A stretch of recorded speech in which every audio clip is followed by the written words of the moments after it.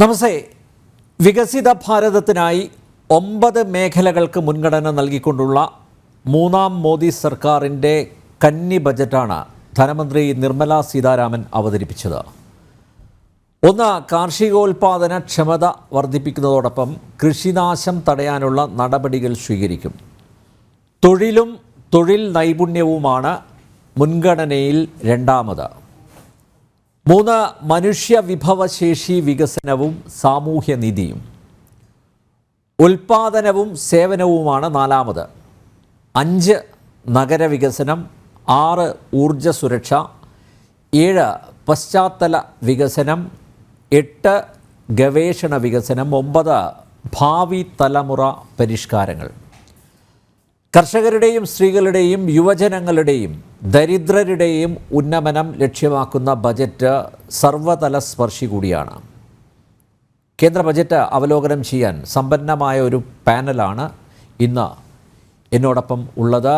സാമ്പത്തിക വിദഗ്ധരായ doctor Jose Sebastian, doctor Mary George, D Dhanuraj, SBT retired chief general manager S Adikesavan, chartered accountant Ranjith Karthikeyan, Congress വക്താവ് doctor GV Hari, സംവാദകൻ Sreejith പണിക്ക. എല്ലാ അതിഥികളെയും ഈ സംവാദത്തിലേക്ക് സ്നേഹപൂർവ്വം സ്വാഗതം ചെയ്യുന്നു. ഒപ്പം പ്രേക്ഷകരെയും. ഞാൻ ഈ സംവാദം ഡോക്ടർ മേരി ജോർജിൽ നിന്ന് ആരംഭിക്കുകയാണ്. ഡോക്ടർ മേരി ജോർജ്, ഈ ബജറ്റിൽ മാഡത്തിന് ഏറ്റവും സ്ട്രൈക്കിംഗ് ആയിട്ട് തോന്നിയിട്ടുള്ള ഫീച്ചേഴ്സ് എന്തൊക്കെയാണ്?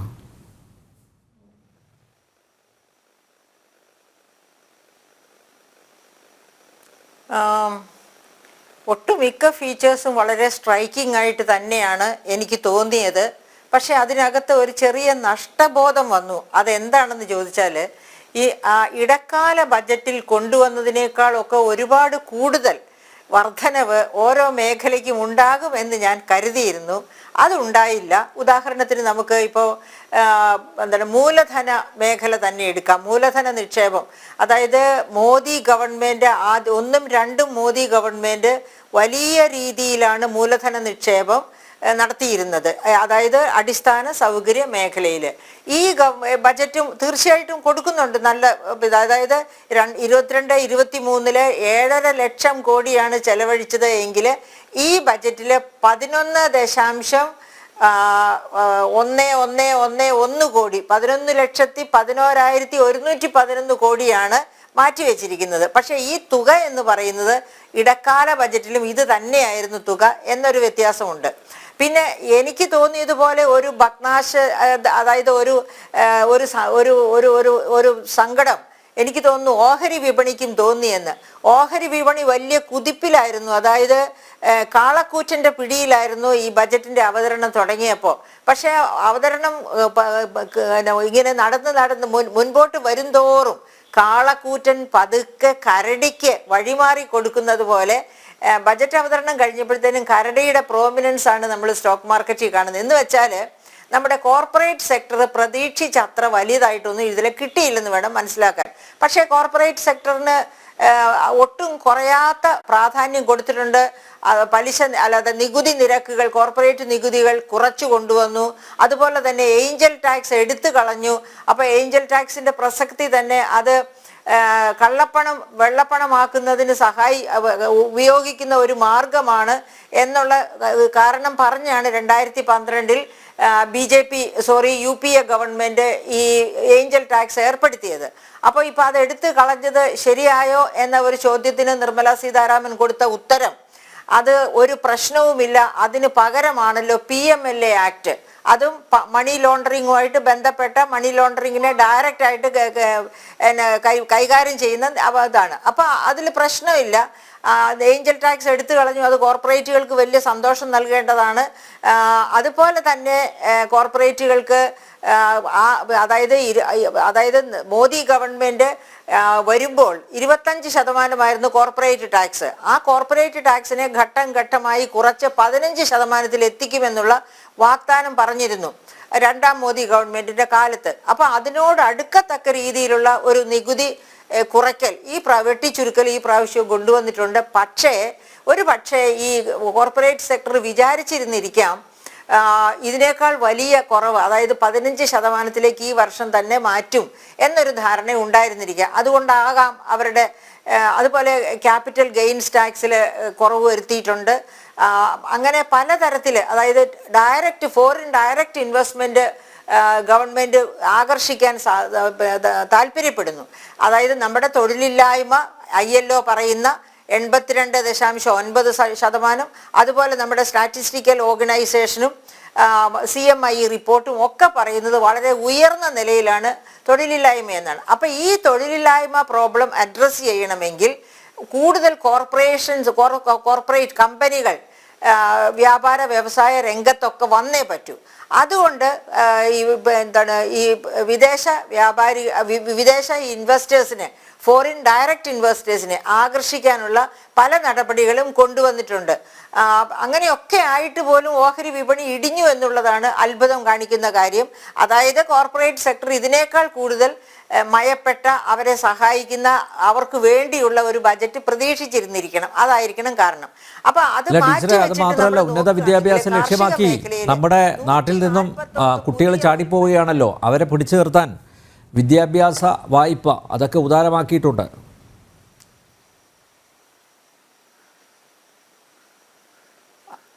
അനിൽ നമ്പ്യാർ, അത് വളരെ പ്രധാനപ്പെട്ട ഒരു കാര്യമാണ്. ഞാനത് ഒരിക്കലും വിട്ടുകളയില്ല. കാരണം ഇന്ത്യയിൽ നിന്ന് വിദേശത്തേക്ക് ബ്രെയിൻ ഡ്രെയിൻ മാത്രമല്ല, ഫിനാൻഷ്യൽ ഡ്രെയിൻ കൂടി ഉണ്ടായിക്കൊണ്ടിരിക്കുകയാണ്. ഈ അടുത്തിടെ റിസർവ് ബാങ്ക് ഓഫ് ഇന്ത്യയുടെ വെബ്സൈറ്റ് നോക്കിയപ്പോൾ കണ്ടത് 90,000 കോടി രൂപയാണ് എഡ്യൂക്കേഷണൽ ലോൺസ് നോൺ പെർഫോമിംഗ് ആയിട്ട് കിട്ടാക്കടമായി മാറിയിരിക്കുന്നത്. അപ്പം നമ്മുടെ ബ്രെയിൻ തന്നെ ഡ്രെയിൻ ചെയ്തു പോകുന്നു, നമ്മുടെ ഫിനാൻസും ഡ്രെയിൻ ചെയ്തു പോകുന്നു.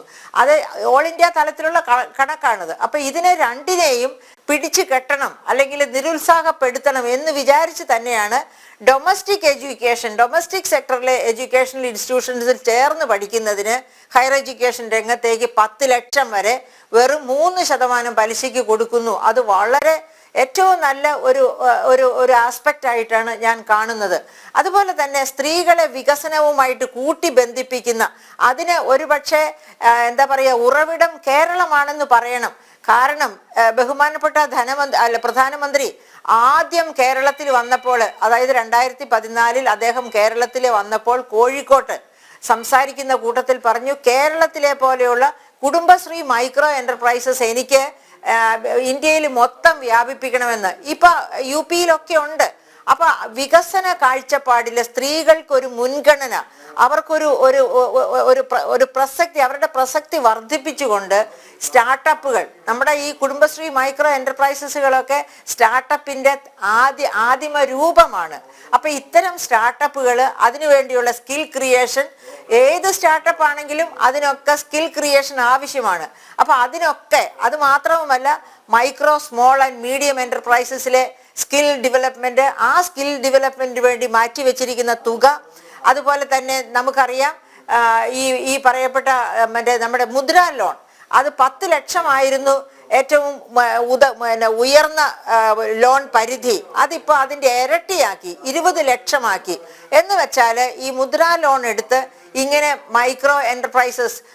Micro small and medium enterprises തുടങ്ങാൻ ആഗ്രഹിക്കുന്നവർക്ക് വലിയ ഒരു ഇൻസെൻറ്റീവാണ് 10 ലക്ഷത്തിൽ നിന്ന് അത് 20 ലക്ഷമാക്കി ഉയർത്തിയത്.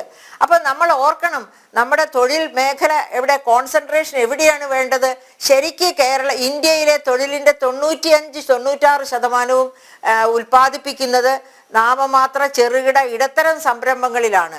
കോർപ്പറേറ്റ് സെക്ടർ ബാക്കി വളരെ കുറച്ച് തൊഴിലേ സൃഷ്ടിക്കുന്നുള്ളൂ. അപ്പം ഒരു വലിയ പ്രശ്നമുള്ളത് നോട്ട് നിരോധനത്തിന് ശേഷമുള്ള ഈ കാലഘട്ടം കൊണ്ട് നമ്മുടെ നാമമാത്ര ചെറുകിട ഇടത്തരം സംരംഭങ്ങളിൽ 63 ലക്ഷത്തോളം പൂട്ടിപ്പോയി എന്നാണ് കണക്കുകൾ, സെൻട്രൽ സ്റ്റാറ്റിസ്റ്റിക്കൽ ഓർഗനൈസേഷൻ വരെയുള്ള കണക്കുകൾ പറയുന്നത്. അപ്പൊ അതിനെയൊക്കെ നമുക്ക് തിരിച്ചു കൊണ്ടുവരണം. അങ്ങനെ തിരിച്ചു കൊണ്ടുവരുവാണെങ്കിൽ അന്നുണ്ടായിരുന്ന നിലവാരത്തിലേക്ക് നമ്മുടെ തൊഴിലുകളെ നമുക്ക് തിരിച്ചു കൊണ്ടുവരാൻ പറ്റും. അപ്പൊ അവിടെ എംപ്ലോയബിലിറ്റി കുറവാണ് ഇവിടുത്തെ എഡ്യൂക്കേഷൻ സിസ്റ്റത്തില് എന്ന് വന്നതുകൊണ്ടാണ് എംപ്ലോയബിലിറ്റി വർദ്ധിപ്പിക്കാൻ വേണ്ടി സ്കിൽ സെന്റേഴ്സ്, ഇന്റേൺഷിപ്പ്, ആ ഇന്റേൺഷിപ്പും എടുത്തു പറയേണ്ട ഒരു വളരെ പ്രധാനപ്പെട്ട ആസ്പെക്റ്റാണ് ഈ ബജറ്റ് മുൻപോട്ട് വയ്ക്കുന്നത്. അതായത് സ്കൂളുകളോടും കോളേജുകളോടും ഒക്കെ ബന്ധപ്പെട്ട്, +2 തൊട്ട് മുകളിലേക്കുള്ളവരുടെ ബന്ധപ്പെട്ട് വ്യവസായ വ്യാപാര കോർപ്പറേറ്റുകളുടെ ഒരു ഇന്റേൺഷിപ്പ് ഫെസിലിറ്റി. അങ്ങനെ ഇന്റേൺഷിപ്പിന് പോകുന്ന വിദ്യാർത്ഥികൾക്ക് ആദ്യ മാസത്തെ ഇന്റേൺഷിപ്പ് ഗവൺമെന്റ് ഓഫ് ഇന്ത്യ തന്നെ കൊടുക്കുന്നു. അത് കഴിഞ്ഞാൽ കോർപ്പറേറ്റ് സോഷ്യൽ റെസ്പോൺസിബിലിറ്റിയിൽ നിന്ന് ഫണ്ട് എടുത്ത് അവർക്ക് 5000 രൂപ വീതം ഇന്റേൺഷിപ്പ് പീരീഡിൽ പ്രതിഫലം കൊടുക്കുന്നു. അതായത് ആരും ഇന്റേൺഷിപ്പ് ചെയ്യാതെ പുറത്തു പോകാൻ താല്പര്യപ്പെടുകയില്ല. പഠിച്ചുകൊണ്ടിരിക്കുമ്പോൾ തന്നെ ഇതുപോലെ ഒരു ശമ്പളം കിട്ടുന്ന ഒരവസ്ഥ. അങ്ങനെ അതായത് ശരിക്കു പറഞ്ഞാൽ വിദ്യാഭ്യാസത്തെയും തൊഴിലിനെയും കൃത്യമായിട്ട് ലിങ്ക് ചെയ്യുകയാണ്. അപ്പൊ ഇത് നടപ്പിലാക്കുന്നത്, ഈ പറഞ്ഞ കാര്യങ്ങളൊക്കെ കൃത്യമായിട്ട് നടപ്പിലാക്കുമെങ്കിൽ തീർച്ചയായിട്ടും നമ്മുടെ തൊഴിൽ ക്രിയേഷൻ, തൊഴിൽ സൃഷ്ടി വളരെ പെട്ടെന്ന് തന്നെ മുമ്പോട്ട് പോകും. അതുപോലെ നാമമാത്ര ചെറുകിട ഇടത്തരം സംരംഭങ്ങളുടെ ഒരു കുതിച്ചുചാട്ടം തന്നെ ഇന്ത്യയിൽ കാണാൻ സാധിക്കും. ഓക്കെ, ഡോക്ടർ ജോസ് സെബാസ്റ്റ്യൻ, കർഷകർക്ക്, യുവജനങ്ങൾക്ക്, സ്ത്രീകൾക്ക്, ദരിദ്രർക്ക് ഇവർക്കൊക്കെ പ്രാമുഖ്യം നൽകുന്ന, അതുപോലെ അവരുടെ ക്ഷേമൈശ്വര്യം ലക്ഷ്യമാക്കിയിട്ടുള്ള പ്രഖ്യാപനങ്ങൾ, പൊതുവിൽ പ്രായോഗികമായിട്ടുള്ള സമീപനമല്ലേ ധനമന്ത്രി നിർമ്മല സീതാരാമൻ സ്വീകരിച്ചത്? തീർച്ചയായിട്ടും ഈ പറയുന്ന ബജറ്റ് നിർദ്ദേശങ്ങളൊക്കെ പ്രായോഗിക തലത്തിൽ നടപ്പിലാവുകയാണെങ്കിൽ മേൽ ടീച്ചർ ചൂണ്ടിക്കാണിച്ചതുപോലെയുള്ള ഒരു വളർച്ചയിലേക്ക് നമ്മുടെ സമ്പദ് വ്യവസ്ഥ പോകാം. പക്ഷേ ഈ വളർച്ചയെ മാത്രം നമുക്ക് നമ്പിക്കൂടാ എന്നുള്ളതാണ്. കാരണം വളർച്ചയോടൊപ്പം തന്നെ അസമത്വവും വർദ്ധിച്ചു വരുന്നു എന്നുള്ളതാണ് അടുത്ത കാലത്തെ നാഷണൽ സാമ്പിൾ സർവേയുടെ ഏറ്റവും പുതിയ ഉപഭോഗത്തെ സംബന്ധിച്ച സർവേ കാണിക്കുന്നത്. 2022-23 സർവേ കാണിക്കുന്നത് നമ്മുടെ ഇന്ത്യയിൽ അസമത്വം വർദ്ധിച്ചു വരുന്നു എന്നുള്ളതാണ്. ഒരു ഭാഗത്ത് നമ്മൾ ഈ ലോകത്തിൽ തന്നെ ഏറ്റവും വളർച്ചയുള്ള ഒരു രാജ്യമാണ്. IT അടക്കമുള്ള മേഖലകളിൽ വളരെയധികം മുന്നേറ്റങ്ങൾ നടന്നുകൊണ്ടിരിക്കുന്നു എന്നൊക്കെ നമ്മൾ അവകാശപ്പെടുമ്പോഴും നമ്മുടെ അസമത്വം ഭയങ്കരമായ തരത്തിൽ നമ്മുടെ സമൂഹത്തിൽ വർദ്ധിക്കുന്നു. കർഷക ആത്മഹത്യ കൂടുന്നു. 1600-ൽ പരം കർഷകരാണ് കഴിഞ്ഞ 6 മാസത്തിനുള്ളിൽ മഹാരാഷ്ട്രയിൽ മാത്രം ആത്മഹത്യ ചെയ്തത്. അപ്പോൾ ഈ വളർച്ചയോടൊപ്പം തന്നെ നമ്മുടെ ഈ പുനർവിതരണ പ്രവർത്തനങ്ങളും കൂടെ മുന്നോട്ട് കൊണ്ടുപോകേണ്ടതുണ്ട്. എനിക്ക് തോന്നുന്നത് ശ്രീമതി സീതാരാമൻ്റെ തന്ത്രം ഇതാണ്. ആദ്യം വളർച്ചയെ പിന്തുണയ്ക്കുക, വൻ വളർച്ചയുടെ നേട്ടങ്ങൾ ഉയർന്ന നികുതി വരുമാനമായി കൺവേർട്ട് ചെയ്യുക, അങ്ങനെ പരിവർത്തനം ചെയ്ത ആ വിഭവ സമാഹരണത്തിലുണ്ടാകുന്ന നേട്ടം സാധാരണ ജനങ്ങളിൽ എത്തിക്കുക. പക്ഷേ അവിടെ നമുക്ക് കൂടുതൽ വിഭവങ്ങൾ സമാഹരിക്കുന്നതിനുള്ള നിർദ്ദേശങ്ങൾ ഈ ബജറ്റിലുണ്ടോ എന്ന് ചോദിച്ചു കഴിഞ്ഞാൽ അത്രയധികം ഒന്നുമില്ല എന്ന് കാണാം. ഇപ്പം GST കുറിച്ച് പറഞ്ഞു. GSTയിൽ പല നിരക്കുകളിലും ഒക്കെ കുറവാണ് വരുത്തിയിരിക്കുന്നത്. ശ്രീമതി സീതാരാമൻ പറയുന്നത് നികുതി മാത്രമല്ല, നികുതിയേതര വരുമാനവും പ്രയോജനപ്പെടുത്തും. നമ്മുടെ അസറ്റ്, നമ്മുടെ രാജ്യത്തിൻ്റെ ആസ്തികളുടെ ഫലപ്രദമായ വിനിയോഗത്തിലൂടെ നികുതി ഇതര വരുമാനവും വർദ്ധിപ്പിക്കുമെന്ന് പറയുന്നു. പക്ഷേ ഇതൊക്കെയാണെങ്കിലും നമ്മുടെ ദേശീയ വരുമാനത്തിൻ്റെ ഒരു ശരാശരിയായിട്ട് നമ്മുടെ പൊതുവിഭവങ്ങൾ എടുക്കുകയാണെങ്കിൽ അത് 20-ൽ താഴെ മാത്രമാണ്. GDPയുടെ ഒരു ശതമാനം എന്ന രീതിയിൽ കണക്കാക്കുകയാണെങ്കിൽ. നേരെ മറിച്ച് വികസിത രാജ്യങ്ങളുടെ ടാക്സ് GDP റേഷ്യോ എന്ന് പറഞ്ഞാൽ 35-നും 40-നും ഇടയിലാണ്. അപ്പോൾ നമ്മൾ എത്ര കാലമാണ് ഈ വളർച്ച എന്നും പറഞ്ഞ് മുന്നോട്ട് പോയിക്കൊണ്ടിരിക്കും? അതോടൊപ്പം തന്നെ പുനർവിതരണ പ്രവർത്തനങ്ങളും കൂടെ സംയോജിപ്പിച്ചുകൊണ്ട് പോകണ്ടേ? സത്യത്തിൽ ഈ പുനർവിതരണ പ്രവർത്തനങ്ങൾ എന്ന് പറഞ്ഞാൽ അത് വികസന പ്രവർത്തനം തന്നെയാണ്. സാധാരണ ജനങ്ങളുടെ കയ്യിൽ പണം എത്തിക്കഴിഞ്ഞാൽ 2047 റോഡ് മാപ്പ് എന്നാണല്ലോ പ്രധാനമന്ത്രി തന്നെ പറഞ്ഞിരിക്കുന്നത്. അതെ, ആ പ്രധാനമന്ത്രി അങ്ങനെ പറഞ്ഞിരിക്കുമ്പോൾ തന്നെ ആ റോഡ് മാപ്പിന് വേണ്ടിയിട്ടുള്ള കൃത്യമായ ഒരു പാത അദ്ദേഹം മുന്നോട്ട് വെക്കുന്നില്ല, അല്ലെങ്കിൽ ധനമന്ത്രിയെ കൊണ്ടത് മുന്നോട്ട് വെപ്പിക്കുന്നുണ്ട് എന്ന് എനിക്ക് തോന്നുന്നില്ല. നമുക്ക് ഒരു ഉദാഹരണം എടുക്കാം. Indira Gandhi old age pension scheme അത് സംസ്ഥാനങ്ങൾക്ക് റീഇംബേഴ്സ് ചെയ്യുകയാണ്. ഏകദേശം എനിക്ക് തോന്നുന്നത് 500 രൂപ വീതമെങ്ങാണ്ടമാണ് ഒരു വൃദ്ധനോ അല്ലെങ്കിൽ വൃദ്ധയ്ക്കോ ഈ കേന്ദ്ര പദ്ധതി പ്രകാരം നൽകുന്നത്. ബാക്കി സംസ്ഥാനങ്ങളാണ് നൽകുന്നത്. ഇതിലൊക്കെ എന്തെങ്കിലും തരത്തിലൊരു വർധനവ് പ്രഖ്യാപിച്ചിരുന്നില്ലെങ്കിൽ, അതല്ലെങ്കിൽ സാധാരണ ജനങ്ങൾക്ക് ഒരു ബാങ്കുകളിലൂടെ ഓരോ മാസവും ഒരു നിശ്ചിത തുക എത്തിക്കുന്ന ഒരു പദ്ധതി പ്രഖ്യാപിച്ചിരുന്നെങ്കിൽ ആ പണം ഉടൻ തന്നെ വിപണിയിലെത്തും.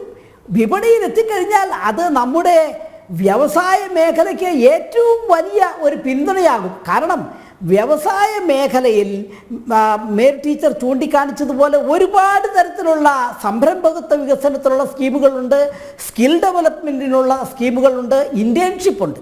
പക്ഷേ ഈ വ്യാവസായിക ഉൽപ്പന്നങ്ങളുടെ ഡിമാൻഡ് എങ്ങനെയാണ്? കയറ്റുമതിയുടെ കാര്യം എടുക്കുകയാണെങ്കിൽ കയറ്റുമതി അത്രമാത്രം ഒന്നും ശോഭനമല്ല. അപ്പോൾ ഇൻറ്റേർണൽ ഡിമാൻഡ്, രാജ്യത്തിനകത്തെ ഡിമാൻഡ്, അതൊരു വലിയ ഒരു വിപണിയാണ്. 140 കോടി ജനങ്ങൾ ഉള്ള ഒരു വിപണിയാണ്. ആ വിപണിയിൽ ശ്രദ്ധിച്ച് അവിടുത്തെ ജനങ്ങളുടെ ക്രയശേഷി വർദ്ധിപ്പിച്ച് കഴിഞ്ഞാൽ അത് മാത്രം മതി ഒരു വ്യാവസായിക കുതിച്ചുചാട്ടത്തിന്. പക്ഷേ ആ ഒരു മേഖലയിൽ ശ്രീമതി സീതാരാമൻ കാര്യമായ പ്രഖ്യാപനങ്ങളൊന്നും നടത്തിയിട്ടില്ല എന്നുള്ളത് എന്നെ ഒട്ടൊന്ന് നിരാശപ്പെടുത്തുകയാണ്. ഇപ്പോൾ നമ്മുടെ ഈ Mahatma Gandhi rural employment guarantee scheme, അതിൻ്റെയൊക്കെ അലോക്കേഷൻസ് യഥാർത്ഥത്തിൽ കുറഞ്ഞിരിക്കുകയാണ്. അപ്പോൾ ആ ഒരു സ്കീം അതേപടി തുടരണമെന്നല്ല ഞാൻ ഉദ്ദേശിച്ചത് നമ്മുടെ സാധാരണ ജനങ്ങളുടെ ക്രയശേഷി വർദ്ധിപ്പിക്കുന്ന തരത്തിലുള്ള കൃത്യമായ പദ്ധതികൾ അവ വേണം. കാർഷിക മേഖലയ്ക്ക് വൻതോതിൽ അലോക്കേഷൻ വർദ്ധിപ്പിച്ചില്ലേ? കാർഷിക മേഖലയിലെ സാങ്കേതിക വിദ്യ മെച്ചപ്പെടുത്തുന്നതിനുള്ള പദ്ധതികളില്ലേ എന്നൊക്കെ ചോദിച്ചു കഴിഞ്ഞാൽ തീർച്ചയായിട്ടുമുണ്ട്. അതിനപ്പുറമായിട്ട് നമ്മുടെ ഗ്രാമീണ ജനങ്ങളുടെ ജീവിത നിലവാരം വർദ്ധിപ്പിക്കുന്നതിനുള്ള സ്കീമുകൾ, പദ്ധതികൾ ബജറ്റിൽ പ്രഖ്യാപിച്ചിട്ടില്ല. അത് ഒരു പക്ഷേ അടുത്ത 2-3 അടുത്ത ബജറ്റുകളിൽ കൂടുതലായി പ്രഖ്യാപിക്കാം എന്നുള്ളതാണോ ശ്രീമതി സീതാരാമൻ്റെ തന്ത്രം എന്ന് ഞാൻ സംശയിക്കുകയാണ്. ഇവിടെ ഓർക്കേണ്ട ഒരു കാര്യമുണ്ട്. ഒരു രാജ്യത്തെ അസമത്വം വൻതോതിൽ വർദ്ധിക്കുമ്പോൾ നമ്മൾ വികസനത്തെക്കുറിച്ച് ഒരുപാട് വായ്ത്താരി കൊണ്ട് കാര്യമില്ല. വളർച്ച ഉണ്ടാകുന്നുണ്ട്, 7% വളർച്ച ഉണ്ടാകുന്നുണ്ട്. ഈ വളർച്ചയുടെ പ്രയോജനം അത് ഈ ട്രിക്കിൾ ഡൗൺ ഗ്രോത്ത് എന്ന് പറയും. അതായത് മുകൾ തട്ടിൽ വളർച്ച ഉണ്ടായിക്കഴിഞ്ഞാൽ അത് താഴെ കിനിഞ്ഞിറങ്ങും എന്നാണ് സാമ്പത്തിക ശാസ്ത്രം പറയുന്നത്. പക്ഷേ അത് പലപ്പോഴും നടക്കുകയില്ല.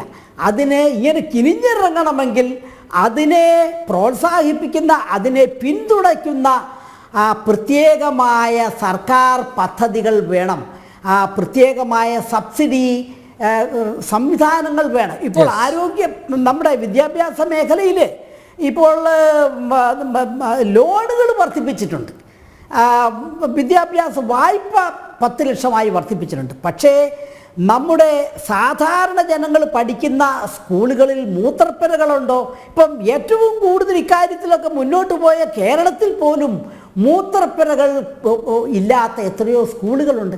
അപ്പം വടക്കേ ഇന്ത്യൻ സംസ്ഥാനങ്ങളിലേക്കൊക്കെ പോവുകയാണെന്നുണ്ടെങ്കിൽ നമ്മുടെ ഗ്രാമീണ മേഖലയിലെ വിദ്യാഭ്യാസ സൗകര്യങ്ങൾ, ആരോഗ്യ സൗകര്യങ്ങളൊക്കെ ഇപ്പോൾ അങ്ങേയറ്റം മോശമായ സ്ഥിതിയിലാണ്. അപ്പോൾ വികസനം കൊണ്ട് മാത്രം കാര്യമായില്ല, വളർച്ച കൊണ്ട് മാത്രം കാര്യമായില്ല. നികുതി വരുമാനം വർദ്ധിക്കണം.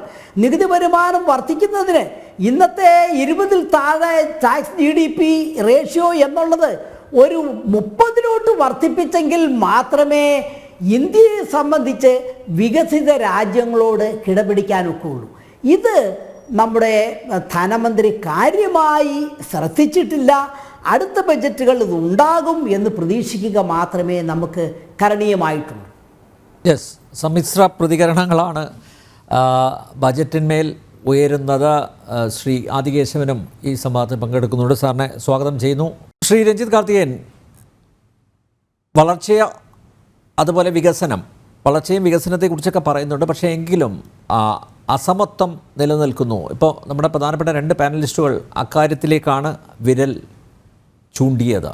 ഞാൻ ക്വിക്കായിട്ട്, എനിക്കറിയാം മറ്റേ ഗസ്റ്റുകൾക്കെല്ലാം നേരത്തെ പോകണമെന്നുള്ളതുകൊണ്ട് ക്വിക്കായിട്ട് എനിക്കൊരു റിബട്ടൽ എനിക്ക് സെബാസ്റ്റ്യൻ സാറിൻ്റെ അടുത്ത് പറയാനുള്ളത്, സഞ്ജീവ് സന്യാൽ ഇതിനെപ്പറ്റി വളരെ കൃത്യമായിട്ട് അദ്ദേഹം ഒരു പിക്ക് ആൻഡ് ചൂസ് ചെയ്തതിന് ആൻസർ വന്നിട്ട്, ഈ Thomas Piketty Paris School of Economics and World Inequality Lab ഇത് ഫണ്ട് ചെയ്ത സോറസും ഫോർഡ് ഫൗണ്ടേഷനും ഒക്കെ ഫണ്ട് ചെയ്യുന്ന ഒരു ഓർഗനൈസേഷനാണ്. അതിൻ്റെ ഒരു വളരെ കൃത്യമായിട്ട് അവർ ഫുട് നോട്ടിൽ എഴുതിയിട്ടുണ്ട് ഈ അസമത്വത്തെ പറ്റി പറയുമ്പോൾ.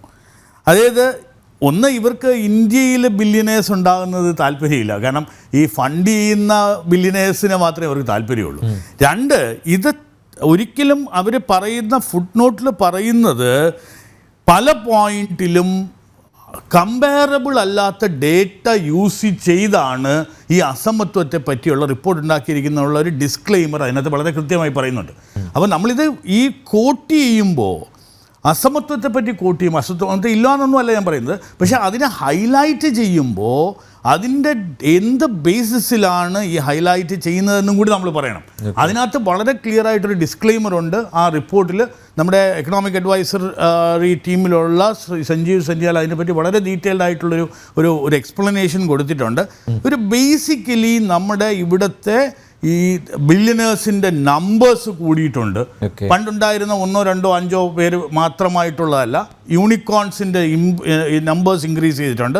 ഒരു 140 കോടി ജനങ്ങളുള്ളൊരു സ്ഥലത്ത് ബില്യനേഴ്സ് ഉണ്ടാകരുത് എന്ന് വിശ്വസിക്കുന്നത് ശരിയല്ല എന്നുള്ളതാണ്. അസമത്വം എന്നുള്ളതിൻ്റെ കാര്യം പറയുന്നത് ഈ 9% ആളുകൾ എത്ര വെൽത്ത് ഡിസ്ട്രിബ്യൂട്ട് ചെയ്യുന്നു, this is always been there.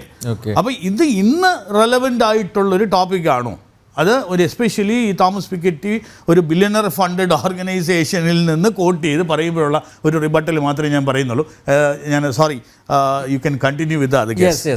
Shri Adikesavan, MSMEകൾക്ക് ഈടില്ലാത്ത വായ്പ, അതുപോലെ മുദ്രാ ലോണിൻ്റെ വായ്പാ പരിധി ഉയർത്തിയിരിക്കുന്നു, വിദ്യാഭ്യാസ വായ്പ 10 ലക്ഷം രൂപ. അപ്പോൾ ബാങ്കുകളാണ് ഇതൊക്കെ കൈകാര്യം ചെയ്യേണ്ടത്. നേരത്തെ ഇതുമായി ബന്ധപ്പെട്ട ഒരു ചർച്ച വന്ന സമയത്ത് ശ്രീ CP ജോൺ പറഞ്ഞത് ഈ ബാങ്കുകൾ കർക്കശ നിലപാട് സ്വീകരിക്കുന്നു എന്നുള്ളതാണ്. ഇപ്പോൾ MSME തന്നെ കേരളത്തിൽ അതൊരു പരാജയമാണ് എന്ന രീതിയിലാണ് അദ്ദേഹം സംസാരിച്ചത്. അതിന് കാരണം ബാങ്കുകൾ അനുകൂലമായിട്ടുള്ള ഒരു നടപടി സ്വീകരിക്കുന്നില്ല എന്നുള്ളതാണ്.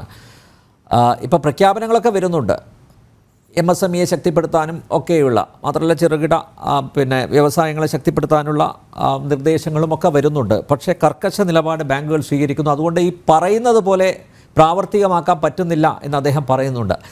ബാങ്കിങ് മേഖലയിൽ ദീർഘകാലം പ്രവർത്തിച്ചൊരു വ്യക്തി എന്ന നിലയിൽ ഈ ഒരു വിമർശനത്തെ താങ്കൾ എങ്ങനെയാണ് നോക്കിക്കാണുന്നത്? അനിൽ, ഇപ്പോൾ മുദ്ര ലോൺ ആണെങ്കിലും മറ്റുള്ള സർക്കാർ സ്പോൺസേർഡ് ലോൺ സ്കീംസ്, വായ്പാ പദ്ധതികളാണെങ്കിലും, ഇപ്പോൾ PM സ്വനിധി കൊണ്ടുവന്നു, കിസാൻ ക്രെഡിറ്റ് കാർഡ് കർഷകർക്ക് കൊടുക്കുന്ന ലോണാണ് ക്രോപ്പ് കൾട്ടിവേഷന് വേണ്ടി. അപ്പോൾ ഇങ്ങനെ നിരവധി സ്കീമുകളുണ്ട്. ഇതെല്ലാം നടപ്പിലാക്കുന്നത് ബാങ്കുകൾ തന്നെയാണ്. എന്തിനേറെ പറയുന്നു, നമ്മുടെ കുടുംബശ്രീ പോലുള്ള സ്വയം സഹായ സംഘങ്ങൾക്ക് കൊടുക്കുന്ന ദീൻ ദയാൽ അന്ത്യോദയ യോജന വായ്പാ പദ്ധതിയാണ്. കുടുംബശ്രീയുടെ സംഘാടനം, നിയന്ത്രണം ഒക്കെ സംസ്ഥാന ഗവൺമെന്റ് അനുബന്ധ സംഘടനകളുടെ കീഴിലാണെങ്കിലും വായ്പ കൊടുക്കുന്നത് പൊതുമേഖലാ ബാങ്കുകൾ പ്രധാനമായിട്ടും, പ്രൈവറ്റ് ബാങ്ക്സും ഉണ്ട്.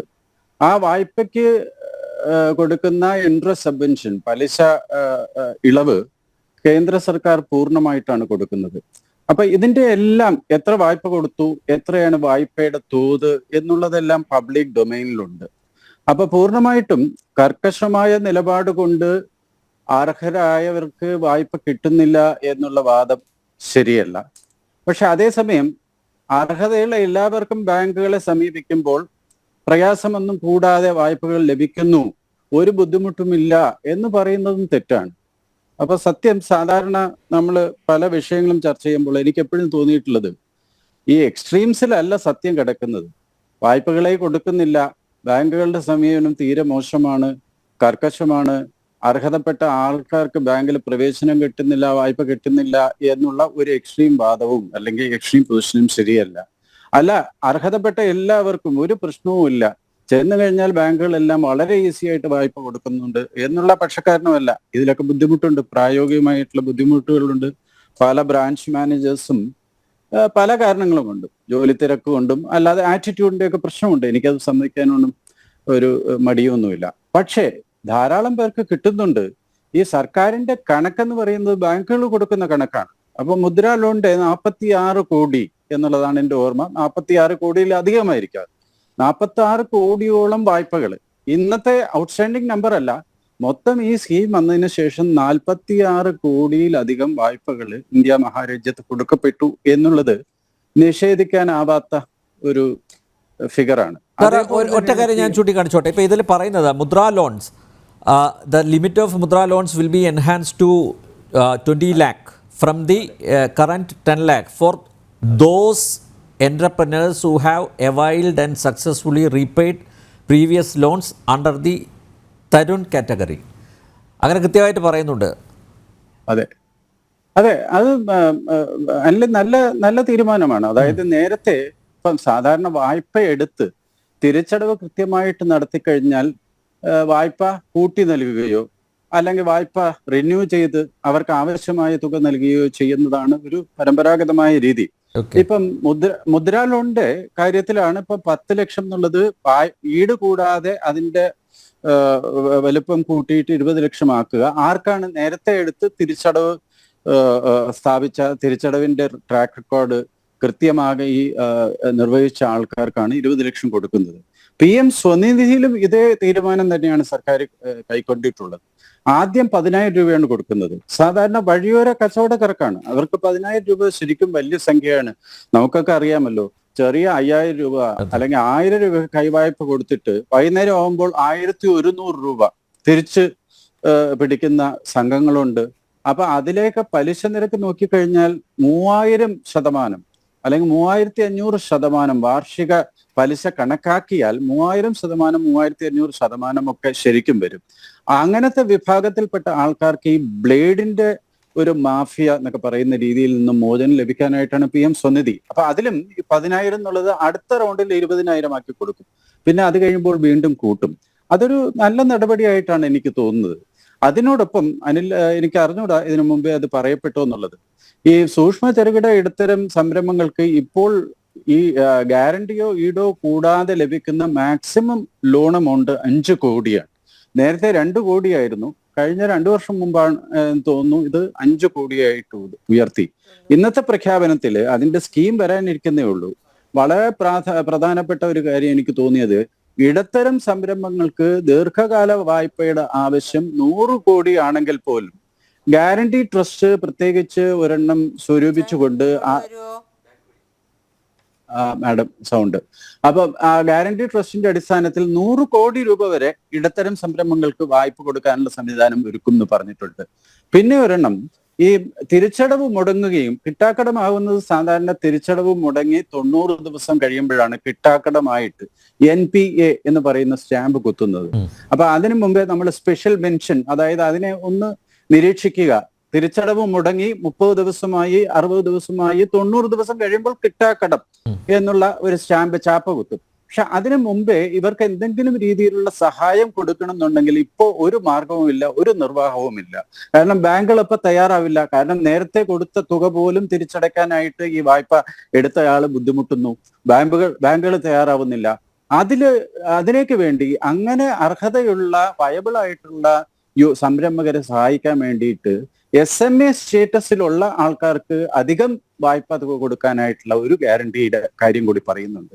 എൻ്റെ ഒരു കാഴ്ചപ്പാടിൽ ഇന്നത്തെ അനൗൺസ്മെന്റ്സ് മൊത്തം നോക്കിക്കഴിഞ്ഞാൽ ഏറ്റവും പ്രാധാന്യം അർഹിക്കുന്ന മേഖല ഈ സൂക്ഷ്മ ഇടത്തരം ചെറുകിട സംരംഭ മേഖല തന്നെയാണ്. എനിക്കതിൽ സന്തോഷമുണ്ട്. കാരണം അനിൽ, ഉൽപാദന മേഖലയുടെ ഈടുരഹിത വായ്പ എന്ന് പറയുന്നത് അത് എത്രത്തോളം പ്രായോഗികമാണ്?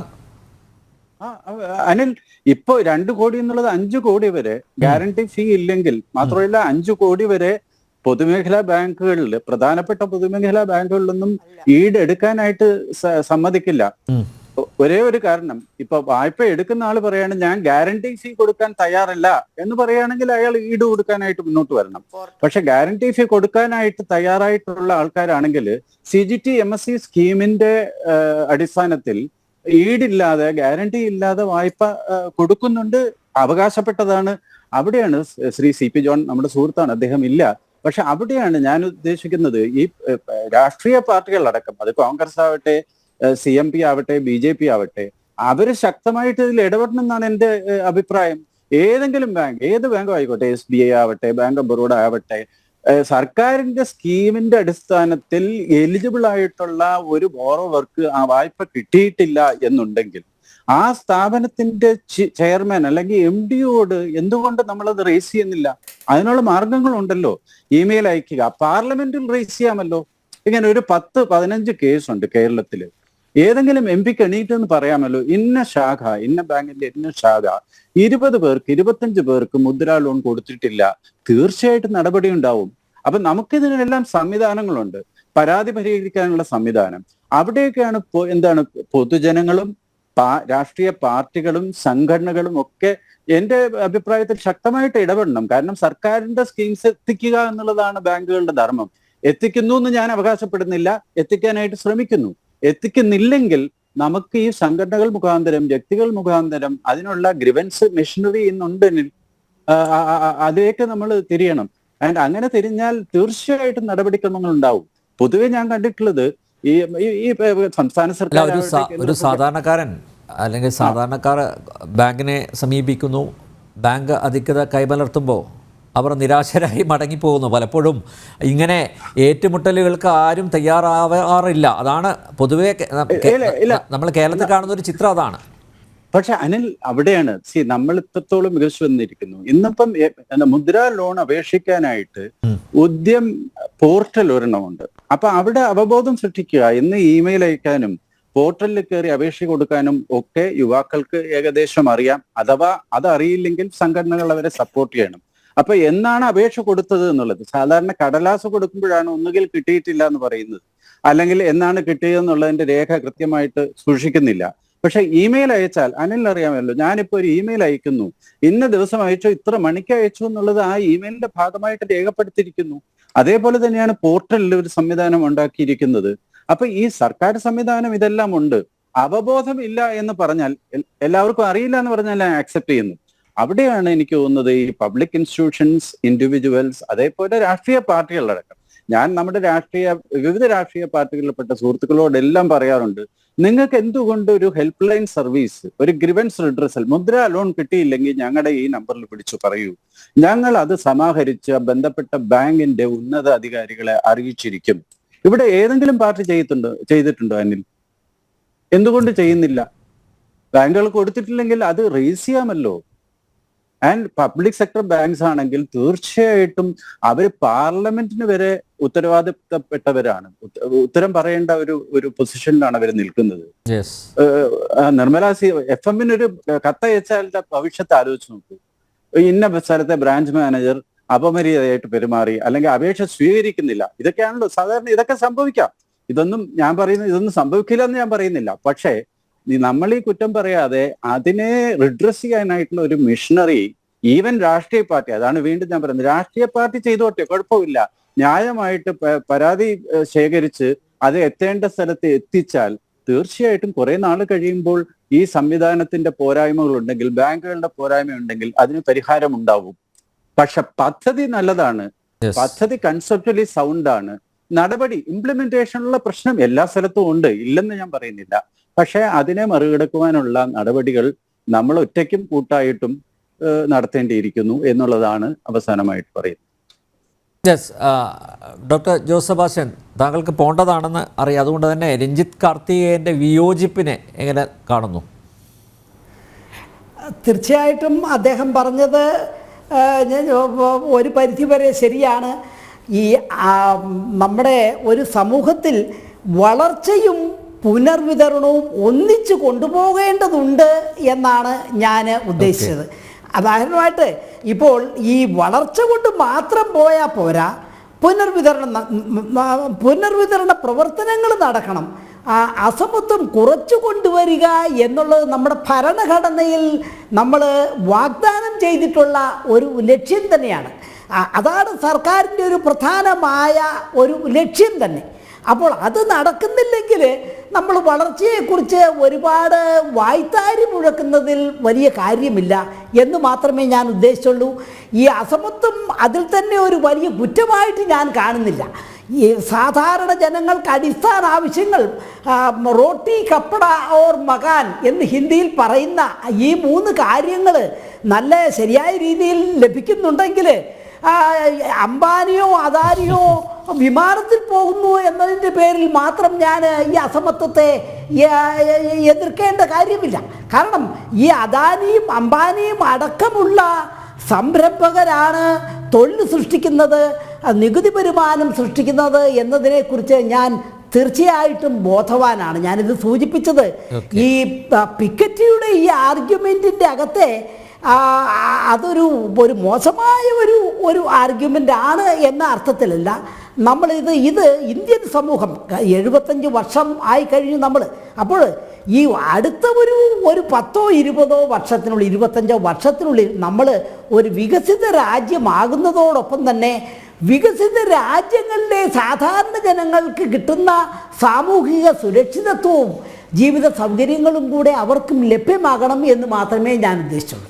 യെസ്, ഡോക്ടർ ഹരി, എന്തായാലും അംബാനിക്കും അദാനിക്കും ടാറ്റയ്ക്കും ബിർളയ്ക്കും വേണ്ടിയുള്ള ബജറ്റ് എന്ന് കോൺഗ്രസ് പറയും എന്ന് ഞാൻ കരുതുന്നില്ല. അല്ല ശരിയല്ല, ഇതിനകത്ത് അങ്ങനെ ഞാനത് തുടങ്ങുന്നത് അതിൽ നിന്നാണേ. അതായത് ഇന്ന് രാജ്യത്തിൻ്റെ പ്രതിപക്ഷ നേതാവ് ഈ ബജറ്റ് അവതരണത്തിന് ശേഷം ബജറ്റിനെ കുറിച്ച് പറഞ്ഞിട്ടുള്ളത് 3 കാര്യങ്ങളാണ്. ഒന്ന്, ഇത് ഈ സർക്കാരിൻ്റെ ഏറ്റവും അടുത്ത സുഹൃത്തുക്കൾക്ക് വേണ്ടിയിട്ടുള്ളതാണ്, ക്രോണീസ് എ എന്നാണ്, അദാനി ആൻഡ് അംബാനി. അദാനിയുടെ ശ്രദ്ധയിൽപ്പെട്ടാത്തതുകൊണ്ടാണെന്ന് തോന്നുന്നു അങ്ങനെ പറഞ്ഞത്. അതാണ് ഒന്നാമതായി ശ്രീ രാഹുൽ ഗാന്ധി പറഞ്ഞിട്ടുള്ളത്. രണ്ടാമത് ഇത് കുർസി ബച്ചാവോ ബജറ്റ് എന്നാണ്. അതായത് ഈ സർക്കാരിൻ്റെ കസേര നഷ്ടപ്പെടാതിരിക്കാൻ വേണ്ടി ചെയ്തിട്ടുള്ള ഒരു ബജറ്റാണ് എന്നുള്ളതാണ്. മൂന്നാമത് ഏറ്റവും പ്രധാനപ്പെട്ട കാര്യം എന്ന് വെച്ച് കഴിഞ്ഞാൽ ഇത് സാധാരണക്കാരൻ്റെ പ്രശ്നങ്ങളൊന്നും അഡ്രസ്സ് ചെയ്യാത്ത ഒരു ബജറ്റായിട്ടാണ് ഞങ്ങളിതിനെ വിലയിരുത്തുന്നത്. ഞാൻ വെറുതെ പറയുന്നതല്ല. അല്ല, അപ്പോൾ കർഷകർ സാധാരണക്കാരല്ലേ? അല്ലാതെ ഞാനതിലേക്കാണ് വരുന്നത്. ഞാൻ അതിനകത്ത് ഓരോന്നായിട്ട് പറയുന്നത്, നിങ്ങളൊരു സാധാരണഗതിയിൽ ഒരു ബജറ്റ് അവതരിപ്പിച്ച് കഴിഞ്ഞാൽ പ്രതിപക്ഷത്തിൻ്റെ ജോലി എന്ന് പറയുന്നത് മോശം ബജറ്റാണ് എന്ന് പറഞ്ഞ് എല്ലാം മോശമാണ്. ഇപ്പോൾ നമ്മൾ പറയാറില്ലേ മുഖ്യമന്ത്രി രാജിവെക്കണം എന്ന് പറയുന്ന പോലെ അല്ല ഞാൻ ഈ പറയുന്നത്. അതിന് കണക്കുകളുണ്ട്. ഇപ്പോൾ ഇവിടെ എൻ്റെ കൂടെ ഇരിക്കുന്നവരൊക്കെ ഈ സാമ്പത്തികമായ മേഖലയിൽ, ഇപ്പോൾ ആദിവാസി സാറാണെങ്കിലും മേരി ടീച്ചറാണെങ്കിലും ജോസഫ് ആണെങ്കിലും ശ്രീ രഞ്ജിത്ത് അടക്കമുള്ള ആളുകൾക്ക് ഈ മേഖലയിൽ എക്സ്പെർട്ടായിട്ടുള്ള ആളുകളാണ്.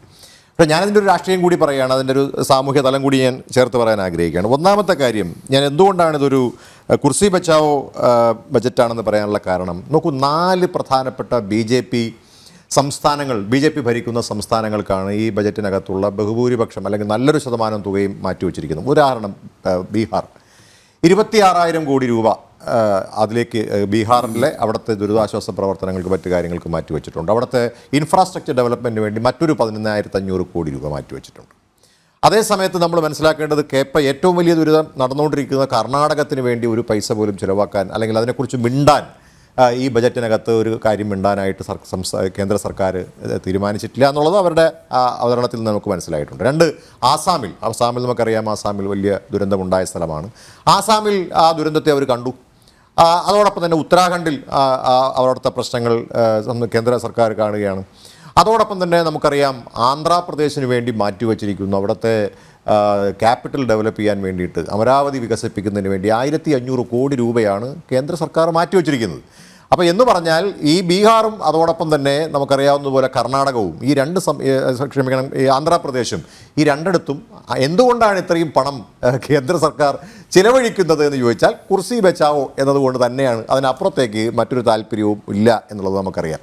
അതൊരു രാഷ്ട്രീയത്തിന് വേണ്ടി പറയുന്നതല്ല, കണക്കുകൾ എടുത്ത് പരിശോധിച്ചാൽ ശ്രീയാനും അത് ബോധ്യപ്പെടും. സ്റ്റേറ്റ്സിൻ്റെ ഡെവലപ്മെൻറ്റിനും നല്ല പണം മാറ്റി. അല്ല, ഞാൻ പറഞ്ഞോട്ടെ, ഞാൻ ഈ പറഞ്ഞ 4 കാര്യങ്ങൾ, ഈ 4 സ്റ്റേറ്റുകൾ നോക്കുക. എന്നാൽ അതേ സമയത്ത് ഇന്ത്യ സഖ്യം ഭരിക്കുന്നുള്ള കർണാടക എടുത്ത് നോക്കാം. കർണാടകത്തിൽ താങ്കൾക്ക് തന്നെ അറിയാം, കഴിഞ്ഞ ദിവസങ്ങളിൽ അവിടെ ഉണ്ടായിട്ടുള്ള കേരളത്തിലെ അർജുൻ അടക്കമുള്ള ആളുകളെ ഇപ്പോഴും കണ്ടെത്താൻ സാധിക്കാത്തൊരു സാഹചര്യത്തിൽ ഇത്രയേറെ അവിടെ വലിയൊരു മല തന്നെ ഇടിഞ്ഞ് അവിടെ വീണ് കിടക്കുമ്പോൾ അതിനെ സഹായിക്കാൻ അല്ലെങ്കിൽ അതിനൊരു പണം അല്ലെങ്കിൽ ഒരു എന്താ പറയുന്നത് ഒരു 100 കോടി രൂപയെങ്കിലും അതിനുവേണ്ടി മാറ്റിവെക്കാൻ ഒരു മനസ്സ് കാണിക്കുന്നില്ല എന്നത് വളരെ കൃത്യമായ ഒരു എന്താണ് സ്റ്റേറ്റ് വൈസ് തന്നെ അത് BJP ഭരിക്കുന്ന സംസ്ഥാനങ്ങൾ, ഇന്ത്യ സഖ്യം ഭരിക്കുന്ന സംസ്ഥാനം എന്ന് കാണാൻ ഇതുവരെ മതപരമായ കാര്യങ്ങളിൽ ഒരു ഫ്രാക്ഷൻ ഉണ്ടാക്കിയെടുത്ത് അല്ലെങ്കിൽ അത്തരത്തിലൊരു ഡിവിഷൻ ഉണ്ടാക്കിയെടുത്ത് ഭരിക്കാനാണ് ശ്രമിച്ചിട്ടുള്ളതെങ്കിൽ ഇവിടെ ഇപ്പോൾ കൃത്യമായി തന്നെ ഈ ബജറ്റിനകത്തും ആ രാഷ്ട്രീയം കൊണ്ടുവരാൻ ശ്രമിക്കുന്നു എന്നതാണ് ഒന്നാമത്തെ കാര്യം. രണ്ടാമത് അദാനിക്കും അംബാനിക്കും ഉള്ളൊരു ഗവൺമെൻറ് അല്ലെങ്കിൽ അങ്ങനെ ഒരു ബജറ്റാണെന്ന് പറയാനുള്ള കാരണം അദ്ദേഹത്തിൻ്റെ അടുത്ത സുഹൃത്തുക്കൾക്കാണ്. നമുക്ക് കോർപ്പറേറ്റ് ടാക്സ് വീണ്ടും 5% കുറച്ചിരിക്കുകയാണ്. 40% നിന്ന് 35% കോർപ്പറേറ്റ് ടാക്സ് കുറയ്ക്കുമ്പോൾ പറയാൻ കഴിയുന്ന ഒരു പ്രധാനപ്പെട്ട കാര്യം ഞങ്ങൾ കൂടുതൽ ഇൻവെസ്റ്റ്മെൻറ്റ് കൊണ്ടുവരാൻ ആഗ്രഹിക്കുന്നുള്ളത്. ഇവിടെ ഏറ്റവും കൂടുതൽ ഇൻവെസ്റ്റ്മെൻറ്റ് നടത്തിക്കൊണ്ടിരിക്കുന്നത് ആരാണെന്നുള്ളത് നമുക്ക് എല്ലാവർക്കും അറിയാം. കഴിഞ്ഞ 5-10 വർഷം കൊണ്ട് ഈ രാജ്യത്ത് ഏറ്റവും കൂടുതൽ സാമ്പത്തിക വളർച്ച നേടിയിട്ടുള്ള 2 പേരേ ഉള്ളൂ. അത് അദാനിയും അംബാനിയുമാണ്. കേരളത്തിലടക്കമുള്ളതിൻ്റെ നമ്മുടെ വിഴിഞ്ഞം പദ്ധതി അടക്കമുള്ള കാര്യങ്ങളൊക്കെ നമ്മൾ പരിശോധിച്ച് നോക്കിയാൽ ഇനി കൊടുക്കാൻ എയർപോർട്ടുകളും തുറമുഖങ്ങളും ഇല്ല ഇവർക്ക് 2 പേർക്കും എന്നൊരവസ്ഥയിലേക്ക് കാര്യങ്ങൾ പോകുമ്പോൾ ഇവിടെ നമ്മൾ കാണേണ്ട മറ്റൊരു പ്രധാനപ്പെട്ട കാര്യം സാധാരണക്കാരൻ്റെ പ്രശ്നങ്ങൾ. ഇവിടെ അനിൽ ചോദിച്ചു സാധാരണക്കാരൻ ഫാർമേഴ്സ് അല്ലെങ്കിൽ കർഷകരല്ലേ എന്ന് ചോദിച്ചു. എന്താ ഞങ്ങൾ പറഞ്ഞിട്ടുള്ളത് എന്താണ്? ഞങ്ങളുടെ ബജറ്റിന് ഇന്ന് ഈ ബജറ്റിന് മറ്റൊരു പ്രത്യേകത ഉണ്ട് കേട്ടോ. ഞങ്ങൾ പറഞ്ഞിരിക്കുന്നത് ഞങ്ങളുടെ മാനിഫെസ്റ്റോയിലുള്ള പ്രധാനപ്പെട്ട പല കാര്യങ്ങളും ഈ ബജറ്റ് കടമെടുത്തിട്ടുണ്ട്. നല്ല കാര്യമാണ്. ഞങ്ങൾ അതിനകത്ത് വലിയ ഞങ്ങൾക്ക് സങ്കടമൊന്നുമില്ല. നല്ല കാര്യങ്ങൾ എടുക്കുന്നതിനകത്ത് നല്ല കാര്യം, അതിനകത്ത് ഒരു തെറ്റുമില്ല, അത് നല്ല കാര്യമാണ്. പക്ഷേ ഇവിടെ നമ്മൾ മനസ്സിലാക്കേണ്ട ഒരു കാര്യം, നമ്മളെല്ലാവരും ആവശ്യപ്പെട്ടു സർക്കാർ ഇവിടുത്തെ പാവപ്പെട്ട കർഷകർ, അനിലിൻ്റെ ഭാഷയിൽ പറഞ്ഞ പാവപ്പെട്ട സാധാരണക്കാരായിട്ടുള്ള കർഷകർ ആവശ്യപ്പെട്ടത് എന്താണ്? MSP ആണ്. ആ മിനിമം സപ്പോർട്ട് പ്രൈസ് എന്ന് പറയുന്നത് എല്ലാവരും ആഗ്രഹിച്ചൊരു കാര്യമാണ്. അതിപ്പോഴും പ്രഖ്യാപിക്കപ്പെട്ടിട്ടില്ല. മിനിമം സപ്പോർട്ടിൻ്റെ പ്രൈസിനെ കുറിച്ചിട്ട് മിണ്ടുന്നില്ല. അതുമാത്രമല്ല, നോക്കൂ, നമ്മുടെ രാജ്യത്തിൻ്റെ GDPയുടെ 18% സംഭാവന ചെയ്യുന്ന നമ്മുടെ കാർഷിക മേഖലയിൽ 51% ആളുകൾ ഇപ്പോഴും 58% ആളുകൾ ഇപ്പോഴും കാർഷിക മേഖലയിൽ പ്രവർത്തിക്കുന്ന ആ കാർഷിക മേഖലയുടെ പ്രവർത്തനത്തിന് വേണ്ടി എടുത്തിരിക്കുന്ന മൊത്തം ബജറ്റിൻ്റെ എത്ര ശതമാനം ചിലവാക്കിയെന്ന് പരിശോധിച്ച് നോക്കൂ. എത്രയാണ് അഗ്രികൾച്ചർ ഡെവലപ്മെൻറ്റിന് വേണ്ടിയിട്ട് ഈ സർക്കാർ പ്രഖ്യാപിച്ചിട്ടുള്ളത്? ഇല്ല. അപ്പം നമ്മൾ വളരെ പ്രധാനപ്പെട്ട കാര്യം, ഇനി മേരി ടീച്ചർ പറഞ്ഞൊരു പ്രധാനപ്പെട്ട കാര്യമുണ്ട്. ഇവിടെ രണ്ടുപേരും സൂചിപ്പിച്ചൊരു പ്രധാനപ്പെട്ട കാര്യമുണ്ട്. ഇവിടെ ആദികേശവൻ സാറ് സൂചിപ്പിച്ചു ലോണുകളെ കുറിച്ചാണ്. ഞാൻ ഈ 2 ലോണുകൾക്കുള്ള അല്ലെങ്കിൽ 2 പേരും സൂചിപ്പിച്ച ഒരു ലോണിനെ കുറിച്ച് പറയാം. നമുക്കറിയാം എഡ്യൂക്കേഷൻ ലോൺ 10 ലക്ഷം രൂപയായിട്ട് വർദ്ധിപ്പിച്ചിട്ടുണ്ട്. എത്ര പേർക്ക് ഇത് കിട്ടും എന്നുള്ളതാണ്. ഇപ്പോൾ ആദികേശവൻ സാർ ബാങ്കുകളെ കുറിച്ച് ഒട്ടും മോശം പറയുന്ന ആളല്ല. കാരണം അദ്ദേഹത്തിനോടൊപ്പം പല ചർച്ചകളിൽ പങ്കെടുത്ത ഒരാളെന്ന നിലയിൽ, അദ്ദേഹം ആ മേഖലയിൽ പ്രവർത്തിച്ച ഒരാളെന്ന നിലയിൽ അദ്ദേഹം ബാങ്കുകളെ കുറിച്ച് ഒരിക്കലും മോശം പറയില്ല. പക്ഷേ ഞാൻ ചോദിക്കട്ടെ, ഇപ്പോൾ നമുക്കൊരു അദ്ദേഹം പറഞ്ഞ ഒരു പോർട്ടലുണ്ട്. ഞാൻ ഈ എഡ്യൂക്കേഷൻ ലോണുമായിട്ട് ബന്ധപ്പെട്ടൊരു പോർട്ടലുണ്ട്, വിദ്യാലക്ഷ്മി എന്ന് പറഞ്ഞൊരു പോർട്ടലുണ്ട്. ആ പോർട്ടലിലൂടെ ഇത് കിട്ടിയിട്ടുള്ള ആളുകളിൽ ഡീഫോൾട്ടിനെ കുറിച്ച് ടീച്ചർ പറഞ്ഞു. എത്രയോ ശതമാനം എഡ്യൂക്കേഷൻ ലോൺ ഡീഫോൾട്ട് ഉണ്ട്. ആ ഡീഫോൾട്ട് എന്തുകൊണ്ടുണ്ടായി? വെരി സിമ്പിൾ റീസൺ, ഈ രാജ്യത്തിൻ്റെ അൺഎംപ്ലോയ്മെൻ്റ് ആണ് അത് സൂചിപ്പിക്കുന്നത്. 9.8% ആണ് ഞാൻ മനസ്സിലാക്കുന്നത്. ഇന്നലെ എക്കണോമിക് സർവേ പറയുന്നത് 9.8%. CME അടക്കമുള്ള അവരുടെ കണക്കുകൾ പരിശോധിക്കുമ്പോൾ 9.8% ഓവറോൾ ഇന്ത്യയുടെ അൺഎംപ്ലോയ്മെൻറ്റ് റേറ്റ്. അതിനകത്ത് യൂത്തിൻ്റെ അൺഎംപ്ലോയ്മെൻറ്റ് റേറ്റ് വളരെ ഭീകരമാണ്. അത് നമ്മൾ നോക്കുമ്പോൾ എന്തുകൊണ്ടാണ് ഈ ഡീഫോൾട്ടേഴ്സ് ഉണ്ടാകുന്നത്, എന്തുകൊണ്ടാണ് ഇവർക്ക് അത് കിട്ടാക്കടമായി മാറുന്നത് എന്ന് നമ്മൾ പരിശോധിച്ച് നോക്കിക്കഴിഞ്ഞാൽ ഈ രാജ്യത്ത് ചെറുപ്പക്കാർക്ക് തൊഴിലില്ലാത്തത് തന്നെയാണ്. അപ്പോൾ അങ്ങനെയുള്ള ഈ ലോൺ എടുത്ത് മുന്നോട്ട് വരുന്നവരൊന്നും സമ്പന്നന്മാരൊന്നുമല്ല, അവർ സാധാരണക്കാരാണ്. 12.75% പലിശ. അത് 7.5%. ഇപ്പോൾ 4 ലക്ഷം രൂപ വരെ മാത്രമാണ് കൊളാട്രൽ ഇതൊന്നും ഇല്ലാതെ തന്നെ നിങ്ങൾക്ക് ഇത് കിട്ടുന്നത്. അത് കഴിഞ്ഞാൽ അങ്ങോട്ട് നമ്മൾ ജാമ്യം കൊടുക്കേണ്ട സാഹചര്യമുണ്ട്. അപ്പം 12.75% ഈ പറയുന്ന ലോൺ കിട്ടുന്നൊരു ആൾ, അയാൾക്ക് പഠനം കഴിഞ്ഞ് അയാൾക്കൊരു തൊഴിൽ കിട്ടിയില്ലെങ്കിൽ എങ്ങനെ തിരിച്ചടയ്ക്കുമെന്നാണ് ശ്രീ അനിൽ പറയുന്നത്. അപ്പോൾ ആ സാഹചര്യം മുന്നിൽ കണ്ടുകൊണ്ട് ഞങ്ങൾ പ്രതീക്ഷിച്ചത് എന്താണെന്നറിയാമോ? അതിനകത്ത് 1-2 ഒക്കെയുള്ള അടവുകൾ എഴുതിത്തള്ളും ഈ സർക്കാർ എന്നാണ്. ഇവിടെ കോർപ്പറേറ്റുകൾക്ക് വേണ്ടി കോടികൾ, അത് മേരി ടീച്ചറിനോട് ചോദിച്ചാൽ കൃത്യമായിട്ട് പറഞ്ഞു തരും. എത്ര കോടിയാണ് എഴുതിത്തള്ളിയെന്നുള്ളത് പരിശോധിച്ചാൽ അറിയും. കോർപ്പറേറ്റുകളുടെ എത്രയോ കിട്ടാക്കടങ്ങൾ ഈ സർക്കാർ എഴുതിത്തള്ളി. അങ്ങനെ എഴുതിത്തള്ളാൻ കോർപ്പറേറ്റുകളുടെ കാര്യത്തിനകത്തൊരു താല്പര്യം എടുക്കുന്ന സർക്കാർ എന്തുകൊണ്ട് ഈ പാവപ്പെട്ട വിദ്യാർത്ഥികളുടെ കാര്യത്തിൽ അങ്ങനൊരു താല്പര്യം എടുക്കുന്നില്ല? ഈ അവരുടെ 1-2 അടവുകൾ, 3-4 തവണകൾ അത് വേണ്ട എന്ന് പറയാൻ ഈ സർക്കാർ എന്തെങ്കിലും പ്രയാസമുണ്ടോ? ഇപ്പോൾ ഇഷ്ടംപോലെ പണമല്ലേ. ടാക്സ് എന്ന് പറയുന്നത് എന്തിലാണ് ടാക്സ് ഇല്ലാത്തത്? യോഗട്ടിനും കേടിനും വരെ ടാക്സ് കൊടുക്കാൻ നമ്മൾ പോവാണ്. എവിടെയാണ് ടാക്സ് ഇല്ലാത്തത്? അപ്പോൾ ഈ സർക്കാരിൻ്റെ കയ്യിൽ ഇഷ്ടം പോലെ പണമുണ്ട്, ഒരു പ്രയാസമില്ല. കഴിഞ്ഞ 10 കൊല്ലം കൊണ്ട് ഈ രാജ്യത്ത് ഒരു എന്താ പറയുന്നത്, നമ്മൾ പറയാറില്ല, ഈ പലിശ കൊടുക്കുന്ന ആൾക്കാൾ കൂടുതൽ വരുമാനം സർക്കാരിന് കിട്ടിയിട്ടുണ്ട്. കാരണം എന്താ? എല്ലാ മേഖലയിലും നികുതി ചുമത്താൻ ഈ സർക്കാർ തീരുമാനിച്ചു. ആ നികുതിയിലൂടെ വലിയ വരുമാനം സർക്കാരിൻ്റെ കയ്യിലുണ്ട്. പക്ഷേ സർക്കാർ ചെലവഴിക്കുന്നില്ലെന്നേ. ആ ചെലവഴിക്കുന്നതിന് പകരം അതിനെ എങ്ങനെയാണ് ചെലവഴിക്കുന്നുണ്ട്? ലോണായി കൊടുക്കുന്നുണ്ട്. സാർ പറഞ്ഞു മുദ്രാ ലോണുണ്ട്, അങ്ങനെ അനവധി ലോണുകളുണ്ട്, പലതും പല പേരിലാണ്, നമുക്കിത് ലോണാണെന്ന് അറിഞ്ഞുകൂടാ. ഇപ്പോൾ ആദിവാസി സാറിനോട് ചോദിച്ചപ്പോൾ സാറ് പറയുമ്പോഴാണ് ഈ കുടുംബശ്രീക്ക് കൊടുക്കുന്ന പരിപാടി പോലും ലോണാണെന്ന് നമുക്ക് മനസ്സിലാവുന്നത്. അപ്പോൾ എന്തൊരു മനോഹരമായി ഈ മധുരത്തിൽ പൊതിഞ്ഞ് നമ്മൾ ഹോമിയോ മെഡിസിൻ കൊടുക്കുന്നത് പോലത്തെ ഒരു അവസ്ഥയിലാണ് സർക്കാർ എന്ത് ചെയ്യുന്നു, ലോണാണെന്ന് പറയാതെ അത് ലോണിൻ്റെ രൂപത്തിൽ അതിനകത്ത് സാധാരണക്കാരന് കൊടുക്കുകയാണ്. അപ്പം നമ്മൾ മനസ്സിലാക്കേണ്ട ഒരു പ്രധാനപ്പെട്ട കാരണം ഈ കാര്യം 2-3 കാര്യങ്ങളാണ്. ഒന്ന്, പാവപ്പെട്ടവൻ്റെ പ്രശ്നങ്ങൾ അഡ്രസ്സ് ചെയ്യാൻ. അതാണ് ഇവിടെ ജോസ് സെബാസ്റ്റ്യൻ സാറ് സൂചിപ്പിച്ചത്. ഇവിടെ വളർച്ചയുണ്ടാകുന്നുണ്ട്, ഗ്രോത്ത് ഈസ് ദെയർ, ബട്ട് അതേ സമയത്ത് നമുക്ക് അവിടെ ഒരു അസമത്വം, ഒരു ഇൻഇക്വാലിറ്റി നമുക്ക് നമ്മുടെ രാജ്യത്ത് കാണാനായിട്ട് സാധിക്കുന്നു. 1% ആളുകൾ വലിയ ഹൈപ്പിലേക്ക് പോകുമ്പോൾ ഒരു നല്ല ശതമാനം ആളുകൾക്ക് ഇപ്പോഴും ഒരു നേരത്തെ ആഹാരം കിട്ടാൻ കഴിയുന്നില്ല, അല്ലെങ്കിൽ ഒരു നേരത്തെ ആഹാരം കഴിക്കാൻ കഴിയാത്ത സാഹചര്യത്തിൽ ആളുകളുടെ എണ്ണം വർദ്ധിക്കുന്നു. അതിദരിദ്രരുടെ എണ്ണം, അതിസമ്പന്നർ ഒരു വശത്ത് കൂടുമ്പോൾ അതിദരിദ്രരുടെ എണ്ണം നമ്മുടെ രാജ്യത്ത് വർദ്ധിക്കുന്നു എന്നുള്ള യാഥാർത്ഥ്യം നമ്മുടെ മുമ്പിലുണ്ട്. അത് കണക്കുകളാണ് പറയുന്നത്, ഞാൻ വെറുതെ രാഷ്ട്രീയമായി പറയുന്ന കാര്യങ്ങളല്ല. അപ്പോൾ അതുകൊണ്ട് എനിക്ക് പറയാനുള്ള ഒരു പ്രധാനപ്പെട്ട കാര്യം, ഇത് നമ്മൾ ഇവർ സ്വീകരിച്ചിരിക്കുന്നത് പാവപ്പെട്ടവരുടെ പണം എത്തണം. എന്താണ് ഞങ്ങൾ എന്താ ചെയ്തത്? ഇപ്പോൾ മൻരേഗ പോലുള്ള മഹാത്മാഗാന്ധി നമുക്ക് നാഷണൽ റൂറൽ എംപ്ലോയ്മെൻറ്റ് സ്കീം പോലുള്ള പദ്ധതികൾ നമ്മൾ കൊണ്ടുവന്നു. ഇത്തവണ നമ്മൾ പരിശോധിച്ച് നോക്കുക, അതിനകത്ത് എത്ര പൈസയാണ് അതിനകത്ത് മാറ്റി വെച്ചിരിക്കുന്നത്. പണം കുറവാണ്, നമുക്ക് അതിനകത്തേക്ക് ഇൻവെസ്റ്റ് ചെയ്യുന്നില്ല. അത് മാത്രമല്ല, നമ്മൾ പ്രധാനമായിട്ട് പറഞ്ഞൊരു പ്രധാനപ്പെട്ട കാര്യം വേജ്, സാധാരണക്കാരൻ്റെ വേജ്, അവന് കിട്ടുന്ന വരുമാനം, വലിയ നല്ല ജോലിയൊക്കെയുള്ള സർക്കാർ ജീവനക്കാർക്കൊക്കെ നല്ല പണമുണ്ട്. പക്ഷേ സാധാരണക്കാരായിട്ടുള്ള ആളുകൾക്കുള്ള വേജ്, മിനിമം വേജ് 400 രൂപയാക്കി മാറ്റണമെന്നൊരു ആവശ്യം പല പാർട്ടികളും ഉന്നയിച്ചിട്ടുണ്ട്. അതൊന്നും ഈ ബജറ്റിനകത്ത് അഡ്രസ്സ് ചെയ്തിട്ടില്ല. ഇവിടെയൊക്കെയാണ് സാധാരണക്കാരനൊരു ആശ്വാസം കിട്ടുന്നത്. അതോടൊപ്പം കർഷകരായിട്ടുള്ള ആളുകൾക്ക് minimum support programme, minimum support നമ്മൾ പറയാം, അടിസ്ഥാനപരമായിട്ട് എന്താ പറയുന്നത്, ഒരു തുക, ഓരോ അവരുടെ ഉൽപ്പന്നത്തിനും കൃത്യമായിട്ട് ഒരു MSP ഉണ്ടാവുക എന്നുള്ളത് വളരെ പ്രധാനപ്പെട്ട കാര്യമാണ്. അതും ഇതിനകത്ത് ഉണ്ടായിട്ടില്ല. അപ്പോൾ ഇതുകൊണ്ടാണ് ഞങ്ങൾ പറഞ്ഞിട്ടുള്ളത്, ഇതൊരു സാധാരണക്കാരന് വേണ്ടിയിട്ടുള്ള ഒരു ബജറ്റ് അല്ല, മറിച്ച് അദ്ദേഹത്തിൻ്റെ ഈ സർക്കാരിൻ്റെ ഏറ്റവും അടുത്ത സുഹൃത്തുക്കൾക്ക് വേണ്ടി മാത്രമുള്ളൊരു ബജറ്റായി മാറിപ്പോയി. അതാണ് ഞങ്ങൾ വിമർശനമായിട്ട് ഉന്നയിച്ചിട്ടുള്ളത്. യെസ് ടീച്ചറെ, ഫെഡറൽ സംവിധാനത്തെ മാനിക്കുന്നില്ല, മാത്രമല്ല വിവേചനപരമായിട്ടുള്ള സമീപനങ്ങൾ സ്വീകരിക്കുന്നു, അതിലാണ് പ്രതിപക്ഷത്തിൻ്റെ എതിർപ്പ്. ശ്രീ അനിൽ, ഒരു കാര്യം പറഞ്ഞോട്ടെ? Sir, okay. ടീച്ചറുടെ അനുവാദത്തോടു കൂടി. അതായത് എന്നോടല്ലേ?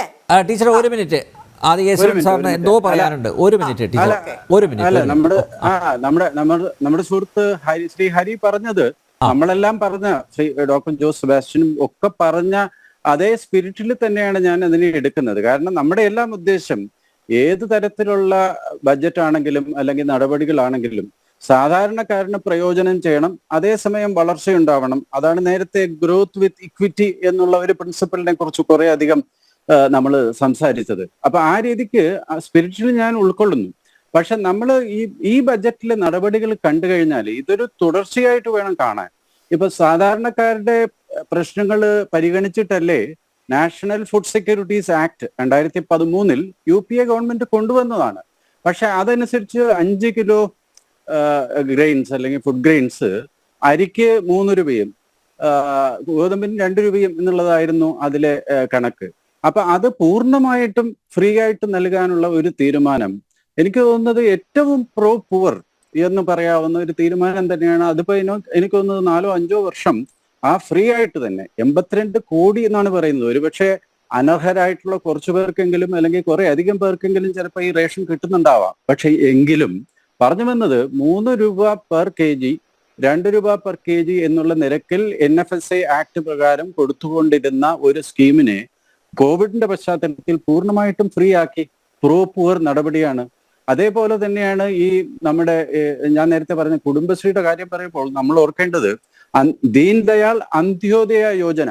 അപ്പൊ അന്ത്യോദയ എന്നുള്ള പദം കൊണ്ട് തന്നെ സമൂഹത്തിൽ ഏറ്റവും അവസാനം നിൽക്കുന്ന, ഏറ്റവും അന്തിമമായി നിൽക്കുന്ന ആളിന്റെ ഉന്നമനത്തിനെ ലാക്കാക്കിയിട്ടാണ് 9 കോടി വിമനാണ് ശ്രീ ഹരി. അത് നമുക്കെല്ലാം അഭിമാനിക്കാവുന്ന കാര്യമാണ്. കാരണം NRLM അതിന് മുമ്പ് ഉണ്ടായിരുന്നു, 2014 മുമ്പ് ഉണ്ടായിരുന്നു എന്നുള്ള കാര്യം ഞാൻ അംഗീകരിക്കുന്നു. പക്ഷെ രാജ്യത്താകമാനം മറ്റുള്ള സംസ്ഥാനങ്ങളിൽ അടക്കം ഉള്ള സ്ത്രീകളുടെ 9 കോടി സ്ത്രീകൾ അടങ്ങുന്ന സ്വയം സഹായ സംഘങ്ങള് ഇതെന്താണ് ചെയ്തിരിക്കുന്നത്? ഈ ബ്ലേഡ് കമ്പനികളുടെ സ്വാധീനം ധാരാളം എന്താണ് വലിയൊരു പരിധി വരെ അതിനെ മറികടക്കുവാനായിട്ട് നമുക്ക് സഹായിച്ചു ഈ സ്കീം. അതേപോലെ തന്നെയാണ് എനിക്ക് തോന്നുന്നത് PM സ്വനിധിയെ കുറിച്ച് പറഞ്ഞപ്പോഴും സ്കീം ഫണ്ടമെന്റലി കൺസെപ്ച്വലി സ്ട്രോങ് ആണ്. ഇതെല്ലാം സമൂഹത്തിന്റെ അടിത്തട്ടിൽ നിൽക്കുന്ന ആൾക്കാരെ ലാക്കാക്കിയിട്ടാണ് കൊണ്ടുവന്നിട്ടുള്ളത്. അപ്പൊ ആ രീതിക്ക് ഒരു തുടർച്ച എന്നുള്ള ഒരു കോൺസെപ്റ്റിൽ നോക്കുകയാണെന്നുണ്ടെങ്കിൽ ഈ ബഡ്ജറ്റിൽ അതിന്റെ തുടർച്ച കാണാം. കൂടുതൽ ചെയ്യാനുള്ള സ്കോപ്പ് ഇല്ലേ, ചെയ്യേണ്ടതല്ലേ? തീർച്ചയായിട്ടും ഞാൻ അംഗീകരിക്കുന്നു, കൂടുതൽ ചെയ്യണം. PM കിസാന്റെ കാര്യം വ്യക്തിപരമായിട്ട് എൻ്റെ അഭിപ്രായത്തിൽ നമ്മൾ 6000 രൂപ 2019 കൊടുത്താണ്. അതും ഇതേപോലെ പ്രോ പുവർ നടപടിയാണ്. എൻ്റെ അഭിപ്രായത്തിൽ ഈ 10 വർഷത്തിനിടയ്ക്ക് ഏറ്റവും നല്ല പ്രോ ഫാമർ നടപടി എന്ന് പറയുന്നത് 6000 രൂപ cash transfer straight to account, ഒരാളുടെ ഇടപെടൽ കൂടാതെ പ്രോ പുവർ നടപടിയാണ്. ആ തുക ഒരുപക്ഷെ 7000 അല്ലെങ്കിൽ 8000 ആക്കാമായിരുന്നു എന്ന് പറഞ്ഞാൽ ഞാൻ അത് അംഗീകരിക്കും. പറഞ്ഞു വന്നത്, ഈ ഗവൺമെന്റിന്റെ ഈ ബഡ്ജറ്റ് കഴിഞ്ഞ കുറെ ബഡ്ജറ്റിന്റെ തുടർ നടപടിയായിട്ട് കണ്ടു കഴിഞ്ഞാൽ ഗരീബ്, യുവ, അന്നദാത, പിന്നെ നാരി എന്ന് പറയുന്ന വിഭാഗങ്ങളെ വേറിട്ട തോതിൽ അഡ്രസ് ചെയ്യുന്ന നടപടിക്രമങ്ങൾ ഇതിൽ മൊത്തത്തിൽ നമുക്ക് കാണാം. ഏറ്റക്കുറച്ചിലുകൾ ഞാൻ അംഗീകരിക്കുന്നു. Thanks. Yes, Mary teacher.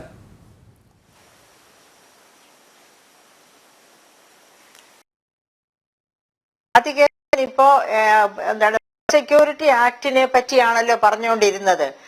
Adikesavan ഒരു ചെറിയ അതൊരു മിസ്റ്റേക്ക് അല്ല. ആ ആക്ട് പറയുന്നത് എന്താണെന്നറിയുമോ? ആ ആക്ട് എങ്ങനെ കേരളത്തിൽ നടപ്പാക്കാം എന്ന് അന്ന് പഠിക്കുന്ന കമ്മിറ്റിയിൽ ഞാൻ ഉണ്ടായിരുന്നു. അതുകൊണ്ട് ഞാൻ കൃത്യമായിട്ട് പഠിച്ചതാണ്. അതായത് 68% ജനങ്ങൾക്ക്, താഴെ തട്ടിലുള്ള 68% ജനങ്ങൾക്ക് ഒരു പ്രതിസന്ധി ഉണ്ടായാൽ ഫ്രീ ആയിട്ട് പയറുവർഗ്ഗങ്ങൾ, ഭക്ഷ്യധാന്യങ്ങൾ, അതോടൊപ്പം എഡിബിൾ ഓയിൽ, പഞ്ചസാര, ഇത്രയും ഉൽപ്പന്നങ്ങൾ ഫ്രീ ആയിട്ട് കൊടുക്കണമെന്നുള്ളതാണ് ഭക്ഷ്യസുരക്ഷാ ആക്ടിൽ പറഞ്ഞിരിക്കുന്നത്. അപ്പം ആദികേശവൻ പറഞ്ഞതുപോലെ ഇത് ഫ്രീ ആയിട്ട് കൊടുക്കാൻ തുടങ്ങിയത് എന്ന് മുതലാണ്? കോവിഡ് കൊണ്ട് ഇന്ത്യ ആകപ്പാടെ അടച്ചിടപ്പെട്ട കാലഘട്ടം മുതലാണ് ഫ്രീ ആയിട്ട് കൊടുക്കാൻ തുടങ്ങിയത്. അത് നിയമത്തിൽ തന്നെ, അതിന്റെ നിയമത്തിൽ തന്നെ അങ്ങനെ ഉണ്ട്. അങ്ങനെ കൊടുക്കാൻ തുടങ്ങി. പക്ഷേ പിന്നെ വേണമെങ്കിൽ കോവിഡ് ഒക്കെ കെട്ടടങ്ങി കഴിഞ്ഞപ്പോൾ ഗവൺമെന്റിന് അതിൽ നിന്ന് പിൻവലിയാമായിരുന്നു. പക്ഷെ പിൻവലിഞ്ഞില്ല എന്നുള്ളത് അത്ര ശുദ്ധമായ ലക്ഷ്യങ്ങളോടെ ആണോ എന്നും സംശയമുണ്ട്. കാരണം അപ്പോഴേക്കും പല ഘട്ടങ്ങളായിട്ട് ഇലക്ഷൻ വന്നിരുന്നു. സംസ്ഥാനങ്ങളിൽ ഇലക്ഷൻ വരിക, അതുപോലെ ലോകസഭ ഇലക്ഷൻ വരിക. അപ്പോഴൊക്കെ അത് നിർത്തലാക്കാൻ എടുത്ത തീരുമാനം തന്നെ വീണ്ടും ഉപേക്ഷിച്ച് എക്സ്റ്റെൻഡ് ചെയ്യുകയാണ് ചെയ്തത് എന്നാണ് ഞാൻ മനസ്സിലാക്കിയിട്ടുള്ളത്. അത്രയേ ഉള്ളൂ. പക്ഷെ ആദികേശവൻ പറഞ്ഞ മറ്റു പോയിന്റ്സ് ഒക്കെ അതുമായിട്ട് ബന്ധപ്പെട്ട് പൂർണ്ണമായിട്ടും ശരിയാണ്. അതുപോലെ എനിക്ക് രഞ്ജിത്ത് കാർത്തികേയൻ പറഞ്ഞ അസമത്വം, ജോസഫാസിന് ഇപ്പൊ അവിടെ ഇല്ല. പക്ഷെ ഈ തോമസ് പിക്കറ്റിയെ അങ്ങനെ അങ്ങ് വലിച്ചു കീറി കൊല്ലാവുന്ന ഒരാളല്ല. നോബൽ പ്രൈസ് പോലും വേണ്ടെന്ന് വെച്ച മഹാരഥനാണ് തോമസ് പിക്കറ്റി. തോമസ് പിക്കറ്റി ഇന്ത്യയുടെ, അതായത് പിന്നെ എന്താ പറയാ, 1947 നമ്മൾ സ്വതന്ത്രമാകുന്നതിന് മുൻപ് മുതൽ ഇന്ത്യയെ പറ്റി പഠിച്ച ആളാണ്. മുൻപ് മുതൽ എന്ന് വെച്ചാൽ പഠിച്ചത് അടുത്ത കാലത്താണ്. പക്ഷെ അതിനു മുമ്പ് 1922 മുതലുള്ള കാലഘട്ടത്തിൽ അദ്ദേഹം പഠിച്ചു. അദ്ദേഹത്തിന്റെ നിരവധി ആർട്ടിക്കിൾസ് വർഷങ്ങളോളമായി അദ്ദേഹം പഠിക്കുകയും എക്കണോമിക് ആൻഡ് പൊളിറ്റിക്കൽ വീക്ക്ലിയിൽ അത് പ്രസിദ്ധീകരിച്ച് വരികയും ഒക്കെ ചെയ്യുന്നതാണ്. അപ്പൊ അദ്ദേഹത്തിന് കള്ളക്കണക്കുകാരനായിട്ട് കാണരുത്. അത് തന്നെയല്ല, അന്താരാഷ്ട്ര രംഗത്ത് അംഗീകരിക്കപ്പെട്ട ഇതുപോലെയുള്ള ഗവേഷണ സ്ഥാപനങ്ങളെ നമ്മൾ ഇടിച്ചു കാണിക്കുന്നത് ഒരിക്കലും ശരിയല്ല. ഒരു കാര്യം മാത്രം നമ്മൾ അംഗീകരിച്ചാൽ മതി, അസമത്വം ഇന്ത്യയിൽ വർദ്ധിച്ചിട്ടുണ്ട് എന്ന് അതായത് നമ്മുടെ എക്കണോമിക് സർവേ റിപ്പോർട്ടിൽ തന്നെ പറയുന്നു. അതിന്റെ എസൻസ് അനന്ത നാഗേശ്വരൻ പറയുന്ന കൂട്ടത്തിലും അസമത്വം വർദ്ധിച്ചിരിക്കുന്നു ഇന്ത്യയിൽ. ആ അസമത്വം നമുക്ക് നേരെ ആക്കണം. അതിനുവേണ്ടി കോർപ്പറേറ്റുകൾ അവരുടെ കോർപ്പറേറ്റ് സോഷ്യൽ റെസ്പോൺസിബിലിറ്റി ഫണ്ട് ചെലവഴിക്കട്ടെ എന്നുകൂടി അനന്ത നാഗേശ്വരൻ പറയുന്നുണ്ട്. അപ്പം അനന്ത നാഗേശ്വരനും അത് അംഗീകരിക്കുന്നു എന്ന കാര്യം നമ്മൾ മറക്കരുത്. അപ്പോൾ തോമസ് പിക്കറ്റിയെ നമുക്ക് വെറുതെ അങ്ങ് കളയരുത്. തോമസ് പിക്കറ്റി പറഞ്ഞതിലുള്ള വാസ്തവം നാം മനസ്സിലാക്കണം. ഇന്ത്യയിൽ ഇൻഇക്വാളിറ്റി വർദ്ധിച്ചിട്ടുണ്ട്. കാരണം അതിന് വേറെ ആരും നമുക്ക് കൂട്ടു നിൽക്കണ്ട, നമുക്ക് തന്നെ അറിയാം. ILO പറഞ്ഞത് എന്താണ്? 82.9% അൺഎംപ്ലോയ്മെന്റ്. സെൻട്രൽ സ്റ്റാറ്റിസ്റ്റിക്കൽ ഓർഗനൈസേഷനും CMIയും ഒക്കെ അതിനേക്കാൾ വളരെ താഴ്ന്ന. അപ്പൊ പക്ഷെ അവരുടെ യാർഡ് സ്റ്റിക്സ് ഡിഫറൻ്റ് ആണ്. അതുകൊണ്ടാണ് മാറുന്നത്. മറ്റേ ILO +2 ആൻഡ് എബവ് പഠിച്ചവരുടെ കൂട്ടത്തിലാണ് 82.9% തൊഴിലില്ലായ്മ എന്ന് പറയും. അങ്ങനെ തൊഴിലില്ലാത്ത ഒരു സമൂഹത്തിൽ നമുക്കറിയാം, കേരളം ഒഴിച്ച് മറ്റേതൊരു വടക്കേ ഇന്ത്യൻ സംസ്ഥാനത്ത് നമ്മൾ ചെന്നാലും ഹാൻഡ് ടു മൗത്ത് എക്സിസ്റ്റൻസിന് ചേരുന്ന പ്രതിഫലം കിട്ടാറില്ല. അതായത് 330 രൂപ MG NREGPക്ക് കൊടുക്കുന്ന ആ വേതനം പോലും സാധാരണ ഒരു തൊഴിലാളിക്ക് വടക്കേ ഇന്ത്യയിൽ കിട്ടാറില്ലെന്ന് ഓർക്കണം. വടക്കേ ഇന്ത്യയിലെ കൂലി നിരക്ക് പിന്നെ സ്വമേധയാ നാച്ചുറലായിട്ട് തന്നെ വർദ്ധിച്ചു വന്നുകൊള്ളും എന്ന ധാരണയോടെയാണ് തൊഴിലുറപ്പ് പദ്ധതിക്ക് ആദ്യം 182 രൂപ ഫിക്സ് ചെയ്തു, പിന്നെ അത് 330 ആക്കി, അതിപ്പോൾ 400 ആക്കണമെന്ന് നമ്മളൊക്കെ ആവശ്യപ്പെട്ടിരുന്നു.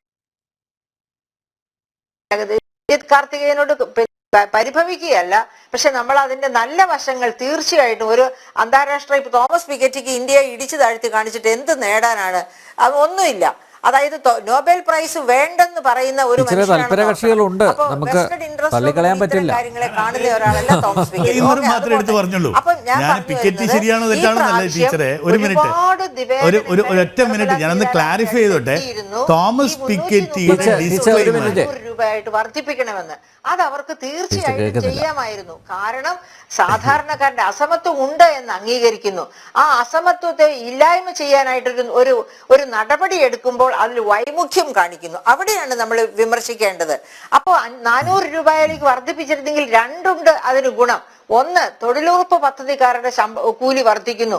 അതോടൊപ്പം തന്നെ ഓൾ ഇന്ത്യ തലത്തിൽ അതൊരു വേവായി മാറും. അത് എല്ലാവർക്കും 400 രൂപയെങ്കിലും കൂലി കിട്ടുന്ന ഒരു അവസ്ഥയിലേക്ക് മാറും. അങ്ങനെ മാറുകയാണെങ്കിൽ തീർച്ചയായിട്ടും ഈ അസമത്വത്തിന് ഒരു വലിയ പരിഹാരമാകുമായിരുന്നു. അത് ആ തരത്തിൽ വേണം നമ്മൾ അതിനെ നോക്കി കാണാനായിട്ട്. അത്രേ എനിക്കതിൽ പറയാനുള്ളൂ. അപ്പൊ ഞാൻ എൻ്റെ അഭിപ്രായം എന്താണെന്ന് വെച്ചാൽ, ഈ ബജറ്റിൽ ഒരുപാട് നല്ല കാര്യങ്ങൾ പറയുന്നുണ്ട്, പക്ഷെ അവയൊക്കെ നടപ്പാക്കണം. അതുകൊണ്ടാണ് ഞാൻ ആദ്യത്തെ നരേന്ദ്രമോദി ബജറ്റിനെ പറ്റി ഞാൻ തന്നെ വാനോളം പുകഴ്ത്തി സംസാരിച്ചിട്ടുണ്ട്. എന്തുകൊണ്ടായിരുന്നു? അത് മാത്രമല്ല, ഈ ഓരോ ബജറ്റിനോടൊപ്പം പ്രോഗ്രസ് റിപ്പോർട്ടും സമർപ്പിക്കണം. നമ്മൾ 4R ചേർത്തിട്ട് അദ്ദേഹം പറഞ്ഞു, അതായത് T ചേർത്ത്, പിന്നെ technology, trade, training, tourism, tradition, ഈ 5 Tകളിലൂടെ ഞാൻ ഇന്ത്യയെ വികസിപ്പിക്കുമെന്ന് പറഞ്ഞു. പക്ഷെ അതൊന്നും ഇതുവരെ നടന്നിട്ടില്ല. ഈസി അല്ല. 10 വർഷം കൊണ്ട് ഒരു രാജ്യത്തെ സമ്പന്നമാക്കി മാറ്റുക എന്നുള്ളതൊന്നും ഈസി അല്ല. അപ്പൊ നമുക്ക് അതൊക്കെ അറിയാമെങ്കിൽ പോലും ഇത്തരം മുദ്രാവാക്യങ്ങൾ, അതിമനോഹരങ്ങളായ മുദ്രാവാക്യം അവ പൂർണ്ണമായിട്ട് നടപ്പിലാക്കാൻ സാധിക്കാതെ വരികയും ചെയ്യാം. ഇപ്പൊ നമ്മൾ ഈ മിനിമം വേതനത്തിന്റെ കാര്യം പറഞ്ഞത് തന്നെ പാവപ്പെട്ടവരിൽ പാവപ്പെട്ടവരാണ് ഈ 400 രൂപയ്ക്കൊക്കെ ജോലിക്ക് പോകുന്നത്. ഈ കേരളത്തിലുള്ള ഏതെങ്കിലും ഒരാളെ കൊണ്ട് 400 രൂപ അല്ലെങ്കിൽ 300 രൂപയ്ക്കൊക്കെ കൂലി വേലയ്ക്ക് പോകാൻ സമ്മതിപ്പിക്കും. 1200 രൂപ ഞങ്ങൾ തന്നെ എണ്ണി കൊടുക്കുന്നതാണ്. അതായത് 9 മണിക്ക് ജോലിക്ക് വന്ന് 2 മണിക്ക് കയറുന്ന ഒരു തൂമ്പാ പണിക്കാരന് എണ്ണി കൊടുക്കുന്നത് 1200 രൂപയാ. അവരെന്നിട്ട് പറയുകയും ചെയ്തു, മറ്റുള്ളിടത്തൊക്കെ പിന്നെ 1400 ഉണ്ട്, ഇവിടെ ഞങ്ങൾ സ്ഥിരം വരുന്നവരായതുകൊണ്ട് 1200 മതിയെന്ന് പറഞ്ഞ് കോംപ്രമൈസ് ചെയ്ത് പോയവരാണ് കേരളത്തിലെ കൂലി തൊഴിലാളികൾ. അപ്പോഴാണ് നോർത്ത് ഇന്ത്യയിലെ കോടിക്കണക്കിന് തൊഴിലാളികള് 300 രൂപ പോലും കിട്ടാതെ ജോലി ചെയ്യേണ്ടി വരുന്നത്. അപ്പൊ നമുക്ക് അവരെ പറ്റി ഒരു സഹതാപം തോന്നണ്ടേ? നമ്മൾ ഈ കോർപ്പറേറ്റുകൾക്ക് സിന്ദാബാദ് വിളിച്ചാൽ പോരല്ലോ. ആ അഭിപ്രായത്തിൽ വേണം അത് കാണാൻ എന്നാണ് എന്റെ അഭിപ്രായം. അപ്പൊ ഞാന് തൽക്കാലം എനിക്ക് വേറെ ഒരു എന്താണ് പറയാ ധൃതി ഉള്ളത് കൊണ്ട് വേറൊരു ചാനലിലേക്ക് പോകേണ്ടത് കൊണ്ട് പ്ലീസ് ഞാനും വിടവാങ്ങുന്നു. Thank you Anil Nambiar. Thank you. എന്തായാലും ടീച്ചർ പോയി കൂടുതൽ അക്രമങ്ങൾ ഉണ്ടാവില്ല. രഞ്ജിത്ത് കാർത്തികേയൻ ചില കാര്യങ്ങൾ പറഞ്ഞിട്ടുണ്ട് ഈ നമ്മുടെ അസമത്വവുമായിട്ട് ബന്ധപ്പെട്ട്. അതിന് താങ്കളുടെ മറുപടി നൽകേണ്ടിയിരിക്കുന്നു. രഞ്ജിത്ത് കാർത്തികേയൻ ടീച്ചറുടെ അസാന്നിധ്യമുണ്ട്, പക്ഷേ എങ്കിലും താങ്കൾക്ക് ക്ലാരിഫൈ ചെയ്യാം. അല്ല, ഞാൻ ഒരു ഒറ്റ ക്ലാരിഫിക്കേഷനേ ഉള്ളൂ. ഇതിനകത്ത് ഡിസ്ക്ലെയിമർ പറഞ്ഞിട്ടുണ്ട്. അതായത് അസമത്വത്തിനെ പറ്റിയുള്ള ഈ ഏതാണ്ട് 2022 ഈ കമ്പയർ ചെയ്ത ഡേറ്റകളൊന്നും മാച്ച്ഡ് അല്ല എന്നുള്ള ഡിസ്ക്ലെയിമറുണ്ട്. അപ്പോൾ എപ്പോൾ നമ്മൾ സംസാരിക്കുമ്പോഴും കഴിഞ്ഞ കുറച്ച് കാലമായിട്ട് ഈ പിക്കറ്റിയുടെ ഒരു ഇത് വരുമ്പം അപ്പോൾ ഇദ്ദേഹത്തിൻ്റെ ഫണ്ടഡ് ഏജൻസീസുമൊക്കെ നമുക്ക് ഒരു സംശയാസ്പദമായ കാര്യങ്ങൾ ഉണ്ടാക്കിയിരിക്കുന്നതാണ്. എന്നാൽ ഈ മൾട്ടി ഡയമെൻഷണൽ പോവർട്ടി ഇൻഡെക്സ് വച്ചിട്ട് 25 കോടി ആളുകൾ ഈ പോവർട്ടിയിൽ നിന്ന് മാറി അല്ലെങ്കിൽ പോവർട്ടിയുടെ വെളിയിൽ വന്നു എന്ന് പറയുന്ന കാര്യങ്ങൾ നമ്മൾ ചർച്ച ചെയ്യാറില്ല. ഈ നേരത്തെ ടീച്ചർ തന്നെ ഇവിടെ പറയുകയുണ്ടായി, നമ്മുടെ ഈ ഫുഡ് ഗ്രെയിൻ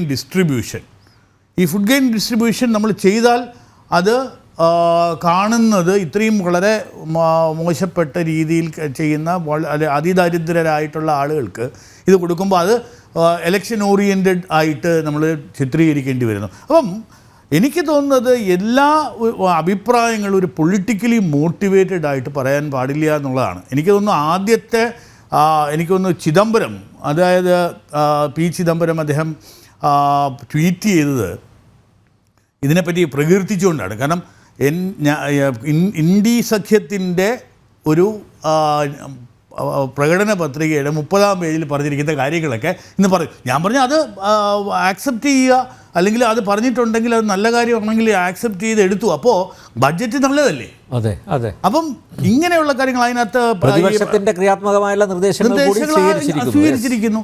അപ്പം ഡെഫിനറ്റായിട്ടും അത് ഈ പറഞ്ഞ പോലെ പ്രതിപക്ഷ നേതാവൊന്നുമല്ല, അല്ലെങ്കിൽ അതിനെപ്പറ്റി ആധികാരികമായിട്ട് പറയാൻ ഒരു പരിചയമുള്ള, അല്ലെങ്കിൽ ധനകാര്യ വകുപ്പ് കൈകാര്യം ചെയ്തിട്ടുള്ള, ഒരുപാട് കറപ്ഷൻ സ്കാൻഡൽസിലും ഒക്കെ പെട്ടിട്ടുണ്ടെങ്കിൽ പോലും ഒരു പക്ഷേ ഒരു വലിയ രീതിയിൽ അംഗീകരിക്കപ്പെടുന്ന പാണ്ഡിത്യമുള്ള ഒരാൾ പറയുന്നു, അദ്ദേഹം ഈ ബഡ്ജറ്റിനെ അംഗീകരിക്കുന്നു.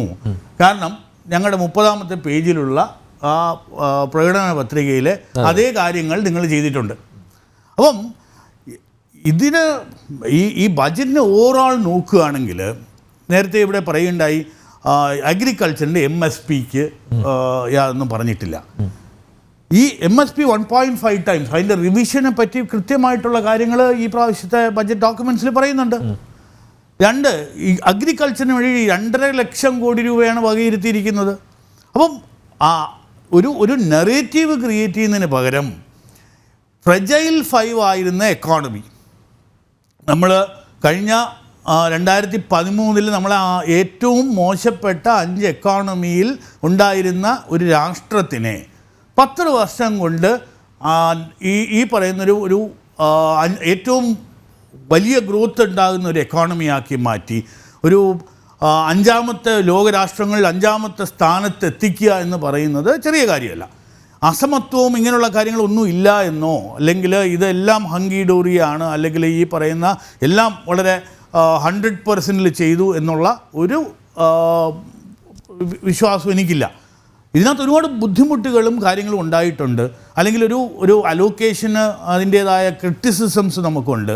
പക്ഷേ മേജറായിട്ട് നോക്കുകയാണെങ്കിൽ ഒരു കൺസ്ട്രെയിൻസിനകത്ത് നിന്നുകൊണ്ട് ഒരു വലിയ തോതിലുള്ള ഒരു ഗ്രോത്ത് ഉണ്ടാക്കാനുള്ള ഒരു ബഡ്ജറ്റ് തന്നെയാണ് നമ്മൾ ഇപ്രാവശ്യം കണ്ടിട്ടുള്ളത്. അതുപോലെ തന്നെ നമ്മുടെ ഉള്ള ഒരു ക്രിറ്റിസിസം എംപ്ലോയ്മെൻറ്റ് തന്നെയാണ്. ഈ എംപ്ലോയ്മെൻറ്റിനെ പറ്റിയാണ് നമ്മൾ കഴിഞ്ഞ കുറച്ച് കാലമായിട്ട് നോക്കിയിരുന്നത്. ഈ എംപ്ലോയ്മെൻറ്റിനെ പറ്റി രാവിലെ മുതൽ നമ്മൾ ചർച്ച ചെയ്യുമ്പോൾ പറഞ്ഞിരിക്കുന്നത് 34% ഉണ്ടായിരുന്ന, അതായത് നമ്മുടെ എംപ്ലോയബിൾ ആയിട്ടുള്ള 35 വയസ്സിൽ താഴെ ഉണ്ടായിരുന്ന ആളുകളുടെ ഏതാണ്ട് 34% ആയിരുന്നു എംപ്ലോയബിൾ ആയിട്ട് ഉണ്ടായിരുന്നത്. അതിന് 51% മാറി. പക്ഷെ എന്നാൽ പോലും ഈ 51% എന്ന് പറയുന്നത് 2-ൽ ഒരാൾക്ക് മാത്രമേ ഉള്ളൂ എംപ്ലോയബിലിറ്റി. ഇത് വളരെ നമ്മളെ ബാധിക്കുന്നൊരു കാര്യമാണ്. അപ്പം ഈ ഡെമോഗ്രാഫിക് ഡിവിഡൻറ്റും അല്ലെങ്കിൽ ഈ വികസനവും മറ്റുമൊക്കെ എല്ലാവരിലും എത്തണമെങ്കിൽ എല്ലാവർക്കും ലൈവ്ലിഹുഡ് ഉണ്ടായിരിക്കണം. ആ ലൈവ്ലിഹുഡ് ഉണ്ടായിരിക്കുന്നത് മാത്രമല്ല, നമുക്ക് ഈ പറയുന്ന ആളുകൾ എംപ്ലോയബിൾ ആയിരിക്കും, അതിനുള്ള സ്കിൽ ഡെവലപ്മെൻറ്റ് വേണം. അപ്പോൾ ഈ സ്കിൽ ഡെവലപ്മെൻറ്റും എംപ്ലോയബിലിറ്റിയും മറ്റുമൊക്കെ 1200 രൂപ നമുക്കിവിടെ കൂലിവേല ചെയ്താൽ നമുക്ക് മാനുവൽ ലേബറിന് കിട്ടുന്ന ഒരു ഇന്ന് ടെക്നോ പാർക്കിൽ വർക്ക് ചെയ്യുന്ന ഒരു വൈറ്റ് കോളർ എംപ്ലോയിക്ക് കിട്ടുന്നില്ല എന്നുള്ളത് മനസ്സിലാക്കണം. കേരളത്തിൽ ഈ ടെക്നോ പാർക്കിൽ ജോലി ചെയ്യുന്നത് 10,000-10,000 രൂപയ്ക്കാണ് ഒരു മാസം, അത് എൻജിനീയറിംഗ് ഡിഗ്രി കഴിഞ്ഞ്. അപ്പോൾ എന്തുകൊണ്ട് നമ്മുടെ ഒരു സമൂഹം A+ വാങ്ങിച്ച് ഒരു എയർ കണ്ടീഷൻഡ് മുറിയിലിരുന്ന് ജോലി ചെയ്യാൻ താല്പര്യപ്പെടുന്നു? അപ്പം ഇവിടുത്തെ ആളുകളുടെ ഒരു മാനസികാവസ്ഥ ഒരു വ്യത്യാസമുണ്ട്. അപ്പോൾ എല്ലാവരും ജയിച്ചു കഴിയുമ്പോൾ ഈ മാനുവൽ ലേബർ അല്ലെങ്കിൽ സ്കിൽഡ് ലേബറിലേക്ക് നമ്മൾ പോകുന്നില്ല. ആ സ്കിൽഡ് ലേബറിലേക്ക് പോയാൽ മാത്രമേ ഈ പറയുന്ന മൈഗ്രൻ്റ് ലേബറായിട്ട് വന്ന ആളുകൾക്ക് 1,200 റുപ്പീസ് പെർ ഡേ, അതും ഫുൾ ഡേ അല്ല, അവർക്ക് കൊടുക്കേണ്ടി വരുമ്പോൾ നമ്മുടെ ഈ പറയുന്ന സ്കിൽ ഡെവലപ്മെൻറ്റിൽ ഉണ്ടായിട്ടുള്ള അപാകത, നമ്മുടെ എഡ്യൂക്കേഷൻ സിസ്റ്റത്തിലുള്ള അപാകത, ഇങ്ങനെയുള്ള കാര്യങ്ങൾ അഡ്രസ്സ് ചെയ്താൽ മാത്രമേ നമുക്കൊരു എല്ലാവർക്കും ഒരു സമത്വസുന്ദരം. കാരണം ഇന്ന് BJPയുടെ ഒരു അപ്രൂവ്ഡ് ആയിട്ടുള്ള ഒരു എക്കണോമിക് ഇതെന്ന് പറയുന്നത്, എക്കണോമിക് പോളിസി അല്ലെങ്കിൽ അതിൻ്റെ ഒരു ഫിലോസഫി എന്ന് പറയുന്നത് ഏകാത്മ മാനവ ദർശനമാണെന്നാണ് ഞാൻ മനസ്സിലാക്കുന്നത്.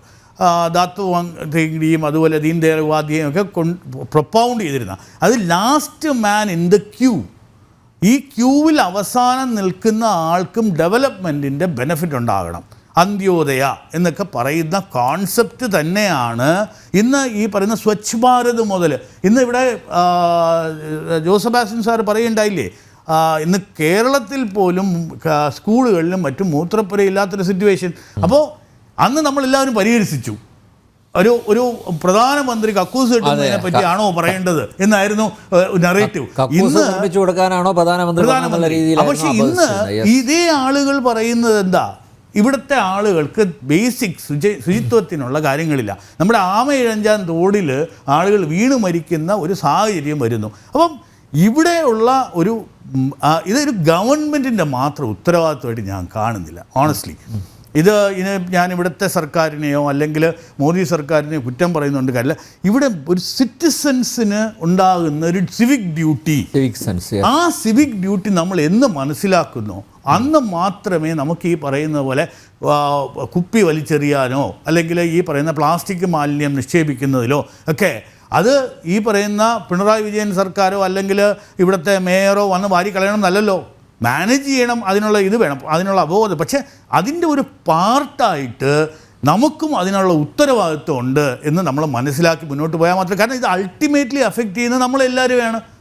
അപ്പോൾ ബേസിക് ആയിട്ടുള്ള പോളിസി ഫോർമുലേഷൻ ഉണ്ട്, ഗവർണൻസ് ഉണ്ട്, അതുപോലെ തന്നെ ഒരുപാട് എക്സ്റ്റേണൽ ഫാക്ടേഴ്സും ഉണ്ട്. ഇതിൽ കൂടെ മാത്രമേ ഒരു എക്കോണമി ഡെവലപ്പ് ചെയ്യുള്ളൂ. അതിൻ്റെ വളരെ ശക്തമായ ഒരു ഇമ്പോർട്ടൻസ് ഇന്ന് ഗവൺമെൻറ് ആയിക്കഴിഞ്ഞാൽ നമ്മൾ എപ്പോഴും ഒരു ഡുവാലിറ്റിയിലേക്ക് പോകും. For the people by the people എന്നുള്ള ആ ഒരു കോൺസെപ്റ്റൊക്കെ അങ്ങ് മാറി ഗവൺമെൻറ്റിനെ കുറ്റപ്പെടുത്തുക എന്നുള്ളൊരു രീതിയിലോട്ട് മാറി. അത് ഡെഫിനറ്റായിട്ട് ഞാൻ എന്ത് ചെയ്യുന്ന ഡ്യൂട്ടി എന്നതിനെപ്പറ്റി ഇന്ന് നമ്മളാരും ബോധവാന്മാരല്ല. ഇത് ഗവൺമെൻറ് തന്നോളണം, ഗവൺമെൻറ് എന്ന് പറയുന്നത് ഡിഫറെൻ്റ് അല്ല എന്ന് നമ്മൾ പറയുന്നുമുണ്ട്. നമ്മൾ സംവിധാൻ കി ജയ് പറയുന്നുണ്ട്, നമ്മൾ കോൺസ്റ്റിറ്റ്യൂഷനെ പറ്റി പറയുന്നുണ്ട്, ഫണ്ടമെൻ്റൽ ഡ്യൂട്ടീസിനെ പറ്റി പഠിക്കുന്നില്ല. ഈ കോൺസ്റ്റിറ്റ്യൂഷൻ പൊക്കി കാണിച്ചതുകൊണ്ട് മാത്രമായില്ല, എല്ലാത്തിനും ക്രിറ്റിസിസം ഉണ്ടെന്നുള്ള കാര്യമില്ല. അപ്പോൾ ഇവിടെ ഈ പറയുന്ന ആളുകൾ പാർലമെൻറ്റിൽ ചെന്ന് അതാത് കോൺസ്റ്റിറ്റ്യുവൻസിയിൽ എന്തിനാണോ അവരെ പറഞ്ഞയച്ചിരിക്കുന്നത് അവിടെ രാഷ്ട്രീയം കാണാതെ അവർ അതിന് വേണ്ട റെപ്രസെൻ്റ് ചെയ്യുക, അല്ലാതെ വെൽ ഓഫ് ദ ഹൗസിൽ ഇറങ്ങി നിന്ന് സംവിധാനം ജയ് വിളിക്കുകയോ അല്ലെങ്കിൽ ഈ പറയുന്ന പാലസ്തീൻ കി ജയ് വിളിക്കുകയോ അല്ല ചെയ്യേണ്ടത്. ഞാൻ ഒരാളെ എലക്ട് ചെയ്ത് വിട്ടിരിക്കുമ്പോൾ ആ എൻറ്റയർ കോൺസ്റ്റിറ്റ്യുവൻസിയെ റെപ്രസെൻ്റ് ചെയ്ത് വേണം ഇത് ചെയ്യാൻ. അപ്പോൾ ഈ ബഡ്ജറ്റിലേക്ക് വരികയാണെങ്കിൽ ക്രിട്ടിക്കലായിട്ടുള്ള ഇൻപുട്സ് കൊടുക്കേണ്ട ഇതെന്ന് പറയുന്നത് നമ്മുടെ എല്ലാ ഇലക്റ്റഡ് റെപ്രസെൻറ്റേറ്റീവ്സിനുള്ളതാണ്. ഈ ഇലക്റ്റഡ് റെപ്രസെൻറ്റേറ്റീവ്സിൻ്റെ ഇന്നെഫിഷ്യൻസി ആണ് ഒരു പക്ഷേ ഈ അലോക്കേഷനിലുണ്ടായിട്ടുള്ള എന്തെങ്കിലും കുഴപ്പമുണ്ടെങ്കിൽ. ഇത് ഞാനൊരു വളരെ പോസിറ്റീവായിട്ട് ഇന്ന് കാണുന്നത് ഈ ശ്രീ ചിദംബരം പറഞ്ഞ കാര്യമാണ്. അവർ പറഞ്ഞിട്ടുള്ള നിർദ്ദേശം എംപ്ലോയ്മെൻറ്റ് ലിങ്ക്ഡ് ഇൻസെൻറ്റീവ് ആകട്ടെ അല്ലെങ്കിൽ ഈ പറയുന്ന ബാക്കിയുള്ള കാര്യങ്ങളൊന്നും കോപ്പി അടിച്ചു എന്നൊക്കെ പറഞ്ഞ് ട്വീറ്റ് ചെയ്യുമ്പോൾ അത് ഒരു പ്രൊആക്റ്റീവ് ഗവൺമെൻറ്റിന് കിട്ടുന്ന ഒരു പാറ്റാണ്, ഒരു അപ്രീസിയേഷനാണ്. ഇങ്ങനെയുള്ളൊരു കാര്യത്തിനെ എടുത്ത് ഒരു ഇമ്പാക്റ്റ്ഫുള്ളായിട്ട് കൊണ്ടുവരാൻ പറ്റിയിട്ടുണ്ടെങ്കിൽ നാച്ചുറലി അതിനുള്ള ക്രെഡിറ്റ് ഈ പറയുന്ന ഇന്ത്യ സഖ്യം എടുത്തോട്ടെ, ഐ ഹാവ് നോ പ്രോബ്ലം. അപ്പോൾ നാച്ചുറലി ആ ബഡ്ജറ്റ് പ്രൊപ്പോസൽസ് വളരെ നല്ലതാണ് എന്നുള്ള അംഗീകാരം മാത്രം മതി. അപ്പോൾ ഡെഫിനറ്റായിട്ടും നമ്മുടെ ഈ പറയുന്ന സമഗ്രമായ ഇത് 4 പില്ലേഴ്സിലാണ് ഗ്യാൻ എന്ന് പറഞ്ഞ ഗരീബാണെങ്കിലും യുവ ആണെങ്കിലും നാരി ആൻഡ് പുവർ അല്ല ഫാമർ അന്നദാത, ഈ പറയുന്ന 4 പില്ലേഴ്സിൽ നിന്നുകൊണ്ട് തന്നെയുള്ളൊരു കണ്ടിന്യൂവിറ്റി ഈ പറയുന്ന ബഡ്ജറ്റിൽ ഉണ്ടായിട്ടുണ്ട്. വളരെയധികം ഇമ്പാക്റ്റ്ഫുള്ളായിട്ടുള്ള ഇൻവെസ്റ്റ്മെൻറ്റ് ഇൻഫ്രാസ്ട്രക്ചറിൽ വന്നിട്ടുണ്ട്. 1,11,111 lakh crore എന്ന് പറയുന്നത് ഇതിന് തൊട്ടു മുമ്പ് ഏതാണ്ട് 10 ലക്ഷം കോടി രൂപയായിരുന്നു. അതേസമയം നമ്മൾ ഒരു 10 വർഷം മുമ്പ് പോയി കഴിഞ്ഞാൽ ഇതിൻ്റെ ഒരു 1/10 പോലും നമ്മൾ ഇൻവെസ്റ്റ് ചെയ്തിരുന്നില്ല. അപ്പോൾ ഇന്നത്തെ ഒരു ബെനഫിറ്റ് ഉണ്ടായിട്ടുണ്ട്, വളർച്ച ഉണ്ടായിട്ടുണ്ടെങ്കിൽ ഈ ഇൻഫ്രാസ്ട്രക്ചർ വളരെ ക്രിട്ടിക്കലി ആയിട്ട് ക്രൂഷ്യലായിട്ടുള്ള ഒരു പാർട്ട് പ്ലേ ചെയ്തിട്ടുണ്ട്. കാരണം ഈ കർഷകന് വിള ഉണ്ടെങ്കിൽ ഇത് മാർക്കറ്റിലേക്ക് പോകാനുള്ള സംവിധാനമില്ലായിരുന്നു. ഇന്നും 100% ഉണ്ട് എന്ന് ഞാൻ വിശ്വസിക്കുന്നില്ല. അപ്പോൾ മാർക്കറ്റിലേക്ക് കൊണ്ടുവരിക, അതിനെ സ്റ്റോറേജ് ഉണ്ടാകുക, വെയർഹൗസിംഗ് ഉണ്ടാകുക, പ്രോസസ്സിങ്ങിനുള്ള ഉണ്ടാകുക, എക്സ്പോർട്ടിനുള്ള ബെനിഫിറ്റ് ഉണ്ടാകുക, ഇങ്ങനെയുള്ള കാര്യങ്ങൾ ചെയ്യുന്നതിന് വേണ്ടിയിട്ട് എനിക്ക് തോന്നുന്നത് ഈ എല്ലാവരും പലരും പറയുന്നത് പോലെ എനിക്കൊരു വ്യത്യാസമുള്ളത്, ഐ എം നോട്ട് ഹാപ്പി ഈ കിസാൻ സമ്മാൻ 6000 രൂപ കൊടുക്കുന്നതിൽ ഞാൻ സന്തുഷ്ടനല്ല. അവർ വർക്ക് ചെയ്യുന്നതിന് അവർക്ക് വളരെ ന്യായമായ ഒരു കൂലി കിട്ടുക, അതിനുള്ള ഒരു റിട്ടേൺ ഓൺ ഇൻവെസ്റ്റ്മെൻറ്റ് കിട്ടുക, 1.5 ടൈംസ് പ്രൊഡക്ഷൻ കോസ്റ്റ് അല്ലെങ്കിൽ ഡബിളിംഗ് ഫാമർ ഇൻകം എന്നൊക്കെ പറയുന്ന രീതിയിലേക്ക് വരിക. അവിടെ ഈ ഡോൾ ഔട്ടിൻ്റെ ആവശ്യമില്ലാതാകുമ്പോൾ മാത്രമേ നമുക്ക് ആ ഒരു സന്തോഷം ഉണ്ടാകാൻ കാര്യമുള്ളൂ. അല്ലാതെ കിസാൻ സമ്മാൻ 6000 രൂപ കിട്ടി, 500 രൂപ കിട്ടിയത് കൊണ്ടൊരു ബെനിഫിറ്റ് ഉണ്ടായി എന്ന് പറയുമ്പോൾ ഇന്നത്തെ ഈ ഇടനിലക്കാർ ഈ ഫാമേഴ്സ് ലോ ഒക്കെ കൊണ്ടുവന്നപ്പം അതിനെ എഗൻസ്റ്റ് ആയിട്ട് നമ്മൾ കണ്ടു, ആയിരക്കണക്കിന് കോടി രൂപ പ്രോഫിറ്റ് ഉണ്ടാക്കുന്ന ഈ മണ്ഡി സിസ്റ്റത്തെ മിസ്യൂസ് ചെയ്യുന്ന ആളുകൾ, പാർലമെൻ്ററി കമ്മിറ്റിയൊക്കെ വളരെയധികം കാലാകാലങ്ങളായിട്ട് റെക്കമെൻഡേഷൻ കൊണ്ടുവന്ന ആ ലോയുടെ ഇംപ്ലിമെൻറ്റേഷൻ പോലും തകർത്തെറിഞ്ഞ ഒരു ഗ്രൂപ്പുണ്ട്. അപ്പോൾ ഇതെല്ലാം ഈ കോരന് കുമ്പിൾ തന്നെ കഞ്ഞി എന്ന് പറയുന്ന ആ ലെവലിലേക്ക് തന്നെ മാറുന്ന ഒരു സാഹചര്യം ഇന്ന് ഡയറക്റ്റ് ബെനിഫിറ്റ് ട്രാൻസ്ഫേഴ്സ് ആണെങ്കിലും ഈ പറയുന്ന ഇന്നോവേഷൻ ടെക്നോളജി പലപ്പോഴും അത് അനർഹരുടെ കൈകളിലും എത്തുന്നുണ്ട്. പക്ഷേ ഈ അൺഫോർച്ചുനേറ്റ്ലി നമ്മുടെ ഈ പറയുന്ന ഒരു എക്കോ സിസ്റ്റം, അവിടെയാണ് ഞാൻ പറയുന്ന ഒരു സിവിക് സെൻസ് ഉണ്ടാകണം, നമുക്കൊരു റെസ്പോൺസിബിലിറ്റി വേണം. അതല്ലാതെ എല്ലാം ഈ പറയുന്ന ഒരു ഗവൺമെൻറ്റിൻ്റെ തലയിൽ മാത്രം ചാരി നിന്നുകൊണ്ട് നമുക്ക് മുന്നോട്ടൊരു ഗ്രോത്തോ അല്ലെങ്കിൽ ഈ ഡിസ്പാരിറ്റിയോ ഇതിനെപ്പറ്റി നമുക്ക് സംസാരിക്കാൻ ഒക്കില്ല. എന്തായാലും ഒരു സമഗ്രമായ മാറ്റമുണ്ടായിട്ടുണ്ട്, ഒരു വളർച്ചയുണ്ടായിട്ടുണ്ട്, എക്കോണമി ത്രൈവ് ചെയ്യുന്നുണ്ട്, ടാക്സ് കളക്ഷൻ ബെറ്റർ ആയിട്ടുണ്ട്, ഒരു ക്ലീനിങ് അപ്പ് ഓഫ് എക്കോണമി ഉണ്ടായിട്ടുണ്ട്, ബ്ലാക്ക് മണിയുടെ ഒരു പ്രൊലിഫറേഷൻ കുറയ്ക്കാൻ പറ്റിയിട്ടുണ്ട്. ഇതെല്ലാം തന്നെ ഒരു കഴിഞ്ഞ 10 വർഷത്തെ റിയൽ എസ്റ്റേറ്റിൽ അതിലടക്കും അല്ലേ, ബ്ലാക്ക് മണിയുടെ പമ്പിങ് റിയൽ എസ്റ്റേറ്റിൽ മേഖലയിൽ പ്രത്യേകിച്ച് ഡെഫിനറ്റ് ആയിട്ടും അത് നിയന്ത്രിക്കുന്നത് ഉൾപ്പെടെയുള്ള നടപടികൾ ഉണ്ടായിട്ടുണ്ട്. അത് ഞാൻ പറയുന്നത് ഒരു സമഗ്രമായിട്ടുള്ള ജൻധൻ യോജന മുതൽ ഡിമോണിറ്റൈസേഷൻ കഴിഞ്ഞ് ഈ പറയുന്ന GSTയുടെ ഇംപ്ലിമെൻറ്റേഷനോടുകൂടിയൊക്കെ ഒരു വളരെ ഗ്രാജുവലായിട്ട്, കാരണം നമ്മൾ എപ്പോഴും മനസ്സിലാക്കേണ്ട ഒരു കാര്യം, ഫ്രജൈൽ 5 എന്ന് പറയുമ്പോൾ ഈ ഫ്രജൈൽ 5 ആകുന്നതിൻ്റെ റീസൺ എന്ന് പറയുന്നത് ഈ ഭാരതത്തിനെ മുച്ചൂട് മുടിപ്പിച്ച കറപ്ഷനായിരുന്നു എന്നുള്ളത് വിനോദ് റായിയുടെ ബുക്കിനകത്ത് മാത്രം വായിച്ചാൽ അറിയാം. അദ്ദേഹം CNAG ആയിരുന്ന അദ്ദേഹത്തിൻ്റെ ബുക്കിൽ മേജർ 5 കറപ്ഷൻ മാത്രമേ അദ്ദേഹം എഴുതിയിരുന്നുള്ളൂ. അപ്പോൾ അതിൽ നിന്ന് വ്യത്യസ്തമായി ഇന്ന് കറപ്ഷൻ എന്ന് പറയുന്നത് എനിക്ക് തോന്നുന്നില്ല പ്രതിപക്ഷം പോലും ഒരു കറപ്റ്റ് പ്രാക്ടീസ് ഉണ്ടായിരുന്നു. ഈ അദാനി കൂട്ടുകാരനാണ്, അംബാനി കൂട്ടുകാരനാണ്, ഇവരൊക്കെ പണ്ടും ഉണ്ടായിരുന്ന ഹൗസസാണ്, ബിസിനസ് ഹൗസസാണ്. അപ്പോൾ ഇത് ഒരു രാഷ്ട്രീയമായിട്ട് നമുക്ക് പറയാമെന്നല്ലാതെ ഒരു കറപ്റ്റ് അല്ലാത്ത ഒരു റെജീം, ഒരു കോമ്പിനേഷൻ ഓഫ് ഒരുപാട് ഇംപ്ലിമെൻറ്റ് ചെയ്തിട്ടുള്ള പ്രാക്ടീസസ്, ഒരു പുതിയ രീതിയിലുള്ള മെത്തഡോളജി വന്നിട്ട് ഭാരതത്തിനെ ഫ്രജൈൽ 5 നിന്ന് ഏറ്റവും ആദ്യത്തെ 5 എക്കോണമിയിലേക്ക് കൊണ്ടുവന്നിട്ടുള്ള ആ ഒരു ട്രാൻസിഷൻ ഒരു നല്ല രീതിയിലുള്ള ഒരു ബജറ്റ് പ്രപ്പോസൽസ് കൂടെ കൊണ്ടുവന്നെത്തി നിൽക്കുന്ന ഒരു സാഹചര്യമാണ്. ഇതൊരു ടിപ്പിംഗ് പോയിൻ്റാണ്. നമുക്ക് ഡെഫിനറ്റായിട്ടും കൂടുതൽ വളർച്ചയിലേക്കും കൂടുതൽ ഈ പറയുന്ന ഡിസ്പാരിറ്റി ഇല്ലാതെയൊക്കെ മുന്നോട്ട് കൊണ്ടുപോകാൻ ഒക്കുന്ന ഒരു സാഹചര്യത്തിൽ എത്തി നിൽക്കുന്നു എന്ന് മാത്രമേ ഞാൻ പറയാനുള്ളൂ. അപ്പോൾ അതിന് ഉള്ള ഒരു കണ്ടിന്യൂറ്റി ഉള്ള ഒരു ബഡ്ജറ്റ്, ഈ പറയുന്ന ഇൻവെസ്റ്റ്മെൻറ്റ്, ഇൻഫ്രാസ്ട്രക്ചറിലുള്ള ഇൻവെസ്റ്റ്മെൻ്റ് ആകട്ടെ, സ്കില്ലിങ്ങിലുള്ള ഇൻവെസ്റ്റ്മെൻ്റ് ആകട്ടെ, അഗ്രികൾച്ചറിലുള്ള ഇൻവെസ്റ്റ്മെൻ്റ് ആകട്ടെ, യുവശക്തിക്ക് വേണ്ടിയിട്ടുള്ള ഇൻവെസ്റ്റ്മെൻ്റ് ആകട്ടെ, ഇതിലെല്ലാം കൊണ്ടുവന്നിട്ടുണ്ട്.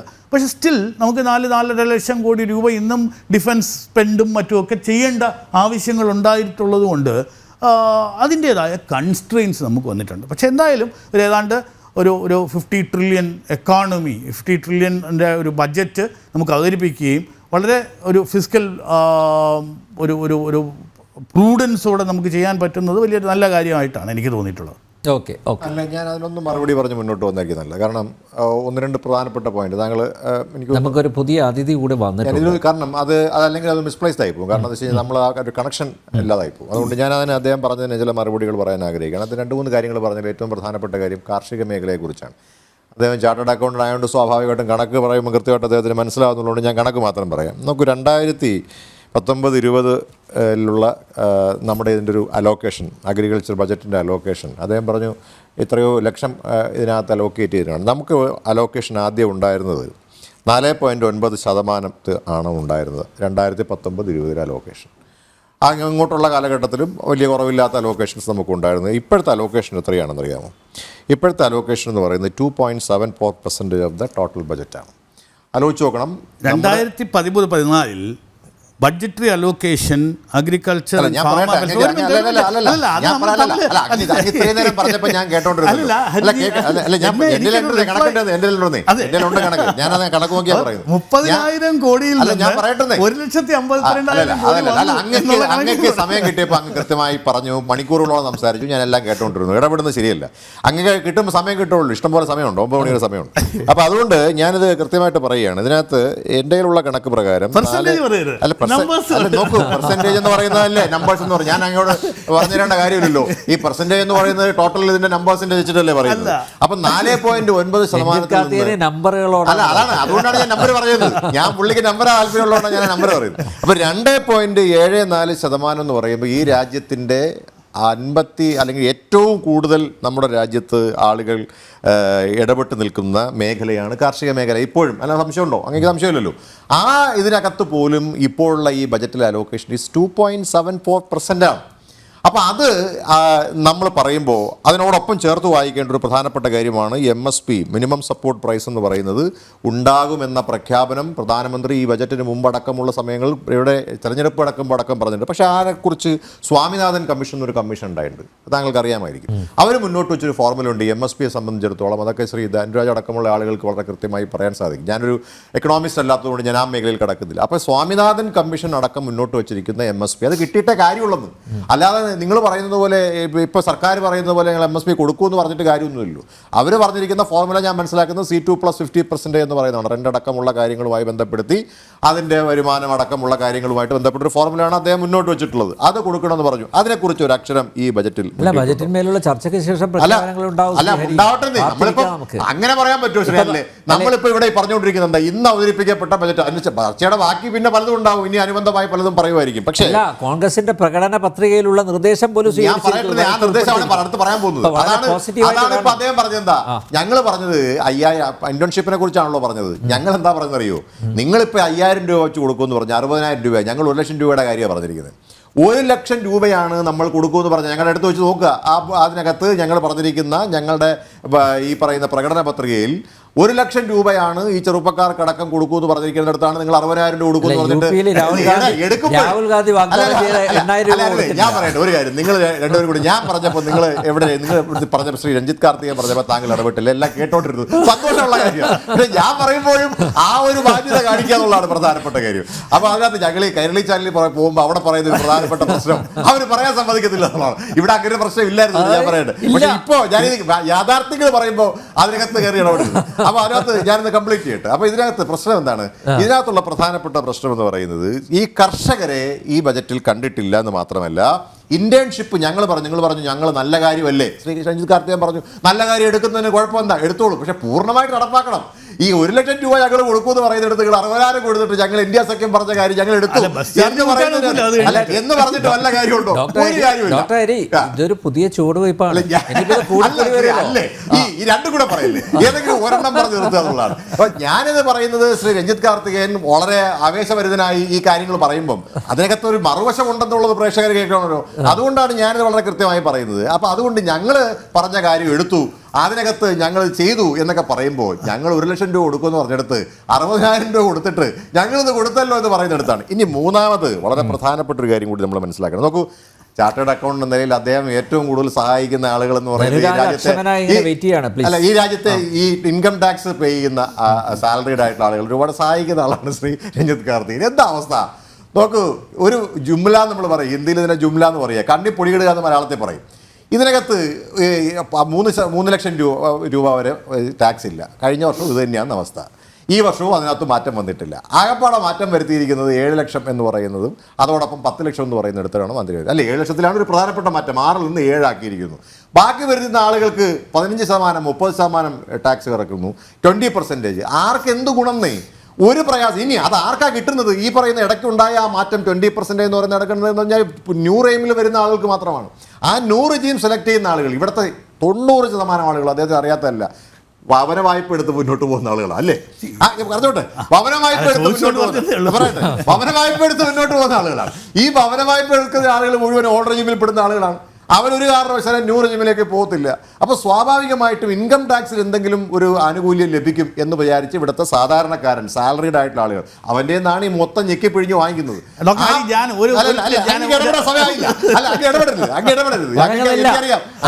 കേൾക്കുമ്പോൾ സ്വാഭാവികമായിട്ടും ചെറിയ പ്രയാസം ഉണ്ടാവുന്ന ഞാൻ പറഞ്ഞോട്ടെ. അപ്പൊ ഇതിനകത്ത് ഈ ഇൻകം ടാക്സ് എന്താ ഫാക്ച്വൽ റോങ്? ഞാൻ ഈ പറഞ്ഞതിനകത്ത് എന്താ ഫാക്ച്വലി റോങ് ഉള്ളത്? ന്യൂ റെജീം അതങ്ങനെ പറഞ്ഞോളൂ. അതിനാണ് ഞാൻ പറയുന്നത്. ന്യൂ റെജീം എന്ന് പറയുന്നത് ഇവിടെ ഓപ്റ്റ് ചെയ്യാനുള്ള, അവരെ കൊടുക്കാനുള്ള ഒരു പുതിയ പദ്ധതി എന്ന് പറഞ്ഞാൽ ഒരു തരത്തിൽ പോലും 1 രൂപ പോലും സേവിങ്സ് ബാങ്ക് അക്കൗണ്ടിലുള്ള പൈസ പോലും അതിൽ നിന്ന് കിട്ടുന്ന 2 രൂപ ഇൻട്രസ്റ്റ് പോലും ഞങ്ങൾ വെറുതെ വിടത്തില്ല എന്ന് പറഞ്ഞാൽ ഇവിടത്തെ ഒരു നമ്മൾ പറയാറുണ്ടല്ലോ ഈ ബ്ലേഡ് പലിശക്കാരൻ, ഈ നമ്മൾ പറയില്ല മീറ്റർ പലിശക്കാരൻ, ആ മീറ്റർ പലിശക്കാരനെ പോലെയും ബ്ലേഡ് പലിശക്കാരനെ പോലെയും ഈ രാജ്യത്തെ ജനങ്ങളെ ഞെക്കിപ്പിഴിഞ്ഞ് അവൻ്റെ മുഴുവൻ പൈസയും ഈ സർക്കാരിൻ്റെ പോക്കറ്റിലേക്കാക്കി എന്നുള്ളതല്ലാതെ ഈ ബജറ്റ് കൊണ്ട് സാധാരണക്കാരൻ എന്ന് പറയുന്ന, പിന്നെ സനലിൻ്റെ ഭാഷയിൽ പറഞ്ഞ കർഷകനായിട്ടുള്ള സാധാരണക്കാരനോ ഒരു പ്രയോജനവും ലഭിച്ചിട്ടില്ല. ഇനി മൂന്നാമതൊരു കാര്യം കൂടി പറഞ്ഞു, എന്തെങ്കിലുമൊക്കെ പോസിറ്റീവായിട്ട് പറയാം. ഞാൻ പറയട്ടെ, ഈ പോസിറ്റീവായിട്ടുണ്ടെങ്കിൽ ഞാൻ പോസിറ്റീവാന്ന് പറയുന്നത് ഞാൻ നേരത്തെ പറഞ്ഞൊരു പ്രധാനപ്പെട്ട പോസിറ്റീവ് എന്താ, ഞങ്ങൾ പറഞ്ഞ ചില കാര്യങ്ങൾ നിങ്ങൾ ഒരു പ്രയാസമില്ല. അല്ല, ബജറ്റിൽ ഉൾപ്പെടുത്തിയില്ലേ? അതിനുള്ള ഒരു ഞാൻ പറഞ്ഞില്ല. അത് നിങ്ങൾ എങ്ങനെ ഉൾപ്പെടുത്തി 1 ലക്ഷം കൊടുക്കാന്ന് പറഞ്ഞിട്ട് 60,000 കൊടുത്തോണ്ട് എന്താ പൂർണ്ണമാകുന്നത്? ഇനി ഒരു കാര്യം കൂടെ പരിശോധിച്ചു, ധനരാജ് ഈ കാര്യങ്ങളെ കുറിച്ച് പറയുമായിരിക്കും. എന്നാലും ഞാൻ പറയാണ്, ഇതിനകത്ത് ഏറ്റവും അവസാനമായിട്ട് ഒരു കണക്ക് കൂടി നമ്മൾ പറയാം. ഇതിനകത്ത് നമുക്ക് ആരോഗ്യ മേഖല എന്നൊരു മേഖലയുണ്ട് അല്ലേ? ഇപ്പം ആരോഗ്യ മേഖല എന്ന് പറയുന്നത് നമ്മളെ സംബന്ധിച്ചിടത്തോളം കോവിഡിന് ശേഷം ഇവിടെ കോവിഡ് പരാമർശ വിധേയമായതുകൊണ്ടാണ് പറയുന്നത്. ആരോഗ്യ മേഖലയിൽ നമുക്ക് ഒരുപാട് മാറ്റങ്ങൾ കൊണ്ടുവരേണ്ടതുണ്ട്. ഈ ആരോഗ്യ മേഖലയെ സംബന്ധിച്ചിടത്തോളം ഇപ്പം നമ്മൾ വളരെ ഇതിൻ്റെ കണക്ക് പ്രകാരമാണെന്നുണ്ടെങ്കിൽ എൻ്റെ കയ്യിൽ ആ കണക്കുണ്ട്. ഇപ്പോൾ കണക്ക് പറയാതെ മുന്നോട്ട് പോകാൻ പറ്റാത്ത അവസ്ഥയാണ്. നോക്കൂ, ഇതിനകത്ത് നമുക്ക് ഉണ്ടാക്കിയിരിക്കുന്നത് 2.5% ഓഫ് ദ ടോട്ടൽ GDP ആണ് നമുക്ക് ഇതിനകത്ത് NDA ഗവൺമെൻറ് ഇതിനു വേണ്ടി എന്താണ് ചിലവാക്കിയിരിക്കുന്നത്. അതിനോടൊപ്പം തന്നെ 13% ബജറ്റിൽ നമ്മൾ 13% ടോട്ടൽ ബജറ്റിൽ ഈ രാജ്യത്തിൻ്റെ ആരോഗ്യ മേഖലയുടെ വളർച്ചയ്ക്ക് വേണ്ടിയിട്ട് നമ്മൾ ചിലവഴിച്ചിട്ടുണ്ട്. ഇത്തവണത്തെ സർക്കാരിൻ്റെ കണക്കെടുത്ത് പരിശോധിച്ച് നോക്കൂ, വളരെ കുറവാണ്. കഴിഞ്ഞ NDA സർക്കാർ UPA സർക്കാർ ചെയ്തിരിക്കുന്നതിൻ്റെ ഒരുപാട് കുറവ് ഇത്തവണത്തെ ഈ ബജറ്റ് അലോക്കേഷൻ ഹെൽത്തിൻ്റെ മേഖലയിലും ഉണ്ടായിട്ടുണ്ട്. അപ്പോൾ സാധാരണക്കാരൻ്റെ പ്രശ്നങ്ങൾ ഈ സർക്കാരിന് അഡ്രസ്സ് ചെയ്യാൻ സാധിച്ചിട്ടില്ല എന്ന് നമുക്കറിയാം. കർഷകരുടെ കാര്യം പരിശോധിച്ചാൽ അറിയാം, ആരോഗ്യ മേഖല പരിശോധിച്ചാൽ അറിയാം, വിദ്യാഭ്യാസ മേഖല പരിശോധിച്ചാൽ അറിയാം. പിന്നെ ശ്രീ രഞ്ജിത്ത് കാർത്തികൻ പറഞ്ഞൊരു പ്രധാനപ്പെട്ട കാര്യം ഇൻഫ്രാസ്ട്രക്ചർ ഡെവലപ്മെൻ്റ് ആണ്. അതിനകത്തൊരു പ്രധാനപ്പെട്ട കാര്യമുണ്ട്. ഇത് കേട്ട പാടെ ബീഹാറിലുള്ള മുഴുവൻ കോൺട്രാക്ടർമാരും സന്തോഷത്തിലാണ്. എന്താ കാര്യം? ഇൻഫ്രാസ്ട്രക്ചർ ഡെവലപ്മെൻറ്റിലൂടെ എത്ര പാലങ്ങളാണ് സാർ പൊളിഞ്ഞു വീണത്? എത്ര പുതിയ പാലങ്ങളാണ്, എത്ര നമുക്കറിയാം ഈ നമ്മുടെ വിമാനത്താവളങ്ങളാണ് പൊളിഞ്ഞു വീഴുന്നത് ഈ മഴയത്ത്. ഇതിനകത്ത് എന്തെങ്കിലും ഇൻഫ്രാസ്ട്രക്ചർ കൊണ്ട് ഗുണമുണ്ടാകുന്നുണ്ടെങ്കിൽ കുറെ കോൺട്രാക്ടർമാർക്ക് ഗുണമുണ്ടാകും. അവരാഹ്ലാദിച്ചു എന്നാണ് പറയുന്നത് ഇന്നത്തെ ഇതിനകത്ത്. എന്തെങ്കിലും ഗുണമുണ്ടായിരുന്നെങ്കിൽ ഇതിനകത്തറിയാം നിഫ്റ്റിയിലോ കേരളത്തിൽ വന്ന മാറ്റങ്ങളോട് മുഖം തിരിക്കരുത്. അല്ല, കേരളം ഒന്ന് മിണ്ടിയിട്ടുണ്ടോ ഈ ബജറ്റിൽ? ഞാൻ ചോദിക്കട്ടെ, ഈ കേരളം എന്ന വാക്ക് ഈ ബജറ്റിൽ എവിടെയെങ്കിലും കേട്ടോ? നിങ്ങളുടെ പ്രഖ്യാപനം സുരേഷ് ഗോപി കേന്ദ്രമന്ത്രിയാണ്. നിങ്ങൾ പറഞ്ഞു നിങ്ങൾ ഇവിടെ ഒരു MP ഉണ്ടായാൽ മന്ത്രി ഉണ്ടായാൽ ഇവിടെ എയിംസ് വരും എന്ന് പറഞ്ഞു. പാവം സുരേഷ് ഗോപിയെ പോലെ നിങ്ങൾ പറ്റിച്ചു. നോക്ക്, ഇതിനകത്ത് ഏറ്റവും പ്രധാനപ്പെട്ട കാര്യം BJP കേരളത്തെക്കുറിച്ച് മിണ്ടിയിട്ടില്ല. പോളണ്ടിനെ കുറിച്ച് മിണ്ടരുതെന്ന് പണ്ട് CPM പറഞ്ഞതുപോലെ ഇപ്പൊ കേരളത്തെക്കുറിച്ച് മിണ്ടരുതെന്നാണ് BJP പറയുന്നത്. ശ്രീയാനല്ലേ, എന്താ ഈ പറഞ്ഞിരിക്കുന്നത് പലതും ആപ്ലിക്കബിൾ അല്ലേ? നോക്കൂ, ഞാൻ ചോദിക്കട്ടെ, അങ്ങനെയല്ലല്ലോ. കേരളത്തിന്റെ പ്രശ്നങ്ങൾ എന്തായിരുന്നു? നമുക്കറിയാം, നമ്മളിവിടെ പ്രളയത്തിലാണ്. കേരളത്തിലെ വടക്കൻ ജില്ലകൾ നമ്മളൊന്ന് പരിശോധിച്ച് നോക്കൂ. നമ്മൾ പ്രളയത്തിലാണ്. നമുക്ക് എന്ത് സഹായം കിട്ടി? എയിംസുമായി ബന്ധപ്പെട്ട് നമുക്ക് എന്ത് സഹായം കിട്ടി? സംസ്ഥാനം എത്രയൊക്കെ വലിയ സംസ്ഥാനങ്ങൾ നമ്മുടെ നാട്ടിലുണ്ട്. നമ്മളിതിന്റെ ഭാഗമല്ലേ? ഈ നമ്മുടെ കേരളം എന്ന് പറയുന്നത് ഇന്ത്യയുടെ ഭാഗമല്ലേ? എല്ലാ സംസ്ഥാനങ്ങളും ഞങ്ങൾ അവഗണിച്ചു എന്ന് പറഞ്ഞു കഴിഞ്ഞാൽ എങ്ങനെ ഇതെല്ലാം ഒരുമിച്ച് കൊണ്ടുപോകണ്ടേ? അവഗണിക്കാത്ത സംസ്ഥാനങ്ങളുടെ പേര് ഞാൻ ആദ്യം ചർച്ചയിൽ പറഞ്ഞല്ലോ. ഉത്തരാഖണ്ഡ്, ആസാം, അതോടൊപ്പം ബീഹാർ, അതോടൊപ്പം ആന്ധ്രാപ്രദേശ്. ഞാൻ ചോദിക്കട്ടെ, ഈ ആന്ധ്രാപ്രദേശത്തിന് 1500 കോടി അവരുടെ ക്യാപിറ്റൽ ഡെവലപ്മെന്റിന് വേണ്ടി കൊടുത്തു. ഈ ആമയിഴഞ്ചാൻ തോട്, ഞാൻ ചോദിക്കട്ടെ, ആമയിഴഞ്ചാൻ തോടുമായി ബന്ധപ്പെട്ടിട്ടുള്ള പ്രവർത്തനങ്ങൾ, ഇവിടെ നേമം ടെർമിനൽ, നമുക്കറിയാം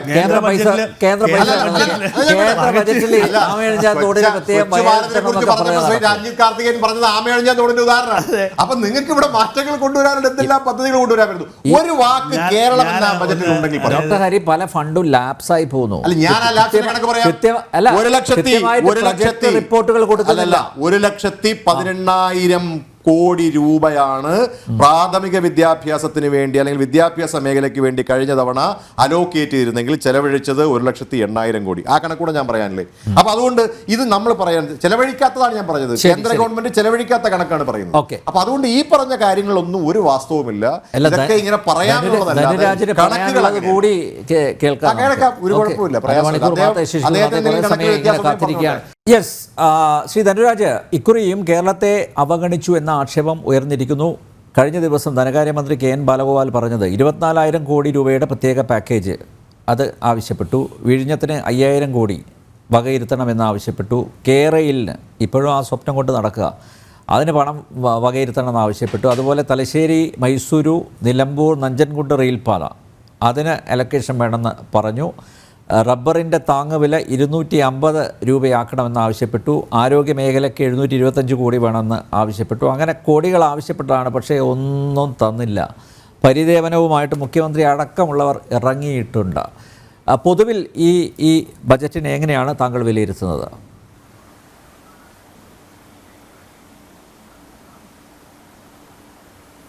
ഈ ബഡ്ജറ്റിന് ഒരു കോണ്ടെക്സ്റ്റ് ഉണ്ടല്ലോ. നമ്മൾ ഇലക്ഷൻ കഴിഞ്ഞ് വന്ന ഗവൺമെൻറ്, മെജോറിറ്റി നഷ്ടപ്പെട്ടൊരു ഗവൺമെൻറ് അവതരിപ്പിക്കുന്നൊരു ബഡ്ജറ്റ്. അതോടൊപ്പം തന്നെ 2-3 കാര്യങ്ങളും കൂടിയുണ്ട് അതിനിടയ്ക്ക്. ഒന്ന്, നമ്മുടെ GDP ഗ്രോത്ത് എന്ന് പറയുന്നത് 7 അല്ലെങ്കിൽ 8.2%. പല ഏജൻസികളും പല കണക്കുകളാണ് പറയുന്നത്. എന്നാൽ on an average 7.5 to 8% growth നമ്മുടെ ഗവൺമെൻറ്റിൻ്റെ ഏജൻസികളും പറയുന്നു, ഇൻ്റർനാഷണൽ ഏജൻസികളും പറയുന്നു. അതോടൊപ്പം തന്നെ അൺഎംപ്ലോയ്മെൻ്റ് ഒരു ഇഷ്യൂ ആണെന്നുള്ള ചർച്ച ഇന്ത്യയിൽ വന്നിട്ടുണ്ട്. അത് നമ്മുടെ ഇലക്ഷനിലും ചില സ്ഥലങ്ങളിൽ ചില സർവേകളിലൊക്കെ പ്രതിഫലിച്ചിട്ടുണ്ടായിരുന്നു. പോസ്റ്റ് പോൾ സർവേയിലൊക്കെ പ്രതിഫലിച്ചിട്ടുണ്ടായിരുന്നു അൺഎംപ്ലോയ്മെൻറ്റ് വലിയൊരു ഇഷ്യൂ ആയിട്ടുണ്ടെന്ന്. അപ്പോൾ നമ്മൾ ഇതിനെ നോക്കി കാണേണ്ടത് ആ ഒരു കോണ്ടെക്സ്റ്റിലാണെന്നാണ് ഞാൻ വിചാരിക്കുന്നത്. ഒന്ന്, കണ്ടിന്യൂസ് ആയിട്ട് കഴിഞ്ഞ കുറേ ക്വാർട്ടേഴ്സിലായിട്ട് നമ്മൾ കണക്കുകൾ വിശ്വസിക്കുകയാണെങ്കിൽ 7% അല്ലെങ്കിൽ 7%, ഇന്നലത്തെ എക്കണോമിക് സർവേ പറയുന്ന 6.5% തൊട്ട് 7% വരെ എക്കണോമിക് ഗ്രോത്ത് ഉണ്ടാവുന്നതാണ്, GDP ഗ്രോത്ത് ഉണ്ടാവുന്നതാണ്. അങ്ങനെ നടന്നു പോകുന്ന ഒരു സമ്പദ് വ്യവസ്ഥയിൽ നമ്മൾ വലിയ മാറ്റങ്ങൾ വരുത്താനുള്ള ഒരു സാഹചര്യം ഗവൺമെൻറ്റിനുണ്ടോ എന്നുള്ളതാണ്. കാരണം ഒരു വളരെ സ്മൂത്തായിട്ട് പോയിക്കൊണ്ടിരിക്കുന്നു. നമ്മൾ ചെയ്തിരിക്കുന്ന കാര്യങ്ങളുടെ ഒരു ആകെ തുകയായിരിക്കുമല്ലോ 7.5% ഗ്രോത്ത് എന്നൊക്കെ പറയുന്നത്. അപ്പോൾ അങ്ങനെ ഒരു ഗ്രോത്ത് പോകുമ്പോൾ അതിലെന്തെങ്കിലും ഡിസ്ട്രപ്റ്റീവ് ആയിട്ടുള്ള ഒരു ചേഞ്ച് കൊണ്ടുവരേണ്ട ആവശ്യം ഗവൺമെൻറ് ഉണ്ടാവുമോ എന്നുള്ള ചർച്ച ബഡ്ജറ്റിന് മുമ്പ് തന്നെ ഉണ്ടായിരുന്നു.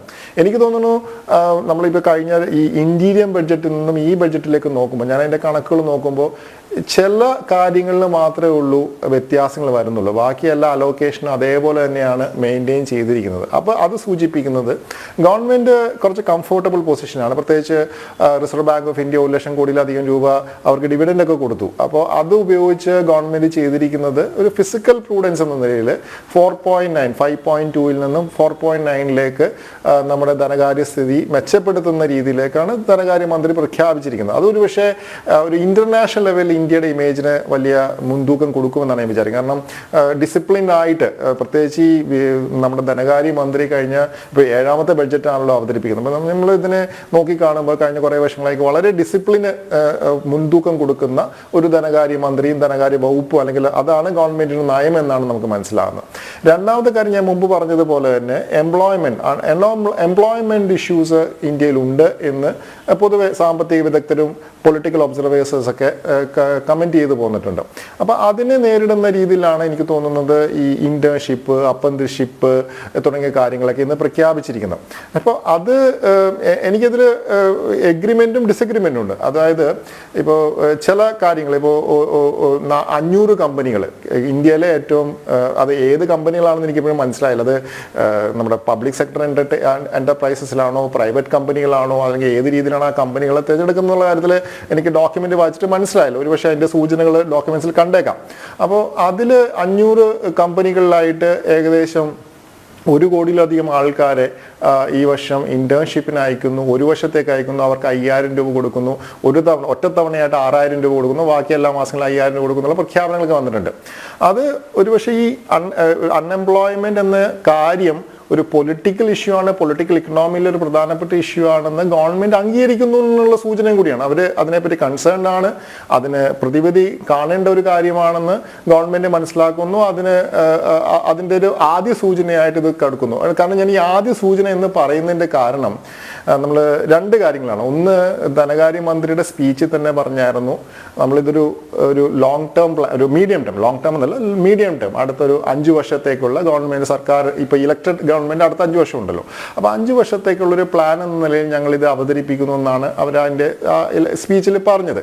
മാത്രമല്ല കഴിഞ്ഞ 10 വർഷത്തിനിടയിൽ, പ്രത്യേകിച്ച് ഈ ധനകാര്യമന്ത്രി വന്നതിന് ശേഷം 2019 ബഡ്ജറ്റുകളൊക്കെ നോക്കിക്കഴിഞ്ഞാൽ നമുക്ക് മനസ്സിലാവുന്നൊരു കാര്യം എന്ന് പറയുന്നത് ഗവൺമെന്റ് എപ്പോഴും പ്ലാൻസ് ഉണ്ട്. അപ്പോൾ ഈ നമ്മൾ ക്യാപിറ്റൽ ഇൻഫ്രാസ്ട്രക്ചർ അല്ല ക്യാപിറ്റൽ എക്സ്പെൻഡിച്ചർ കൂടുന്നത് തന്നെ അങ്ങനെയാണല്ലോ.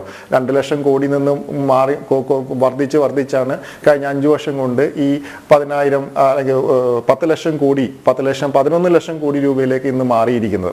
അപ്പം അങ്ങനെ ഒരു പ്ലാനാണ് ഗവൺമെന്റിന് ഉണ്ടെങ്കിൽ അതെനിക്ക് തോന്നുന്നു വളരെ സ്വാഗതാർഹമായ കാര്യമാണ്. കാരണം ഈ ഇന്റേൺഷിപ്പ് എന്ന് പറയുന്നത്, എനിക്ക് ഇതിലൊരു കൺഫ്യൂഷൻ വന്നത് എവിടെയാണെന്ന് വെച്ചാൽ, നമ്മൾ പഠനത്തിന്റെ ഭാഗമായിട്ടാണ് ഇന്റേൺഷിപ്പ് ചെയ്യുന്നത്. അപ്പോൾ പഠനത്തിന്റെ ഭാഗമായിട്ട് ഇന്റേൺഷിപ്പ് ചെയ്യുമ്പോൾ 1 വർഷം എങ്ങനെയാണ് ഇന്റേൺഷിപ്പ് കൊടുക്കുക എന്നുള്ളൊരു വളരെ ടെക്നിക്കലായിട്ടൊരു ക്വസ്റ്റ്യൻ എനിക്കുണ്ട്. പക്ഷെ അതിന് ചിലപ്പോൾ ഗവൺമെന്റ് ആൻസർ ഉണ്ടാവും, എനിക്ക് അത് ആൻസർ ഞാൻ നോക്കിയിട്ട് കണ്ടില്ല. പിന്നീട് സ്കിൽ ട്രെയിനിങ്ങിന് വേണ്ടിയിട്ട് അപ്രന്റീസ്ഷിപ്പ് കൊടുക്കുന്ന കാര്യങ്ങളൊക്കെ പറയുന്നുണ്ട്. ഇതെല്ലാം നല്ല തുടക്കമാണ്. പക്ഷെ നമ്മൾ ഇന്ന് നിലവിലിരിക്കുന്ന ഒരു അൺഎംപ്ലോയ്മെന്റ് ക്രൈസിസിനെ നേരിടാൻ ഇതുകൊണ്ട് മാത്രം ആകുമോ എന്നുള്ളൊരു സംശയം എനിക്കുണ്ട്. ഒരുപക്ഷെ മറ്റു പല കാര്യങ്ങളും ബഡ്ജറ്റിൽ നമുക്ക് ഒരു പോളിസി ഡോക്യുമെന്റ് ആയിട്ട് ഞാൻ ബഡ്ജറ്റിനെ കാണുന്നില്ല. ബഡ്ജറ്റിൽ വരവ് ചെലവ് കണക്കാണ്, ബഡ്ജറ്റിന് പുറമെയാണ് പല പോളിസികളും തീരുമാനമെടുക്കേണ്ടത്. എന്തായാലും ഈ വർഷം മാത്രമല്ല, ഈ ബഡ്ജറ്റിന് പ്രത്യേകതകളെന്ന് വെച്ചാൽ ഇനി 8 മാസം കൂടിയേ ഉള്ളൂ.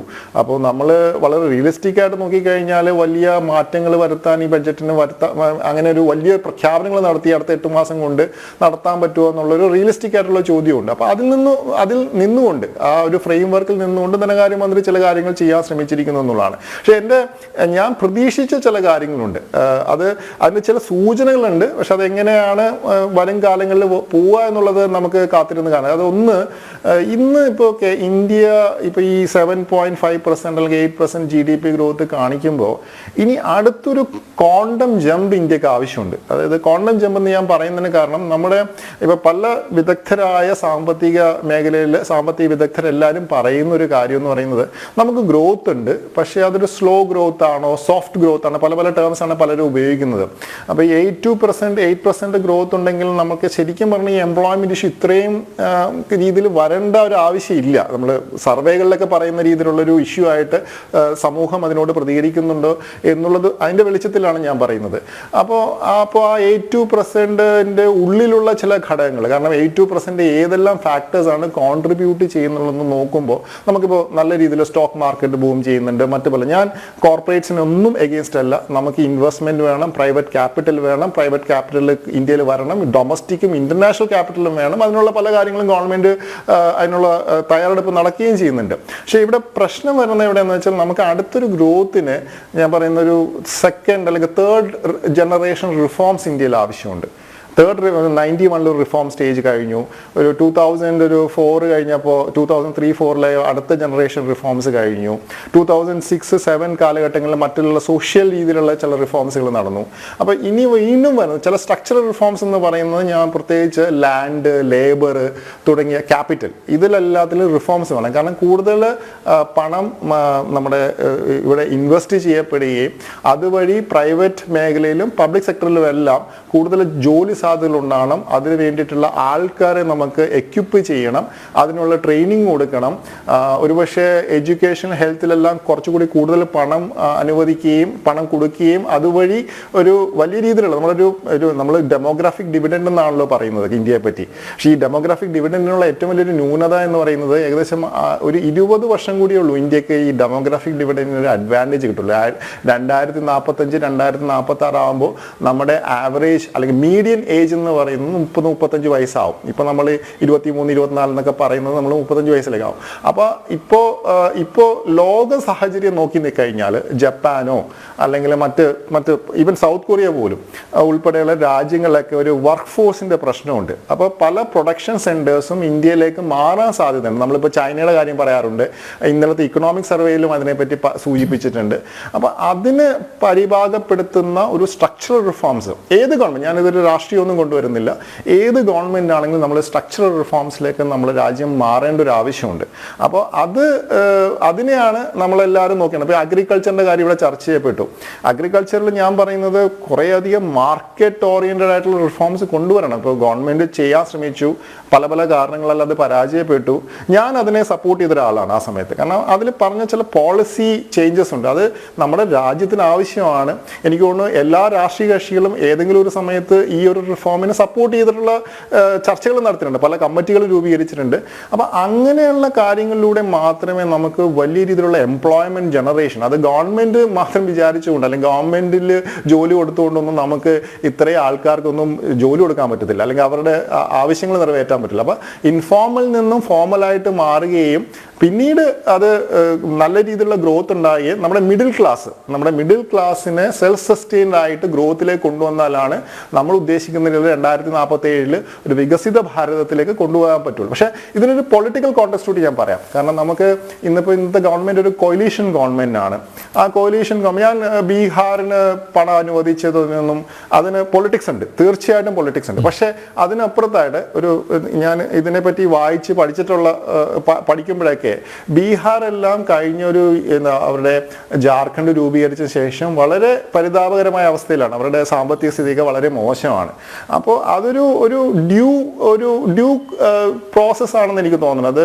നമ്മളിപ്പോൾ കോalition പൊളിറ്റിക്സിന്റെ ഭാഗത്ത് എന്ന് പറയുമ്പോൾ അതിന്റെ രാഷ്ട്രീയം കാണാം. പക്ഷെ അതല്ലാതെ നമ്മൾ ബീഹാറിന്റെ ധനസ്ഥിതി, ബീഹാറിന്റെ ഗ്രോത്ത്, കാരണം നമ്മൾ തന്നെ പറയാമല്ലോ, നമ്മുടെ ഇവിടെ വരുന്ന മൈഗ്രൻസ് പോലും ബീഹാറിൽ നിന്ന് വരുന്നവരാണ്. കാരണം അവർക്ക് അവിടെ ജോലിയില്ല, അവർക്ക് മൊത്തം പ്രശ്നങ്ങളാണ് അവിടെ. അപ്പോൾ അതിനൊരു പാക്കേജ് കൊടുക്കുക. പക്ഷെ നമ്മൾ കൺസേൺഡ് ആവണ്ട. ഇപ്പോൾ ഇവിടെ ചർച്ചയിൽ പറഞ്ഞതുപോലെ തന്നെ അവിടെ ഈ പണം മുടക്കുമ്പോൾ അത് ക്വാളിറ്റി ആയിട്ട് ഔട്ട്കമ്മിലേക്ക് വരുന്നുണ്ട്. കാരണം പാലങ്ങൾ പണിതിട്ട് പിന്നെ 5 വർഷം കഴിഞ്ഞ് പൊളിഞ്ഞു വീഴാൻ പാടില്ല. അപ്പോൾ ആ പൈസ വെള്ളത്തിൽ ഒഴുകി പോവുകയാണ്.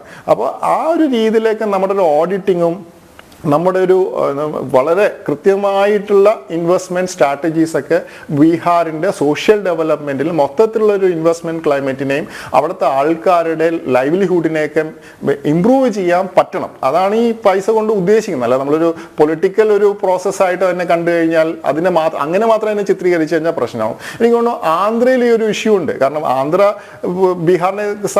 ബീഹാറിനെ അപേക്ഷിച്ച് വളരെ നല്ല രീതിയിലാണ്. പക്ഷെ എന്നാലും ആന്ധ്രയ്ക്കുള്ള സ്റ്റേറ്റ് ഡെറ്റ് എന്ന് പറയുന്നത് വളരെ കൂടുതലാണ്. ഞാൻ ആ ഡെറ്റിലേക്ക് പോകുന്ന കാരണം മറ്റ് പല സംസ്ഥാനങ്ങളും ഒരുപക്ഷെ ആന്ധ്രയെക്കാളും കൂടുതൽ ഡെറ്റിലുണ്ട്.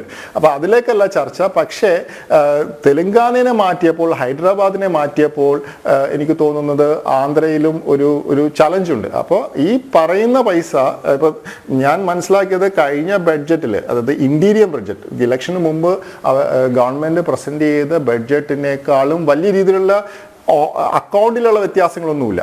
പിന്നെ അവിടെ വേറൊരു കാര്യം കൂടി സൂചിപ്പിക്കാൻ ഉദ്ദേശിക്കുന്നു. ബീഹാറിലെയും ആന്ധ്രയുടെയും കാര്യങ്ങൾ മന്ത്രി പറഞ്ഞപ്പോൾ പല കാര്യങ്ങളിലും മന്ത്രിയുടെ പ്രസ്താവന മൾട്ടിലാറ്ററൽ ഏജൻസി, ഒരുപക്ഷെ വേൾഡ് ബാങ്കോ ADBയോ തുടങ്ങിയുള്ള ഇൻസ്റ്റിറ്റ്യൂഷൻസിൽ നിന്ന് ബോറോ ചെയ്യുന്നതിന് ഗവൺമെന്റ് ഓഫ് ഇന്ത്യ അതിനെ സഹായിക്കുന്ന രീതിയിലുള്ള ചില നിലപാടുകൾ എടുത്തിട്ടുണ്ട്. അപ്പോൾ മൊത്തത്തിൽ ബീഹാറിന് നമ്മുടെ ബഡ്ജറ്റ് മുഴുവൻ മാറ്റിവെച്ചു എന്നുള്ളൊരു പ്രതീതി എനിക്കില്ല. കാരണം പല സ്ഥലങ്ങളിലും മന്ത്രി അത് വീണ്ടും എടുത്തു പറയുന്നുണ്ടെന്ന്, മൾട്ടിലാറ്ററൽ ഇൻസ്റ്റിറ്റ്യൂഷൻസിൽ നിന്നാണ് ഈ പൈസ പോകാൻ പോകുന്നത്. അപ്പോൾ ആ സ്റ്റേറ്റ്മെന്റിൽ നമ്മൾ മനസ്സിലാക്കുന്നത് അത് ഗവൺമെന്റ് ഓഫ് ഇന്ത്യ അതിനെ സഹായിക്കുന്നു എന്നുള്ളതാണ്. അപ്പോൾ അങ്ങനെ പിന്നെ നമ്മൾ ഇത്രയും നാൾ ഞാൻ മനസ്സിലാക്കിയൊരു കാര്യം, മോഡി ഗവൺമെന്റിന്റെ ഏറ്റവും വലിയൊരു കോൺട്രിബ്യൂഷൻ മൊത്തത്തിൽ നമ്മൾ ഡെവലപ്മെന്റ് നോക്കുമ്പോൾ ഇൻഫ്രാസ്ട്രക്ചർ ഡെവലപ്മെന്റിൽ പോലും ഏറ്റവും കൂടുതൽ കോൺട്രിബ്യൂട്ട് ചെയ്ത് നോർത്ത് ഈസ്റ്റേൺ സ്റ്റേറ്റ്സിലേക്കാണ്. ഈ നോർത്ത് ഈസ്റ്റ് സ്റ്റേറ്റ്സിൽ നിന്ന് വ്യത്യസ്തമായ രീതിയിലൊക്കെ ഒരു അപ്രോച്ചിലേക്ക് ഈ ബഡ്ജറ്റ് വരുന്നു. ഒരുപക്ഷെ ഇത് പൊളിറ്റിക്കൽ കമ്പൽഷൻ ആണെന്ന് നമുക്ക് പറയാമെങ്കിലും വെസ്റ്റ് ബംഗാളിൽ BJP ഭരിക്കുന്നില്ല, ഒറീസയിൽ BJP ഭരണത്തിൽ വന്നിരിക്കുന്നു, ആന്ധ്ര, ഈവൻ തെലങ്കാന പോലും ആ ചർച്ചയിൽ വരുന്നുണ്ട്. ഞാൻ ഇതിനെ ഒരിക്കലും ഒരു പൊളിറ്റിക്കൽ ഡിസ്കഷനാക്കി മാറ്റാൻ പറ്റും. പക്ഷേ നോർത്ത് ഈസ്റ്റിൽ നിന്നും ഈസ്റ്റിൻ്റെ ഡെവലപ്മെൻറ്റിലേക്ക് വരുന്നു. ഈസ്റ്റ് ആക്ച്വലി വളരെ ഇമ്പോർട്ടൻ്റ് ആണ് ഇന്ത്യക്ക്. കാരണം നമ്മുടെ ഒരുപാട് പോർട്ടുകൾ, പ്രത്യേകിച്ചൊരു ഇൻ്റർനാഷണൽ മെറീൻ അല്ലെങ്കിൽ ഇൻ്റർനാഷണൽ സെക്യൂരിറ്റി, മാരിടൈം ട്രേഡിനെ പറ്റി പഠിക്കുന്ന ആൾക്കാരൊക്കെ പറയുന്നൊരു കാര്യം, ഈസ്റ്റേൺ സൈഡ് വളരെ ഇമ്പോർട്ടൻ്റ്. കാരണം നമുക്ക് വെസ്റ്റേൺ സൈഡിൽ ബോംബെയും മാംഗ്ലൂരും അല്ലെങ്കിൽ കൊച്ചിയും എല്ലാം വളരെ പ്രബലമാകുമ്പോൾ ഈസ്റ്റേൺ സൈഡിൽ നമ്മുടെ ഡെവലപ്മെൻറ്റ് അല്ലെ ഇങ്ങനെ പൊതുവെ നമ്മൾ വെസ്റ്റേൺ സ്റ്റേറ്റ്സ് ഈസ്റ്റേൺ സ്റ്റേറ്റ്സിനേക്കാളും വളരെയധികം ഇംപ്രൂവ്ഡ് ആയിട്ടുള്ള ഒരു എക്കണോമിക് സിറ്റുവേഷനും സോഷ്യൽ കണ്ടീഷൻസിലൊക്കെയാണ് ഉള്ളത്. പക്ഷേ ഒഡീഷ, വെസ്റ്റ് ബംഗാൾ ഇങ്ങനെയുള്ള സംസ്ഥാനങ്ങൾ ഇപ്പോഴും പറയിലാണ്. പൊളിറ്റിക്കൽ കമ്പൽഷൻ എടുത്ത തീരുമാനമാണെങ്കിൽ പോലും കേരളത്തിന്റെ പരിദേവനത്തിൽ എന്തെങ്കിലും അടിസ്ഥാനമുണ്ടോ, അർത്ഥമുണ്ടോ? ഞങ്ങൾക്കൊന്നും കിട്ടിയില്ല എന്നാണ് ഇപ്പോഴും വിലപിക്കുന്നത്.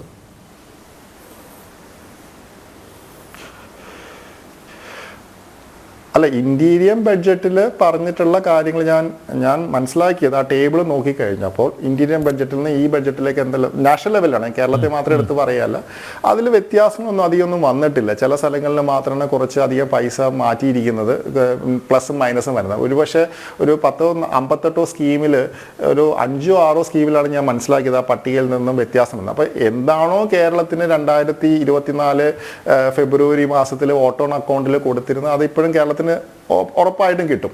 പിന്നെ രണ്ടാമത്തെ കാര്യം, ഇനിയിപ്പോൾ നമ്മൾ ഈ 24,000 ക്രോസിൻ്റെ കേരളത്തിൻ്റെ ഡിമാൻഡ് എന്ന് പറഞ്ഞത് വിശദമായി ചർച്ച ചെയ്യേണ്ട വിഷയമാണ്. എനിക്ക് തോന്നുന്നത് നമ്മൾ ഈ ഒരു സമയത്ത് അത് ചർച്ച ചെയ്ത് സംഭവം ഡൈഗ്രസ് ചെയ്തു പോകും, ആ വിഷയം തന്നെ ഡൈഗ്രസ് ചെയ്യാൻ സാധ്യതയുണ്ട്. പക്ഷേ കേരളം ഇപ്പോൾ റെയിൽവേയിലെല്ലാം സെയിം അലോക്കേഷനാണ് ഉള്ളത്. അതായത് റെയിൽവേയുടെ സെയിം അലോക്കേഷൻ ഞാൻ പറഞ്ഞ ചെറിയൊരു എമൗണ്ട് വ്യത്യാസമുണ്ട്, കൂടിയിട്ടുണ്ടെന്ന് തോന്നുന്നു. പക്ഷേ അത് കേരളത്തിൻ്റെ ആണെന്ന് ഞാൻ പറയത്തില്ല. മൊത്തത്തിൽ അതിൻ്റെ മൈന്യൂട്ട് ഡീറ്റെയിൽസിലേക്ക് എനിക്ക് പോകാൻ പറ്റില്ല. കാരണം ആ ഡോക്യുമെന്റ്സിൽ ഇപ്പോഴും കുറച്ച് ഒരു ക്ലാരിറ്റി എനിക്കും കിട്ടാനുണ്ട്, ഞാൻ വായിച്ചു നോക്കിക്കഴിഞ്ഞപ്പോൾ. പക്ഷേ പൊതുവെ ആ ബഡ്ജറ്റിൽ അങ്ങനെയാണ് വരുന്നത്. പിന്നെ ഇപ്പോൾ ഈ പറഞ്ഞ പുതിയ കാര്യങ്ങളൊക്കെ ഉണ്ടല്ലോ, ഇപ്പോൾ എഡ്യൂക്കേഷൻ, ഹയർ എഡ്യൂക്കേഷൻ, പിന്നെ കുട്ടികൾക്ക് ലോൺ കൊടുക്കുന്നു തുടങ്ങിയ സ്കിൽ ട്രെയിനിങ്, ഇന്റേൺഷിപ്പ്. അപ്പോൾ ഈ കാര്യങ്ങളിൽ എനിക്ക് തോന്നുന്നു നമ്മൾ ആ കാര്യങ്ങളൊക്കെ നേടിയെടുക്കാൻ കേരളവും ശ്രമിക്കണം. അതിനൊരു വേറെ രീതിയിൽ പൊളിറ്റിക്കലായിട്ട് കൊണ്ടുപോകേണ്ട ആവശ്യമില്ല. കിട്ടുന്ന എന്തായാലും നമ്മൾ അർഹതപ്പെട്ടതാണ്. നമ്മളൊരു ഇന്ത്യ മഹാരാജ്യത്ത് നമ്മളൊരു സംസ്ഥാനമാണല്ലോ. അപ്പോൾ അത് നമ്മൾ നേടിയെടുക്കണം. പിന്നെ വിഴിഞ്ഞത്തെ ഡെവലപ്മെൻറ്റ്, അവിടത്തേക്കുള്ള റെയിൽവേ ഡെവലപ്മെൻറ്റ്, അതിനെപ്പറ്റി എനിക്ക് കൃത്യമായ ഒരു ധാരണ ഈ ബഡ്ജറ്റിൽ നിന്ന് കിട്ടിയിട്ടില്ല. അത് അലോക്കേറ്റ് ചെയ്തിട്ടില്ല എന്ന് തന്നെയാണ് ഞാൻ മനസ്സിലാക്കുന്നത്. ചിലപ്പോൾ തെറ്റായിരിക്കും എൻ്റെ അണ്ടർസ്റ്റാൻഡിങ്. ഞാൻ ഇതുവരെ വായിച്ച് റെഫർ ചെയ്ത ഡോക്യുമെൻറ്റ്സിലൊന്നും അങ്ങനെ ഒരു റെഫറൻസ് ഞാൻ കണ്ടില്ല. Yes, Ranjith Karthikeyan, doctor GV Hari ചില ആക്ഷേപങ്ങൾ ഉന്നയിച്ചു, അതിനുള്ള മറുപടി, കാരണം കൂടുതൽ ചോദ്യങ്ങളിലേക്ക് പോകാൻ സമയമില്ല. ഒരു പൊളിറ്റിക്കലായിട്ടുള്ളൊരു ആൻസേഴ്സ് എനിക്ക് ബുദ്ധിമുട്ടാണ്. അദ്ദേഹം പറഞ്ഞത് ഒരു ടാക്സേഷൻ്റെ കാര്യത്തിൽ ഒരു ആൻസർ എനിക്കൊരു പക്ഷേ പറയാൻ നോക്കും.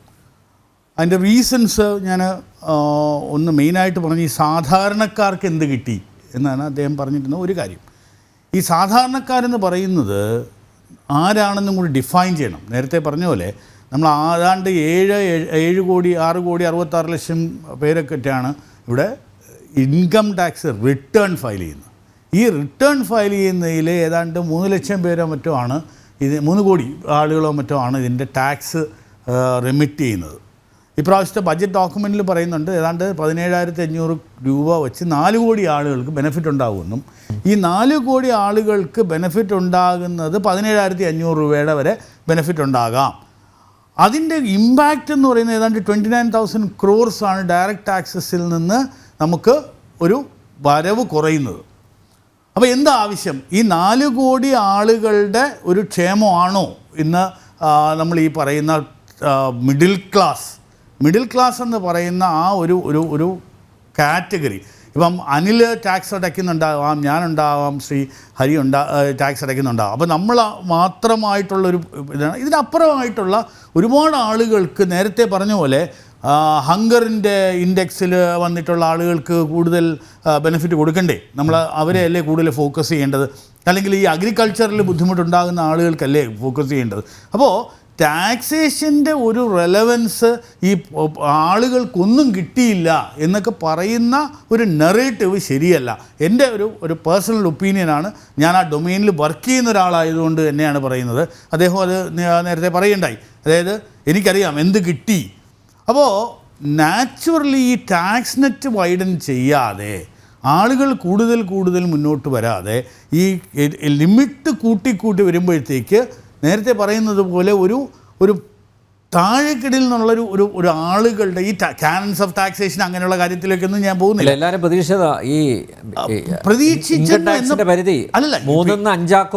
പ്രതീക്ഷ എന്തുകൊണ്ടാണെന്ന് വെച്ചാൽ ഇന്ന് ഈ പറയുന്ന മീഡിയയിലും മറ്റും ഇരുന്ന് സംസാരിക്കുന്ന ആളുകൾ ഈ ടാക്സിൻ്റെ ബെനഫിഷ്യറീസോ അല്ലെങ്കിൽ ആ ടാക്സ് ആഗ്രഹിക്കുന്നവരോ അല്ലാതെ ഈ പറയുന്ന ഒരു ബഹുഭൂരിപക്ഷം വരുന്ന ഈ 140 പരം കോടി ആളുകളിൽ ഒരു 4 കോടി മാത്രം ആളുകളെ ബാധിക്കുന്ന ഒരു ചെറിയ കാര്യം മാത്രമായിട്ടാണ് ഞാൻ അതിനെ കാണാൻ ഉദ്ദേശിക്കുന്നത്.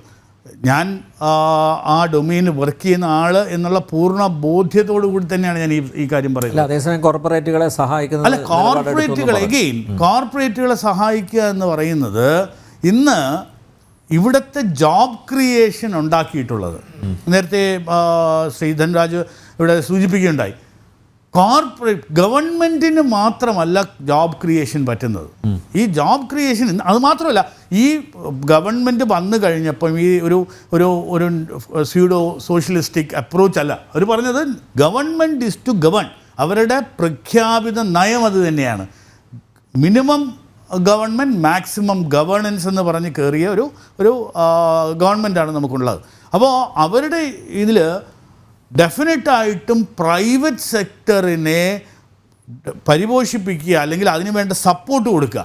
ഇത് തന്നെയാണ് എല്ലായിടത്തും ചെയ്യുന്നത്. നമ്മൾ കേരളത്തിൽ പോലും ഇന്ന് നമുക്ക് ഒരു മാർക്സിസ്റ്റ് സർക്കാരിൽ പോലും ഇന്ന് പ്രൈവറ്റ് ഇൻവെസ്റ്റ്മെൻറ്റ് ഇവിടെ കൊണ്ടുവരുന്നതിനെ പറ്റി വളരെ ശക്തമായി പറയുന്നു. അപ്പോൾ അത് ഒരു തെറ്റാണെന്നല്ല, അതാണ് ഇന്നത്തെ ലോകം. ബാക്കിയുള്ള കാര്യങ്ങളിൽ നമ്മൾ പല എക്സ്പെരിമെൻ്റ് ചെയ്തെങ്കിലും ഇതൊന്നും സക്സീഡ് ചെയ്തിട്ടില്ല.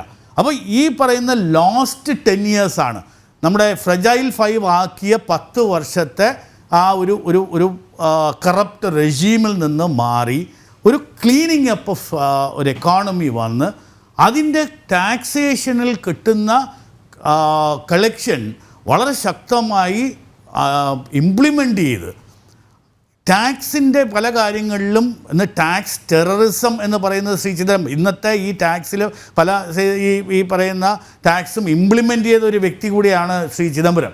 അപ്പോൾ അവിടെ നിന്ന് ഒരു മോഡറേറ്റ് ചെയ്ത് അതിൻ്റെ അസസ്മെൻറ്റ്സ്, ഫേസ്ലെസ് അസസ്മെൻറ്റ്, ഇങ്ങനെയുള്ള കാര്യങ്ങൾ കുറേ കൂടി ഈസ് ഓഫ് ഡൂയിങ് ബിസിനസ് കൊണ്ടുവന്ന് കൂടുതൽ ഇൻവെസ്റ്റ്മെൻറ്റ്സ് ഇന്ത്യയിലേക്ക് കൊണ്ടുവരികയും അവിടെ നിന്ന് നമുക്ക് കിട്ടുന്ന എക്കോണമിക്ക് കിട്ടുന്ന ഒരു ബെനഫിറ്റ് ഒരു നോൺ കറപ്റ്റ് മാനറിൽ മുന്നോട്ട് കൊണ്ടുപോയി എക്കോണമിയുടെ ഗ്രോത്ത് കൊണ്ട് തന്നെ ഒരു എല്ലാവർക്കും ഒരു ബെനഫിറ്റ്, സബ്കാ സാത്ത് സബ്കാ വികാസ് എന്ന് പറയുന്ന രീതിയിലുള്ള ഒരു പുഷാണ് ഈ പറയുന്ന കഴിഞ്ഞ 5-6 വർഷമായിട്ടുള്ള അല്ലെങ്കിൽ ഈ പറയുന്ന ഒരു NDA ഗവൺമെൻറ്റിൽ നിന്ന് ഞാൻ കണ്ടിട്ടുള്ളത്. ഞാൻ അതിനകത്തൊരു പൊളിറ്റിക്സ് ഉണ്ടോ പൊളിറ്റിക്സ് ഇല്ലേ എന്നുള്ള കാര്യങ്ങളൊക്കെ അവിടെ നിൽക്കട്ടെ. ബട്ട് ഇതിൻ്റെ ഈ proof of the pudding in its eating എന്ന് പറയുന്നത് പോലെ നമ്മുടെ വളർച്ച നോക്കുകയാണെങ്കിൽ രാഷ്ട്രീയപരമായ ഒരു കണ്ണൂടെ മാറ്റി നിർത്തി നോക്കുകയാണെങ്കിൽ ശ്രീ ഹരിക്ക് പോലും ഒരു പക്ഷേ അംഗീകരിക്കേണ്ടി വരും. ഫ്രജൈൽ 5 നിന്ന് ഫാസ്റ്റസ്റ്റ് ഗ്രോയിങ് ലാർജ് എക്കോണമിയിലേക്കുള്ള ആ ഒരു യാത്ര വളരെ വളരെ ശക്തമായിരുന്നു. അതിനകത്ത് ഈ പറയുന്ന എല്ലാ കാര്യങ്ങളും 100% നമ്മൾ ചെയ്യൂ എന്ന് ഞാൻ വിശ്വസിക്കുന്നില്ല, അത് വിശ്വസിക്കുകയില്ല. ഒരുപാട് കാര്യങ്ങൾ ഈ അൺഎംപ്ലോയ്മെൻറ്റിൻ്റെ കാര്യത്തിലാണെങ്കിലും പല ടാക്സേഷൻ്റെ കാര്യത്തിലുള്ള ഒരുപാട് സ്ക്യൂഡായിട്ടുള്ള നിയമങ്ങളുണ്ടായിട്ടുണ്ട്. GSTയുടെ റാഷണലൈസേഷൻ ഉണ്ടാകുമെന്ന് ഞാൻ പ്രതീക്ഷിക്കുന്നു. ഈ പറയുന്ന പല മൾട്ടിപ്പിൾ റേറ്റ്സ് ഉണ്ടായിട്ടുള്ളതിൻ്റെ GST ഉണ്ടായിട്ടുണ്ട്.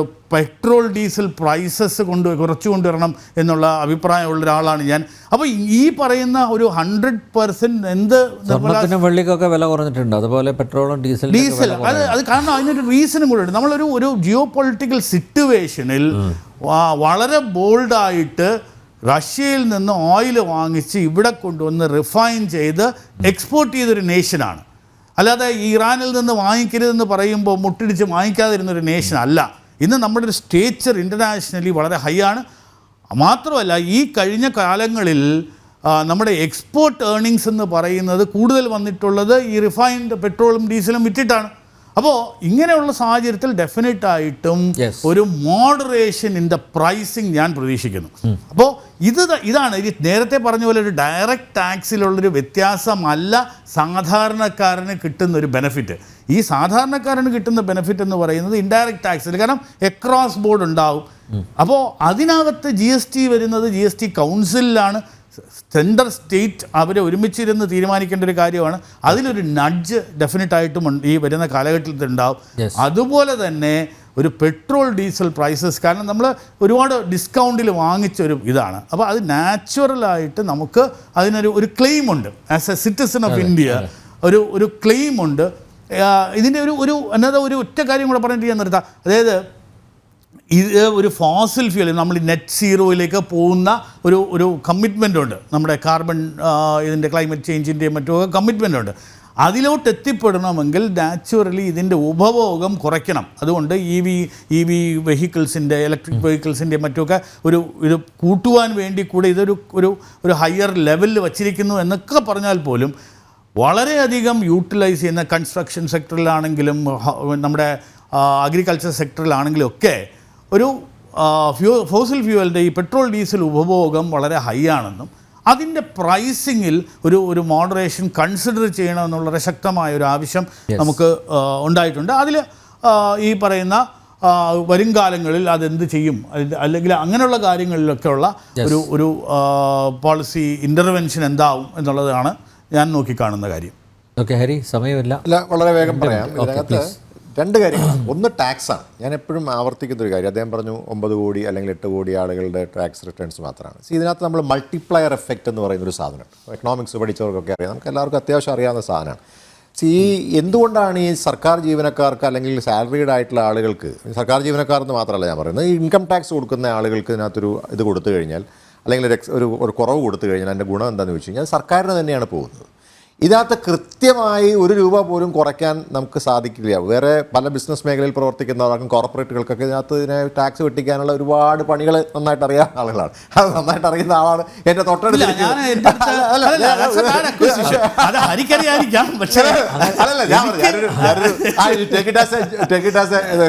ഒരു ഹ്യൂമർ സെൻസിൽ എടുത്താൽ മതി, അങ്ങനെ എടുത്താൽ മതി. ഒരുപാട് വഴികളുണ്ട്. അതല്ല, ഞാനൊരു ഇത് പറഞ്ഞതേ ഉള്ളൂ. അപ്പോൾ ഇതിനകത്ത് ഒരുപാട് വഴികളുണ്ട്. അത് സാധാരണക്കാരായി ഈ സാലറിയുടെ ആളുകളെ സംബന്ധിച്ചിടത്തോളം നടക്കില്ല. കാരണം 1 രൂപ ഇൻട്രസ്റ്റ് ബാങ്കിൽ 1 രൂപ ആയാൽ അത് പോപ്പപ്പ് ചെയ്യും. അതിനുള്ള ഒരുപാട് വഴികൾ കണ്ടുപിടിച്ചിട്ടുണ്ട് നമ്മുടെ ഇപ്പോൾ സർക്കാർ. അത് നല്ല കാര്യമാണ്, ഞാൻ മോശപ്പെട്ട കാര്യമാണെന്ന് കാണുന്നില്ല. പക്ഷേ പ്രശ്നം എന്താണ്? ടാക്സ് ഓൺ ഡിവിഡൻഡ്, അതോടൊപ്പം തന്നെ tax on shares, tax on FD, tax on buying house, tax on petrol, tax on stocks, tax on provident fund, tax on pencil, book, cinema hall, barber shop, health insurance, scooter, car തുടങ്ങി ഏതെങ്കിലും ഒരു കടയിൽ കയറി ഒരു ചായ ഒരു വട കഴിച്ചാൽ tax കൊടുക്കേണ്ട ഒരു സാഹചര്യം ഇന്ന് രാജ്യത്തുണ്ട്. ആ രാജ്യത്ത് അത് ഉള്ളപ്പോൾ ഞാൻ പറയുന്നത് സാധാരണക്കാരന് ഒരിടത്തും കയറി ഒന്നും കഴിക്കാൻ പറ്റാത്ത സാഹചര്യമാണ്. ഒരു ഇന്റർവെൻഷൻ പെട്ടെന്ന്, അതായത് 17,500 രൂപയുടെ ബെനഫിറ്റ് ഇന്ന് ഡയറക്റ്റ് ടാക്സസിൽ ഡിക്ലെയർ ചെയ്തിട്ടുണ്ട്. അതെല്ലാം ഞാൻ പറഞ്ഞില്ലേ, ഞങ്ങൾ അതിനെ കാണുന്നത് ഒരു ജുംല മാത്രമായിട്ടാണ്. കാരണം അത് ഡിക്ലറേഷൻ്റെ കാര്യമില്ല, ഡിക്ലറേഷനിലല്ല കാര്യം. നമുക്ക് അതിന്റെ ബെനിഫിറ്റ് കിട്ടുക എന്നുള്ളതാണ്. നമുക്ക് ഡിക്ലറേഷൻ എന്തെല്ലാം ചെയ്യാം, എന്തെല്ലാം കാര്യത്തിൽ എനിക്ക് ഡിക്ലെയർ ചെയ്യാം. ഒരു ബജറ്റിൽ ഇവിടെ കേരളത്തിൽ ഇവിടെ കേരളത്തിൽ ബജറ്റ് അവതരിപ്പിക്കുമ്പോൾ എന്തൊക്കെ ഡിക്ലറേഷനാണ് വരുന്നത്. 42 രൂപയുടെ കോഴി അറിയാലോ, അതൊക്കെ തന്നെയാണ് ഇതിനകത്തുള്ളത്. 42 രൂപ കോഴി കിട്ടിയ കഥ അറിയാമല്ലോ. അതുകൊണ്ട് സമയം കളയുന്നില്ല. അപ്പൊ എനിക്കുള്ള സമയമാണ് ഇടപെടല്ലേ. അപ്പൊ ഇതിനകത്ത് ഏറ്റവും പ്രധാനമായിട്ട് നമ്മൾ മനസ്സിലാക്കുന്നത്, ഇവിടുത്തെ സാധാരണക്കാരന് ഒരു ഗുണം കിട്ടണമെങ്കിൽ അവർക്ക് ഇത് ടാക്സ് റിഡ്യൂസ് ചെയ്യാൻ തന്നെയാണ്, ഒരു സംശയമില്ല ആ കാര്യത്തിൽ. ഇനി മറ്റൊരു പ്രധാനപ്പെട്ട കാര്യം, ഏറ്റവും പ്രധാനപ്പെട്ട കാര്യം ശ്രീ ധനരാജ് സൂചിപ്പിച്ചു. നോക്കൂ, ഇൻഫ്രാസ്ട്രക്ചറിൽ നിങ്ങൾ ഇൻവെസ്റ്റ് ചെയ്തോളൂ. ഞാൻ റിപ്പീറ്റ് ചെയ്തതാണ്, ഞാൻ തമാശയായിട്ട് പറഞ്ഞതേ ഉള്ളൂ. ബീഹാറിൽ പാലം ഇടിഞ്ഞു വീഴുന്നു, ഡൽഹിയിൽ എയർപോർട്ട് ഇടിഞ്ഞു വീഴുന്നു. ഇതൊക്കെ സംഭവിക്കുമ്പോൾ ആ ഇൻഫ്രാസ്ട്രക്ചറിൽ നിങ്ങൾ ചെലവഴിക്കുന്ന കോടികൾ, ഞാൻ ചോദിക്കട്ടെ, ഏറ്റവും വലിയ പാലം ഗോവയിൽ നിങ്ങൾ പോയിട്ടുണ്ടോ? ഞാൻ ആ ഗോവയിലെ പാലത്തിലൂടെ പോയിട്ടുണ്ട്. ആ പാലത്തിലൂടെ കടന്നു പോകാൻ കഴിയില്ല, മൊത്തം പൊട്ടിപ്പൊളിഞ്ഞ് കിടക്കുകയാണ് ആ പാലം. ഏറ്റവും നീളമുള്ള പാലാണ് ഗോവയിൽ. ഇതെല്ലാം ഇൻഫ്രാസ്ട്രക്ചർ ഡെവലപ്മെന്റിന് വേണ്ടിയിട്ട് ചെലവഴിച്ചതാണ് ഈ സർക്കാർ. ആ ചെലവഴിച്ച പണം മുഴുവൻ ഇടപെടല്ലേ സമയം തരത്തുമില്ല. അതുകൊണ്ട് ഞാൻ പറയാം, എന്റെ കൺക്ലൂഷൻ ഇതാണ്, നിങ്ങൾ ഇതിനകത്ത് ഈ ഇൻഫ്രാസ്ട്രക്ചർ ഡെവലപ്മെന്റ് എന്ന് പറയുന്നതിന് ഒറ്റ താല്പര്യമുള്ളൂ. നിങ്ങൾക്ക് ഈ ബീഹാറിലുള്ള കോൺട്രാക്ടർമാർക്കും അതോടൊപ്പം ഗോവയിലെ കോൺട്രാക്ടർമാർക്കും ഒരു സന്തോഷം ഉണ്ടാക്കി കൊടുക്കാൻ ഞങ്ങൾ നേരത്തെ പറഞ്ഞു. അതെ, അവർ തന്നെയാണല്ലോ ഇതിന്റെ ആളുകളെന്ന് പറയുന്നത്. ഞങ്ങള് പ്രതിപക്ഷ നേതാവ് എന്ന് പറഞ്ഞതിന്റെ കാര്യം ഇതാണ്, ഈ ബജറ്റ് എന്ന് പറഞ്ഞാൽ കുർസി ബച്ചാവോ ബജറ്റ് തന്നെയാണ്, അതിനകത്ത് ഒരു സംശയമില്ല. അതുകൊണ്ട് ഇത് ജനങ്ങൾക്ക് ഉപകാരപ്രദമാകുന്ന പദ്ധതികളും പരിപാടികളും കൊണ്ടുവരിക. സാധാരണക്കാരൻ, കർഷകരായിട്ടുള്ള അല്ലെ പറഞ്ഞ കർഷകർക്ക്, വിദ്യാർത്ഥികൾക്ക്, അതോടൊപ്പം ചെറുപ്പക്കാർക്ക്, അതോടൊപ്പം സാലറി സർക്കാർ സ്ത്രീകൾക്ക് നിങ്ങൾ പറഞ്ഞാൽ പോരാ, 5 എന്ന് പറഞ്ഞാൽ പോരാ, ഈ 5 പേർക്കും പ്രയോജനപ്പെടുന്ന കാര്യങ്ങൾ ബജറ്റിലൂടെ കൊണ്ടുവരാം എന്നാണ് ആഗ്രഹിക്കുന്നത്. ഓക്കെ, ബജറ്റിൽ സാമ്പത്തികം മാത്രമല്ല, കുറച്ച് രാഷ്ട്രീയമൊക്കെ ആവാം. അതാണ് അതെ. രാഷ്ട്രീയമാണ് അംഗീകരിച്ചത്. രാഷ്ട്രീയം മാത്രമല്ല, ഞാൻ കണക്കുകൾ പറഞ്ഞല്ലോ. അല്ലേ, ഞാൻ രാഷ്ട്രീയവും പറഞ്ഞു, കണക്കും പറഞ്ഞല്ലോ. ഞാനത് രജിത് കാർത്തികിനോട് ഞാൻ രാഷ്ട്രീയമല്ലോ പറഞ്ഞു, ഞാൻ അദ്ദേഹത്തിന്റെ കണക്കാ പറഞ്ഞു. അതിനുള്ള റിബട്ടലും ഞാൻ പറഞ്ഞു. എന്റെ പാർട്ടി എന്നോട് രാഷ്ട്രീയം പറയാനാണ് പറഞ്ഞിരിക്കുന്നത്. പക്ഷെ ഞാൻ രാഷ്ട്രീയം മാത്രമല്ല, ഇന്ന് ഇവിടെ രാഷ്ട്രീയത്തോടൊപ്പം കണക്കും ഞാൻ പറഞ്ഞിട്ടുണ്ട്. ഞാനപ്പോ എന്റെ ഒരു ഫൈനലായിട്ട് ഞാൻ പറയുകയാണെങ്കിൽ, ഇത് ഒരു അടച്ചാക്ഷേപിച്ച് പറയാൻ അദ്ദേഹത്തിന്റെ പാർട്ടി പറഞ്ഞു എന്ന് അദ്ദേഹം അംഗീകരിച്ചതുകൊണ്ട് ഞാൻ അതിനകത്ത് അറ്റാക്ക് ചെയ്യുന്നില്ല. ആക്ഷേപിക്കാൻ പറഞ്ഞതല്ല, ഇല്ലാത്ത കാര്യം രാഷ്ട്രീയം പറയാന്ന് പറഞ്ഞാൽ അടച്ചാക്ഷേപിക്കാനുള്ളതല്ല. ഞങ്ങള് പൊളിറ്റിക്സ് പറയുന്നത് അതാണ് ഞാൻ ചോദിച്ചത്. BJP സത്യം പറഞ്ഞാൽ നിങ്ങൾ ചെയ്യേണ്ടത് BJPയുടെ ഒരാളെ കൂടി ഇവിടെ വിളിക്കണമായിരുന്നു. BJPയുടെ ഒരു വക്താവ് ഉണ്ടാവണമായിരുന്നു. കാരണം BJPയുടെ വക്താവ് ഇല്ലാതെ പറയുമ്പോഴാണ് ശ്രീ രഞ്ജിത്ത് കാർത്തികേയൻ അത് ഡിഫെൻഡ് ചെയ്യേണ്ട ഒരു സാഹചര്യം വരുന്നത്. അതുകൊണ്ട് ഞാൻ പറഞ്ഞത് പൊളിറ്റിക്കലി പറഞ്ഞ കാര്യങ്ങൾ സത്യസന്ധമായിട്ടുള്ള കാര്യമാണ്. കണക്കുകൾ ഞാൻ അദ്ദേഹത്തിന് മുമ്പിൽ, അതുകൊണ്ടാണ് ഞാൻ അദ്ദേഹത്തിന് മുമ്പിൽ കണക്കുകൾ പറഞ്ഞത്. 16,500 രൂപ പെർ പേഴ്സൺ ബെനിഫിറ്റ് ഉണ്ട് എന്ന് ഉള്ള കാര്യം അല്ല, അത് ഫൈനാൻസ് ആക്ട് ആണ്. അത് പാസ്സായി കഴിഞ്ഞാൽ പ്ലീസ് എന്റെ ഡൊമൈനിൽ ഞാനൊന്ന് സംസാരിച്ചോട്ടെ. അതായത് ഈ പറയുന്ന ഫൈനാൻസ് ആക്ട് പാസ്സായി കഴിയുമ്പോൾ വരുന്ന ടാക്സ് റേറ്റ്സ് ആണ് എല്ലാ വർഷവും. അതാണ്, അല്ലാതെ ഈ പറയുന്ന കേരള ബഡ്ജറ്റിൽ പറയുന്നത് പോലുള്ള പ്രഖ്യാപനം അല്ല, കിഫ്ബി ബഡ്ജറ്റ് അല്ല ഇത്. അത് അങ്ങനെ